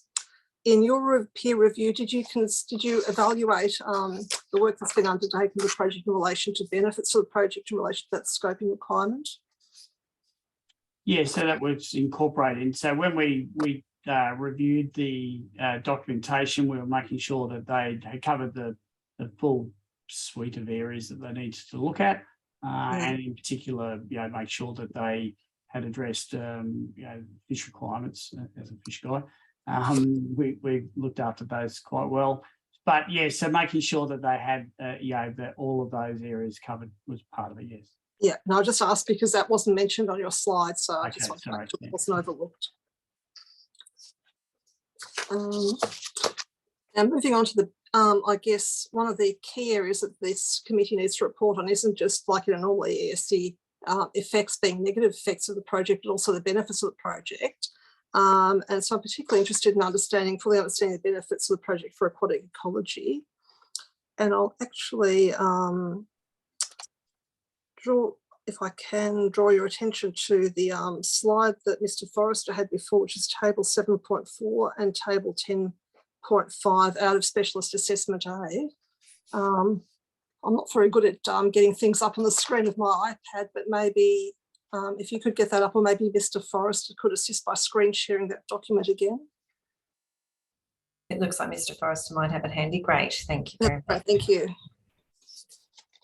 Okay, so in relation to, I guess my first question is that with these expected responses, do you understand these to be net benefits of the project, taking into account all of the potential impacts and risks as well as the benefits? Yes, that is correct. So net benefits. And with regard to these various benefits, what level of uncertainty is attached to these various outcomes? Are they, so with the degree of benefit shown by say for example, this table, are they highly likely, or what is the potential range about those? What is the degree of uncertainty? Yeah, I would think that they're most likely is probably how you might describe that. You know, there's certainly a good level of knowledge for all of the, you know, work from other areas has demonstrated various bits of the scenarios that have been put forward and shown how they have positive impacts, and then that's been pieced together to create this table. So yeah, so there would be a good level of confidence that there would be a positive impact. And I guess to what extent would these outcomes be affected by some of the key risks, which might include proliferation of carp in the first instance? Could it be that the proliferation of carp could negate some of these benefits? Certainly could. That's right. So there would be, you know, some impact from the carp on a number of these species. So there are, but you know, there has been consideration of that within, you know, how these areas are watered and trying to, you know, reduce the conditions that are inducing carp to move into these areas and proliferating. So, you know, again, looking at the water scenarios, if we water during the winter, the carp aren't attracted into these areas because it's not spawning habitat, and then that water is maintained on the floodplain through the next breeding season for the smaller native species, so you get the benefits from that. Yeah, another risk might be higher than expected salinity. Could that affect the outcomes? For the majority of these species, that wouldn't be too problematic. All of these species are relatively salinity tolerant to a degree. So in terms of the range of salinity that might, for example, if there were to be some degree of salinisation in these areas, is it your evidence then that these species would have a salinity tolerance that would accommodate that? Yeah, certainly a broad range of them would. So things like the hardy heads, they don't mind the high salinities at all. They often, you know, they can often go up to nearly seawater levels of salinity and still maintain healthy populations. Yeah, with the species, there are a number of species that are rare and threatened. Are any of those likely to be sensitive to salinity? I'm just not that I know of, no. Okay.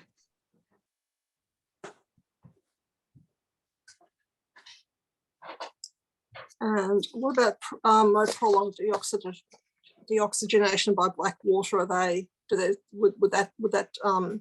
Would black water effects be likely to be a risk, or deoxygenation effects be likely to be a risk to the outcomes?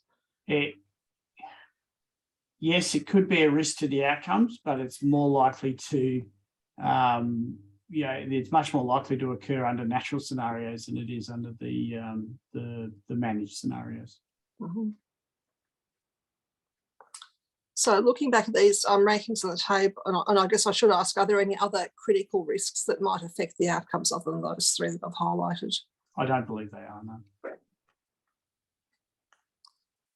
no. So looking back at that table, then, if you were to imagine a worst case scenario when the worst of all were to happen with all of those risks, would the arrows change? all these, I guess the strength of the response change compared to that. So I guess, is that an average response, a best case response, or worst case response, or would a worst case response look somewhat different to what we've got on the table? I think you'll find this would be an average response. Yeah. Yeah, worst case response would look slightly less better, but I don't think it would be any worse than what the current trajectory is. You know what I mean?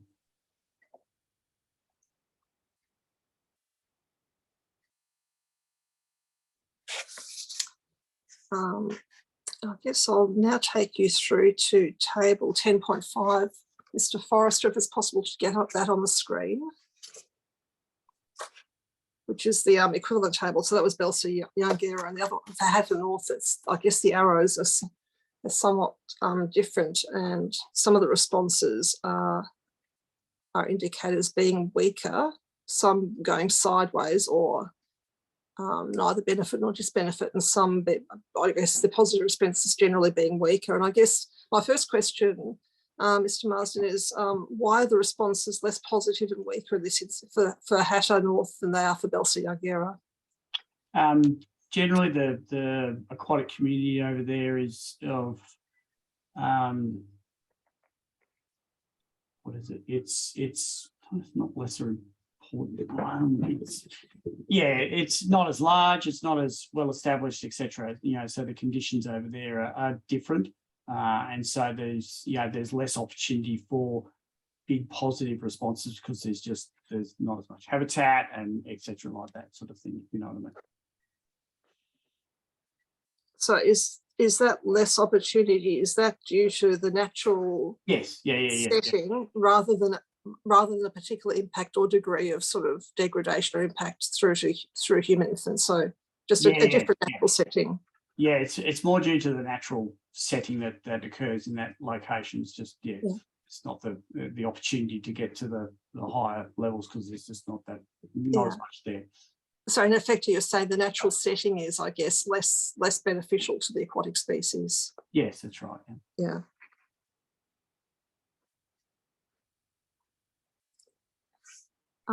The table there includes most of the rare and threatened species, apart from the southern pygmy perch.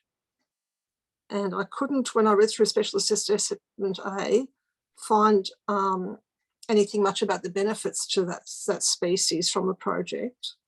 So I was interested in understanding why that species isn't included in the table of responses, and then what the response of that species is likely to be. Yeah, so pygmy perch are not really found within that stretch of the river, which is why they're not really, not really catered for within the assessment tables there. Okay, because I understood from Specialist Assessment A that it says that it does occur at Hatter North, and so I'm a little confused. Is that something you take on notice and clarify? Yeah, take that on notice and get back to you. I guess putting that aside, I guess my questions are the same as I had with Belser-Young-Guerra in terms of the level of certainty or uncertainty in regard to the outcomes. So again, would I understand this to be an assessment of average outcomes? Yes, that's right. And then the worst case could be somewhat worse than that. But somewhere I would think that would be more neutral than worse. You know what I mean?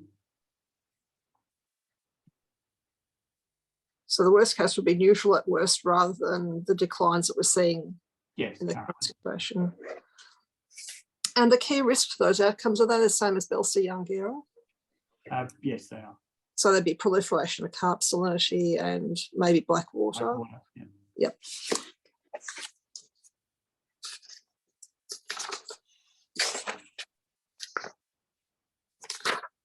Thank you.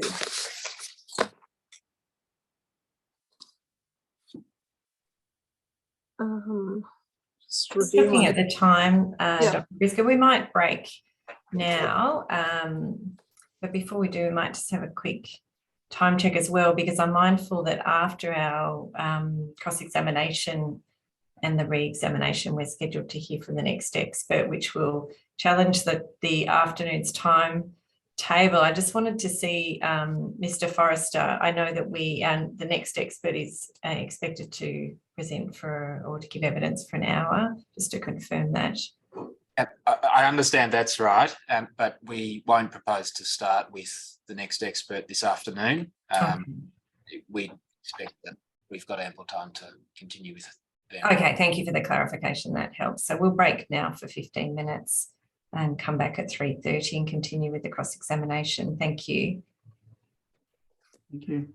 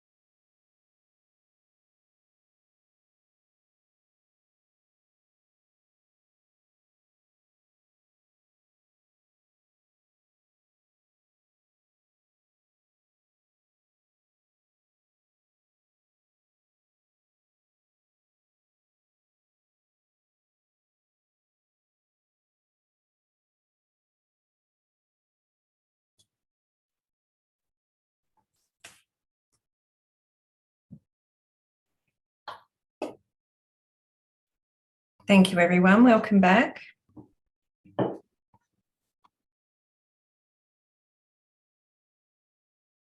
Great. Looks like we're all here. So I'll hand back to Dr. Brisker to continue her questions. Thank you, Mr. Marsden. Thank you.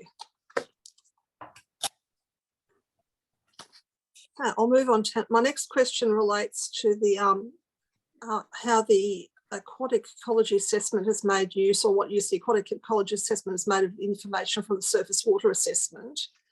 And in particular, the aquatic ecology specialist assessment includes a number of figures that show the inundation extent and depth of water for a range of floods scenarios under natural condition without the project infrastructure, but none with the project infrastructure in place. So my question is, what use did the assessment make of those figures, and did the assessment also consider what the floods look like for the managed scenarios with the project infrastructure? I'll have to take that one on notice and pass that on to the R8 team. I'm pretty sure it did, but yeah, I'll take that on notice. Yeah, that'd be great. So there's really two elements of sort of how they use that information, also whether they had access to the equivalent figures that actually had the managed floods rather than just the natural floods, and what makes them out of those. Thank you. My next question is about connectivity and movement. We've had a fair bit of discussion already about fish passage. So my questions really about the bits that we haven't covered, and one is the, I guess, any sort of fish passage or connectivity across containment banks and spillways, which I understand will drown out during flood conditions. I put the question to Dr. Treadwell this morning about whether that had been covered by the hydraulic assessment, and he handballed the question to you. Oh, so I guess I just wanted your perspective on that as to whether or what consideration you've given to that, and I guess drown out and overtopping and so forth on those structures. Again, I'll have to confer that one back to the R8 team to make sure that they have covered off on that. My understanding is that they have, but I'll just have to confirm. Thanks. And also, I guess another related question is with the culverts and regulators. I'm assuming the large regulator, and I may be wrong, does that drown out? Does that get overtopped and drown out, or will that stand proud in a large flood event? During a big, like the current sort of flood event, that would drown out. Yeah, okay. Whilst it sits proud of the floodplain, it would only be in a very large event that the infrastructure would be drowned out. Yeah. And so for the large regulator and also for the other smaller regulators, when they drown out, does the engineering take into account effects on fish passage, or would it be assumed that in such an event the fish would avoid that structure anyway as a hazard? Yeah, they're going everywhere. Yeah. So it's no specific work around that. No. Okay. So just that one question there, to refer back to the R8 team in terms of the containment banks and spillways. The other question I have about the connectivity and movement is really about other aquatic biota, and particularly, I guess, that really sort of comes down to turtles in this area. So how would the turtles fare with all of this infrastructure?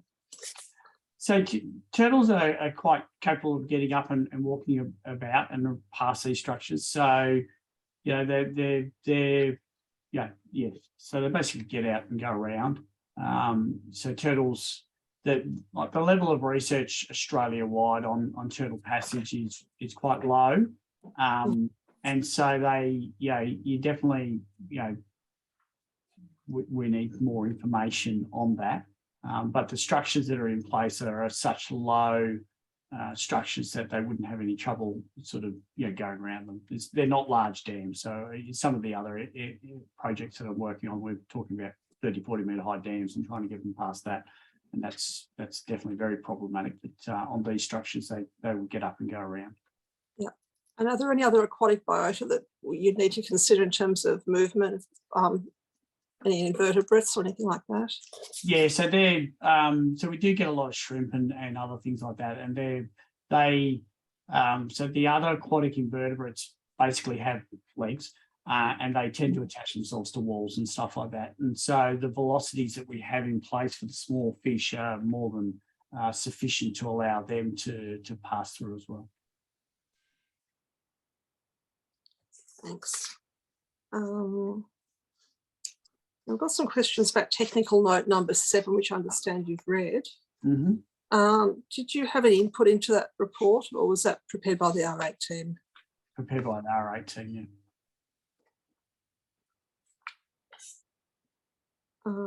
I read it and generally agreed with the Okay. they had, but Yeah, no, it's just a few statements there I just wanted to sort of pick up on. There's a comment there that so they said that no fishways are proposed elsewhere at Belsiangera, as all other infrastructure will be constructed in areas that are generally dry under existing conditions and therefore do not require maintenance of fish passage, or locations where in-water barriers to connectivity already exist. I'm just trying to understand that statement, whether you agree with that statement. yeah, so where we've incorporated, so the areas that we have the fish movement on the floodplain is where the regulators and the EO1, those sorts of structures have been put in place. I don't think they articulated well in that note that the number of those structures have been designed to be fish friendly. And outside of that time, those structures will either be out of the water and passage will be provided via those other pathways, or they'll be completely underwater and therefore fish will have free movement either way past those structures. Okay, so you're not sort of reading at the fact that they're ephemeral, that they're generally dry and therefore ephemeral under existing conditions. Fish passage doesn't matter. It's more, I guess, not well articulated, as you say. Yeah. The next one is a paragraph 18. There's the reference there that in the event of that large numbers of high-value, large-bodied fish species are found to be regularly stranded on a floodplain, which is considered unlikely, consideration will be given to capture and relocation of native fish as appropriate. Yep. I'm just looking for your views on that capture and relocation, whether that's likely to be effective, and I guess what the sort of track record is. Track record is quite good with those sorts of scenarios. So trapping fish, the fish that are trapped on the floodplain and being relocated, we've actually got quite a bit of that going on as we speak. I saw some fish stuck in some off-channel areas next to Yarrawonga Weir were being rescued yesterday and the day before. So it is quite effective. It does work. It's difficult in that it's hot, it's wet, it's muddy, those sorts of things. So it can be a bit tricky from that perspective. But as long as you've got the equipment in place and appropriate people who've done this sort of stuff before, it's not that hard to achieve. And what's the survival rate like from the capture? Very good. Yeah, very good. Yeah. So generally the fish are taken from fairly poor water quality, put into a transport tank that has good water quality, and then taken and released into areas with good water quality and plenty of habitat. So the survival rate is very good. So again, it's handling, you've got wet nets, the fine mesh, the knotless nylon, those sorts of things. So you take into consideration all the factors to make sure you minimise injury in the process. Yeah, and so somewhere like Belsiangera with the extensive flooding on the floodplain, logistically, is that done off a boat or just off a truck? So normally you would have a truck, and then people in waders would be the normal way of moving around those sort of wetland areas and picking the fish up. Because usually, by the time you get to rescuing the fish, you're down to less than a foot of water or something like that. So the earlier the better, and trap the fish with nets and things like that. But it's certainly doable. Yeah. I'm just thinking in terms of the configuration of the broad floodplains on Belsiangera, particularly in that area one, whether that would be feasible or whether that's too large a sort of open water body to be able to get into if it were to dry up. No, well, they'll get concentrated down, and they'll be fairly obvious when they get in there, and it gets pretty shallow. So whilst it's a big area, so what will happen then is that they'll use a series of block nets that prevent the fish from moving around, and then you basically herd them into a smaller area where you can harvest them out and put them into, you put them onto a sled with a tank, and then take that across to a larger transport facility, what you would normally do. Okay, so quite feasible. Yeah. Further down at paragraph 38, still in technical note 7, they say that carp share similar movement, growth and breeding responses with several native fish. Yep. And may benefit from the same environmental watering effects that target native species.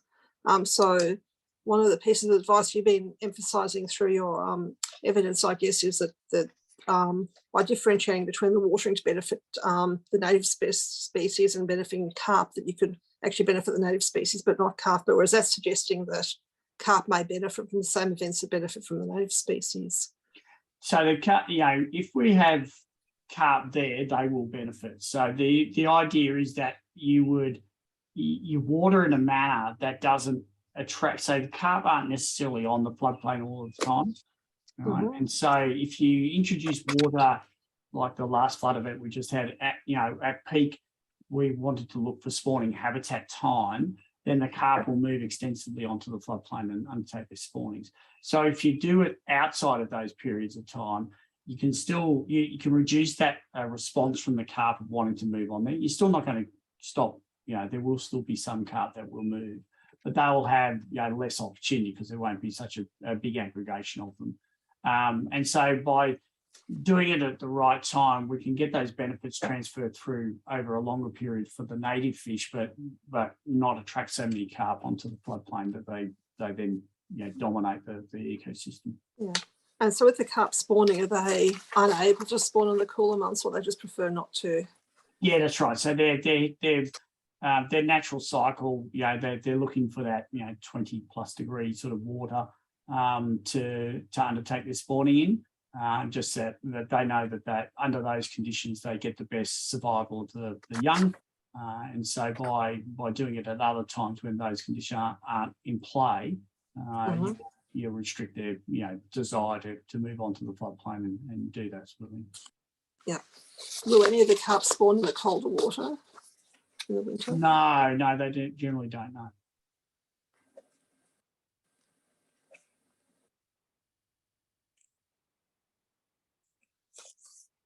Moving on now to some questions about the environmental delivery standards. And still on the, I guess, proliferation of carp. So the measures there set out in the environmental delivery standards are presented as being experimental, although we've had sort of quite a bit of discussion now in terms of the evidence of where that sort of timing and stuff might work. Is there a plan B if those measures aren't effective or aren't sufficiently effective to reduce carp populations, or for example, if the carp were to go into these floodplains and be a stronghold, say through a natural flood, and then keep on repopulated from those areas? I'd have to take that on notice and chat to the R8 guys about that. What the next stage would be, I'm not sure. Yeah, that would be helpful. Now the EES also proposes development and testing of a native fish exit strategy, but notes it's similar, it's experimental. What are your views on that strategy? Look, I think that it's a good strategy in that the cues that we are proposing within that document have partially been used elsewhere and have been shown to make the fish move. So again, it's going to be another one of those. Do it, monitor the response, make sure that's the response that we're after. And modify as required. Is it possible that the carp could also move on those same cues? Yes, more than likely, yes.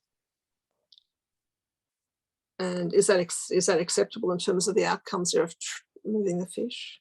Well, there are carp throughout those river systems already, so ensuring that that we haven't made conditions that are right for a mass spawning event. There will still be movement of carp in and out along with the native fish, but they'll be in no more numbers than what they already are now under natural conditions as they occur now. Mm-hmm. So the real risk for carp is if there's a massive spawning event within the floodplains and then gets back into the rivers. Yeah, the biggest. So that's what's, like I said, that's exactly what's just occurred now, is that there's been this natural event that has pushed out onto the floodplain and created the right conditions, and those carp are spreading far and wide, and so we definitely know what they are capable of and what they can do, and the operation is targeted to not providing those conditions. Yeah, and I guess the question, my other question with regard to the native fish exit strategy, given that it's noted to be experimental, is there like a plan B or anything else that could be done if that doesn't work? Yeah, so you know, they you know, within that, it's a matter of if we would go back to the removal of fish artificially if we had to, but we would avoid that as best we can. It would be manipulating the flows in other ways to get the responses that we're after. But they're relatively confident that those responses should be okay. Now, a number of these measures rely on manipulating flows, and there's other things that rely on that too, such as the black water. And in the discussion this morning with Dr. Treadwell, also manipulating the release of flows to not have excessive stream powers and shear stress downstream. And I'm just, I guess, sort of one of the things that's my consideration is whether those requirements for all of these various things that the flows are being manipulated for, whether they're compatible or whether the requirements are incompatible and whether some trade-offs need to be or compromises need to be made to harmonise those flows. Because it appears that some of the cues for native fish require like a sudden drop in water level to trigger the fish to move, yet a sudden release of water may not be conducive to the stability of the channel downstream. So I'm just wondering whether that trade-off process has been considered or how one might navigate through that. Yeah, I'd have to give that one to the R8 team. So that's where the aquatic ecology guys will have considered that side, whether it's then been factored into the physical. I'm not sure. I'd have to ask those guys. Again, that would be helpful to get some advice on that.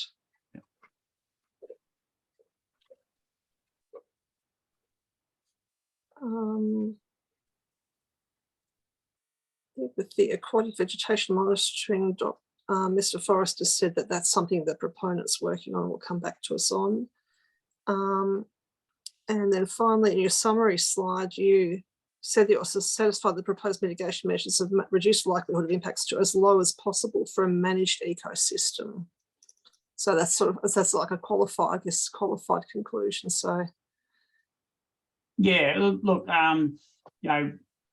the whole process, this is not a natural ecosystem as it currently stands, and so we the operation of this scheme within the ecosystem that's there, it will lead to improvements over what is occurring at the present time.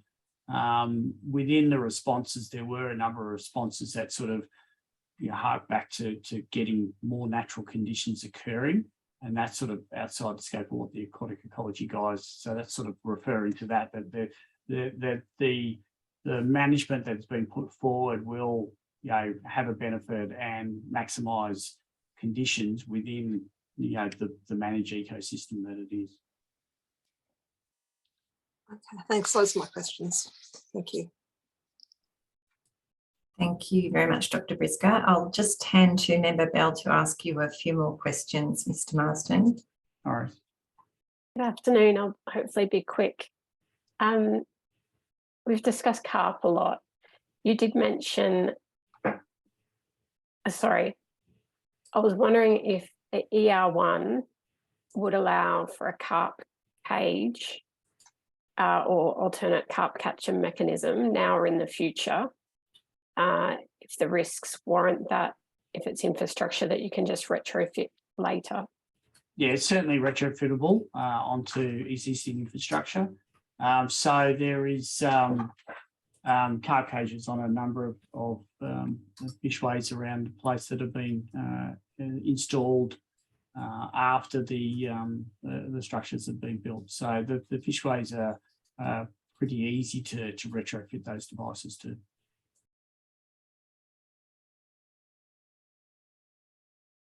Okay, so do you think that's a suitable or helpful contingency measure up this in the future, or you kind of mentioned carp cages? Yeah, carp cages are very successful for what they are. They work well. They do capture a lot of carp. The problem we have is that once one flood event like this one and probably the last 10 years worth of carp cages captures has been wiped out from that sort of thing. So the the management of carp in the landscape is an ongoing challenge for everyone, and certainly something that people are looking at. And the fishways there are quite capable of having those sorts of devices incorporated into them if required. Thank you. Similarly, you mentioned ramps for turtles. Yep. Similarly, are they kind of infrastructure that can be retrofitted, and do they require any additional impacts, particularly related to native veg removal down the track? No, generally the ramps that are fairly naturalistic sort of structures. I mean, it's a slope of rock with an appropriate diameter that's not too large. So what you're looking for is a rock size that doesn't allow the turtles to fall between them, sort of thing. So and that's generally the same as the riprap that they are using for bank protection anyway. So they're pretty much very similar sort of structures. So whilst there may be a specific ramp at any one site, there's probably also large sections of the bank nearby that have also been graded to a similar slope and have some similar materials on them. So they'll be able to use those structures as well. Thank you. I just wanted to share specialist assessment A for the next couple of questions. It's on page 123. Hopefully that's up now. Yep. So the first question, just for my information, is in relation to the yellow highlighting. It's just disappeared. Oh, sorry, has it? Has it disappeared for everybody? Yeah. Yes, we've got a blank, an unusual screen. Okay. Well, I'll try that again. Sorry.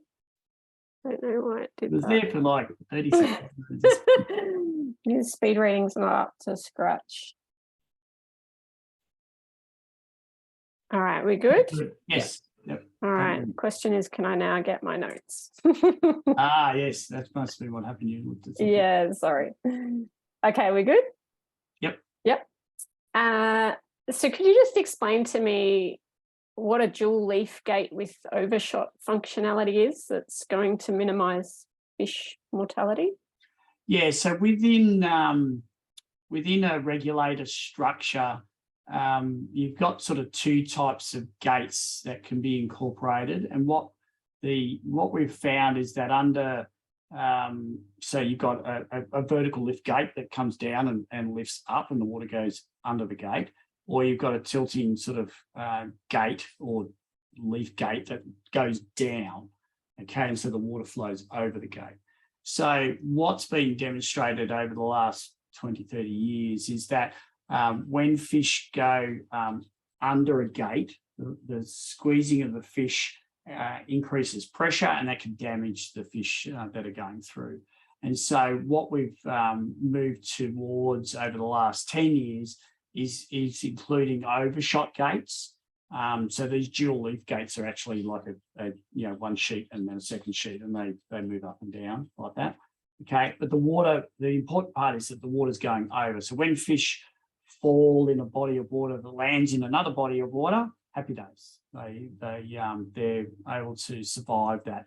But when they get squeezed under a gate, that can sometimes cause damage to the fish, be it physical or pressure sort of related to their swim bladder. And so, yes, that's why the overshot gates are the preferred method of making sure that you don't injure the fish. Thank you. Sorry for my smile. I just keep remembering Nemo going out into the ocean. I imagine it's slightly similar.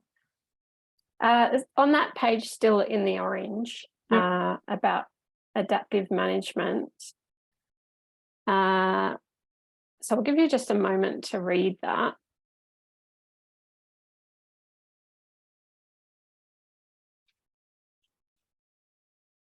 Yep. So my understanding of the environmental management framework is that the monitoring requirements that are currently in Chapter 18 would make their way into the ecological monitoring, evaluation and reporting plan referred to in that passage.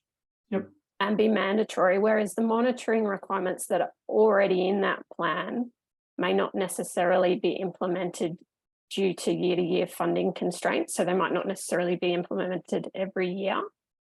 Can you clarify if this monitoring, if it's the intent that this monitoring described here should be mandatory on a year-to-year basis, and whether it's already covered in the EMF?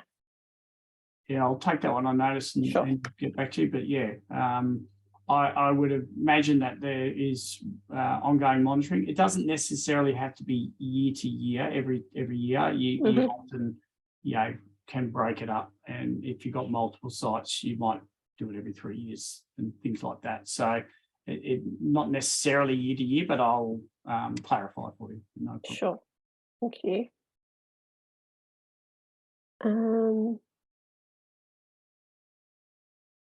yes, sorry, this is in relation to the fish exit strategy, which you've also discussed a little bit today, but your response, sorry, and I realise it's not your response. In the response to RFI and technical note 7, the responses in relation to the fish exit strategy, that provides, I would call, a frank outline of the limitations of developing a perfect strategy prior to operation, and indicates that such a strategy may require a number of waterings to be fine-tuned through adaptive management. You mentioned today in your presentation the precarious situation for some of the fish species currently.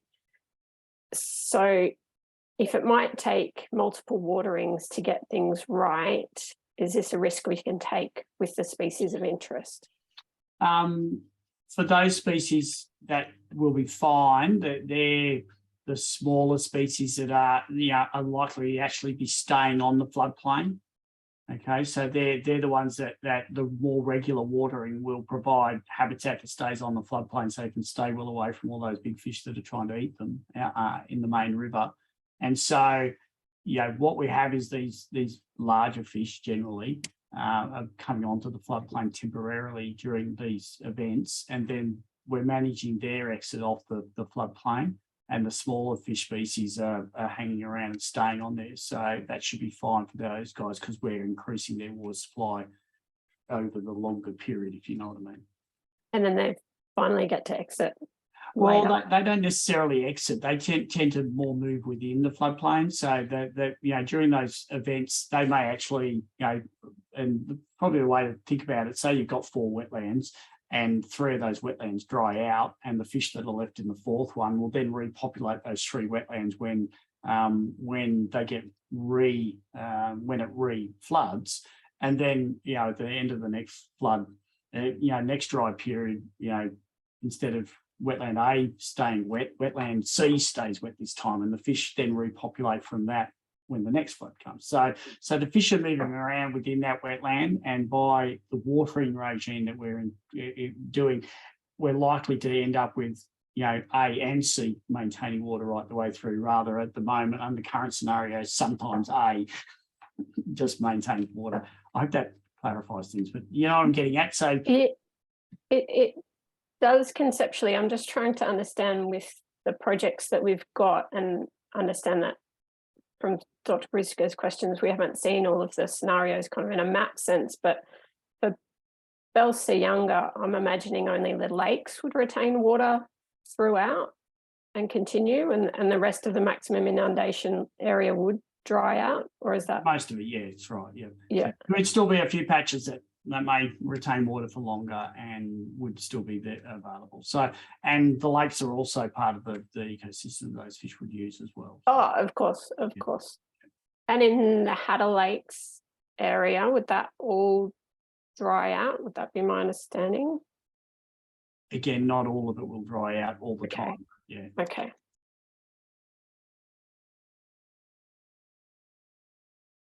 Thank you. Those are my questions. No worries. Great, thank you, Member Bell. I just have a couple of questions before I hand back to Mr. Forrester, and just really following on from some of the questions that have already been put to you Mr. Marsden. The question, Member Bell, that you just put up with the sharing the screen where you're asking about mandatory monitoring requirements and what was in the EMF, just wondering if we could separate those two components. And Mr. Marsden, I'd be interested to understand from you what you consider to be the critical or the mandatory monitoring components to understand whether the benefits are being achieved for the project from an aquatic ecology perspective.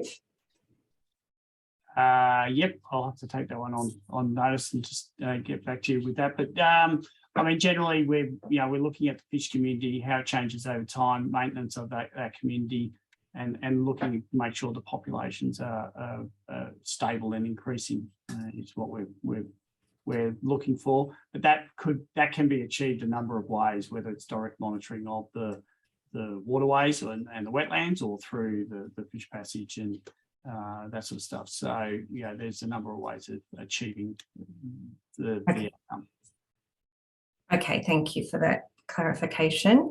There's been a number of questions put to you from parties as well about the carp explosion that is currently being experienced. My question is whether this has shifted the baseline at all in terms of, and whether that would affect your assessment, or whether there are implications with the numbers having increased so significantly. No, I don't think so. I mean, the carp numbers have exploded, a number of times when we've had these large flood events. So it's a cyclic thing that does occur on and has occurred a number of times previously. So it's not unique to this flooding event. So the local fish communities have had to deal with this before. Obviously, it's problematic. I'd like to think there are a number of our fish communities that are probably a bit more resilient than what they have been in the past, due to the things like environmental watering improvements in habitat and stuff like that. I always maintain that if we have good water quality, good habitat, the native fish populations are quite capable of defending themselves from invasions from these pest species, and it's only under when there's poor conditions that they really struggle, sort of thing. And in general, large portions of the Murray-Darling Basin have been getting better and better. Mr. Marsden, I've just lost that last couple of sentences. I'm sorry, if you could just recap. Sorry. You went quiet. The audio went strange, yes. Oh yes, that's not surprising. Yeah, so this occurs throughout the Murray-Darling. The fish have been fighting these guys off for half a century now, and have still sort of maintained populations. So it's likely that it will have no great change to the way we manage things now. And there has been improvements in the resilience of our fish communities due to improved habitat and water quality and water delivery over the last 10 years that hopefully should make them better placed to look after themselves whilst this sort of peak of carp go through. Like I said, it'll ease off again over the next 3 to 5 years, and other interventions will help to look after that as well. Okay, thank you. So just another question, and this is one of clarification, and it does lean towards a question that was asked by Ms. Mabry earlier. I'm just trying to fully understand the statement in your expert witness statement where you respond to submission 17, and you've written, while increasing the number of natural floods would be desirable, there is little ability to achieve this within the projects. I'm just really trying to make sure that I fully understand what you mean by increasing natural floods. Yeah, so within those submissions, they were, postulating that obviously natural floods are better than artificial floods, which quite happily will agree with. But within the management of the schemes, within the management of the waterways as they currently stand, there's a little opportunity for that to occur. So, what we're sort of saying is that within, the management framework that we've been given, we're deriving the best outcomes we can within that management framework, with the ecology team not necessarily being the drivers of that management framework, if you know what I mean. So, you know, they're adapting to the conditions that have been presented to them and making the best we can for the aquatic ecology out of that. So could you just explain to me the circumstances under which natural floods could be increased that you're alluding to? If there was an opportunity to increase natural floods, what does that look like? I don't know. Yeah, I don't think there is a, you know, within, like I said, within the managed system that currently exists, you know, increasing natural floods would have to come at the expense of other things, and so that then becomes a political decision as to you know, whether that occurs or not. Thank you. I think I'm clear on what you're saying in your expert witness statement. Thank you. So no further questions directly, but perhaps just via Mr. Forrester for a moment before you ask any questions of re-examination. I'm just noting again, Mr. Marsden's taken a number of questions on notice and a number of them to be referred to the R8 team. So I'm really just seeking clarification as Mr. Marsden is clearly here as the peer reviewer and expert, whether how those responses are proposed to be provided to the committee and whether they would be Mr. Marsden's expert view or whether the proponent would take it as something that's provided to the committee as the proponent's response to those questions. Madam Chair, I think it's likely that there may be a bit of a combination. In the first instance, it will be to address the issues taken on notice. It will be necessary for the proponent to prepare some information, but my recollection without now scrolling back through them is that in some cases, Mr. Marsden was asked for his opinion on the basis of those relevant matters. So we'll just need to revisit and precisely arrive at the form of the response, but it'll be by way of a document or documents which provides the necessary information, and as necessary, Mr. Marsden has the opportunity to either review, contribute to, or produce himself. Thank you, Mr. Forrester. Apologies for revisiting that issue. I'm just mindful there have been quite a number of items that were in that bucket, so I just wanted to be clear. Thank you. And apologies, I'll hand directly to you now for re-examination. Thank you, then that's quite all right. Thank you, Madam Chair. Mr. Marsden, I just wanted to ask you one set of questions in relation to questions that were put to you regarding monitoring requirements. And I'm sharing on my screen now a page from the project's proposed environmental management framework. Can you see that table 18.13 there? Yep. Are you familiar with this? Mr. Forrester, if you could just make that a little bit larger, that would be great. Thank you. I'll do my best. Is that helpful? Yes, very good. Thank you. Right, thanks. Are you familiar with that table, Mr. Marsden? Yes. Yes. Yep. I've read through the table. I couldn't recite it to you, chapter and verse. Happily, I won't ask you to do that. Can I just ask you in particular, have you had the chance to closely review the monitoring requirements in respect of aquatic ecology, which are MAE1 through to MAE6? Yes, that's right. Yep. And they all look fine. Thank you. To clarify and confirm, in your witness statement, you refer to the monitoring requirements. I think you say within the EDS. When you're referring to the monitoring requirements, do I understand you to be referring to these MAE1 to MAE6? Yeah, that's correct, yes. And what's your overall view in terms of the adequacy and appropriateness of those monitoring requirements, having regard to the aquatic ecology aspects of the projects? All of those requirements that have been put in there are standard sort of for aquatic ecology type projects. So they're they've been undertaken many times before and shown to be effective in demonstrating the outcomes that they're looking to demonstrate. And in the course of your review of those monitoring requirements, I understand you identified this need to monitor for aquatic weeds in particular, or perhaps that was in your review of the other monitoring requirements, not the aquatic ecology ones. Did you identify any other matters that you considered were necessary or appropriate by way of ongoing monitoring requirements for the operation of the projects? No, they look fine. All right, thanks, Mr. Marsden. Subject to working out those responses to the matters taken on notice, Madam Chair, I have nothing further, and I'll ask that Mr. Marsden be excused. Yes, thank you very much. Thank you, Mr. Marsden. Thank you. So, Mr. Forrester, we're in your hands at this stage as to whether there's any submission you're intending to make this afternoon or whether we will be closing a little early. The latter, Madam Chair, we'd be happy to close there and we'll commence in the morning. I understand the intention is to call Ms. Jelly to commence, followed by Mr. Holmes, and then after those two to get on to Mr. George in respect of bushfire. Thank you very much, Mr. Forrester.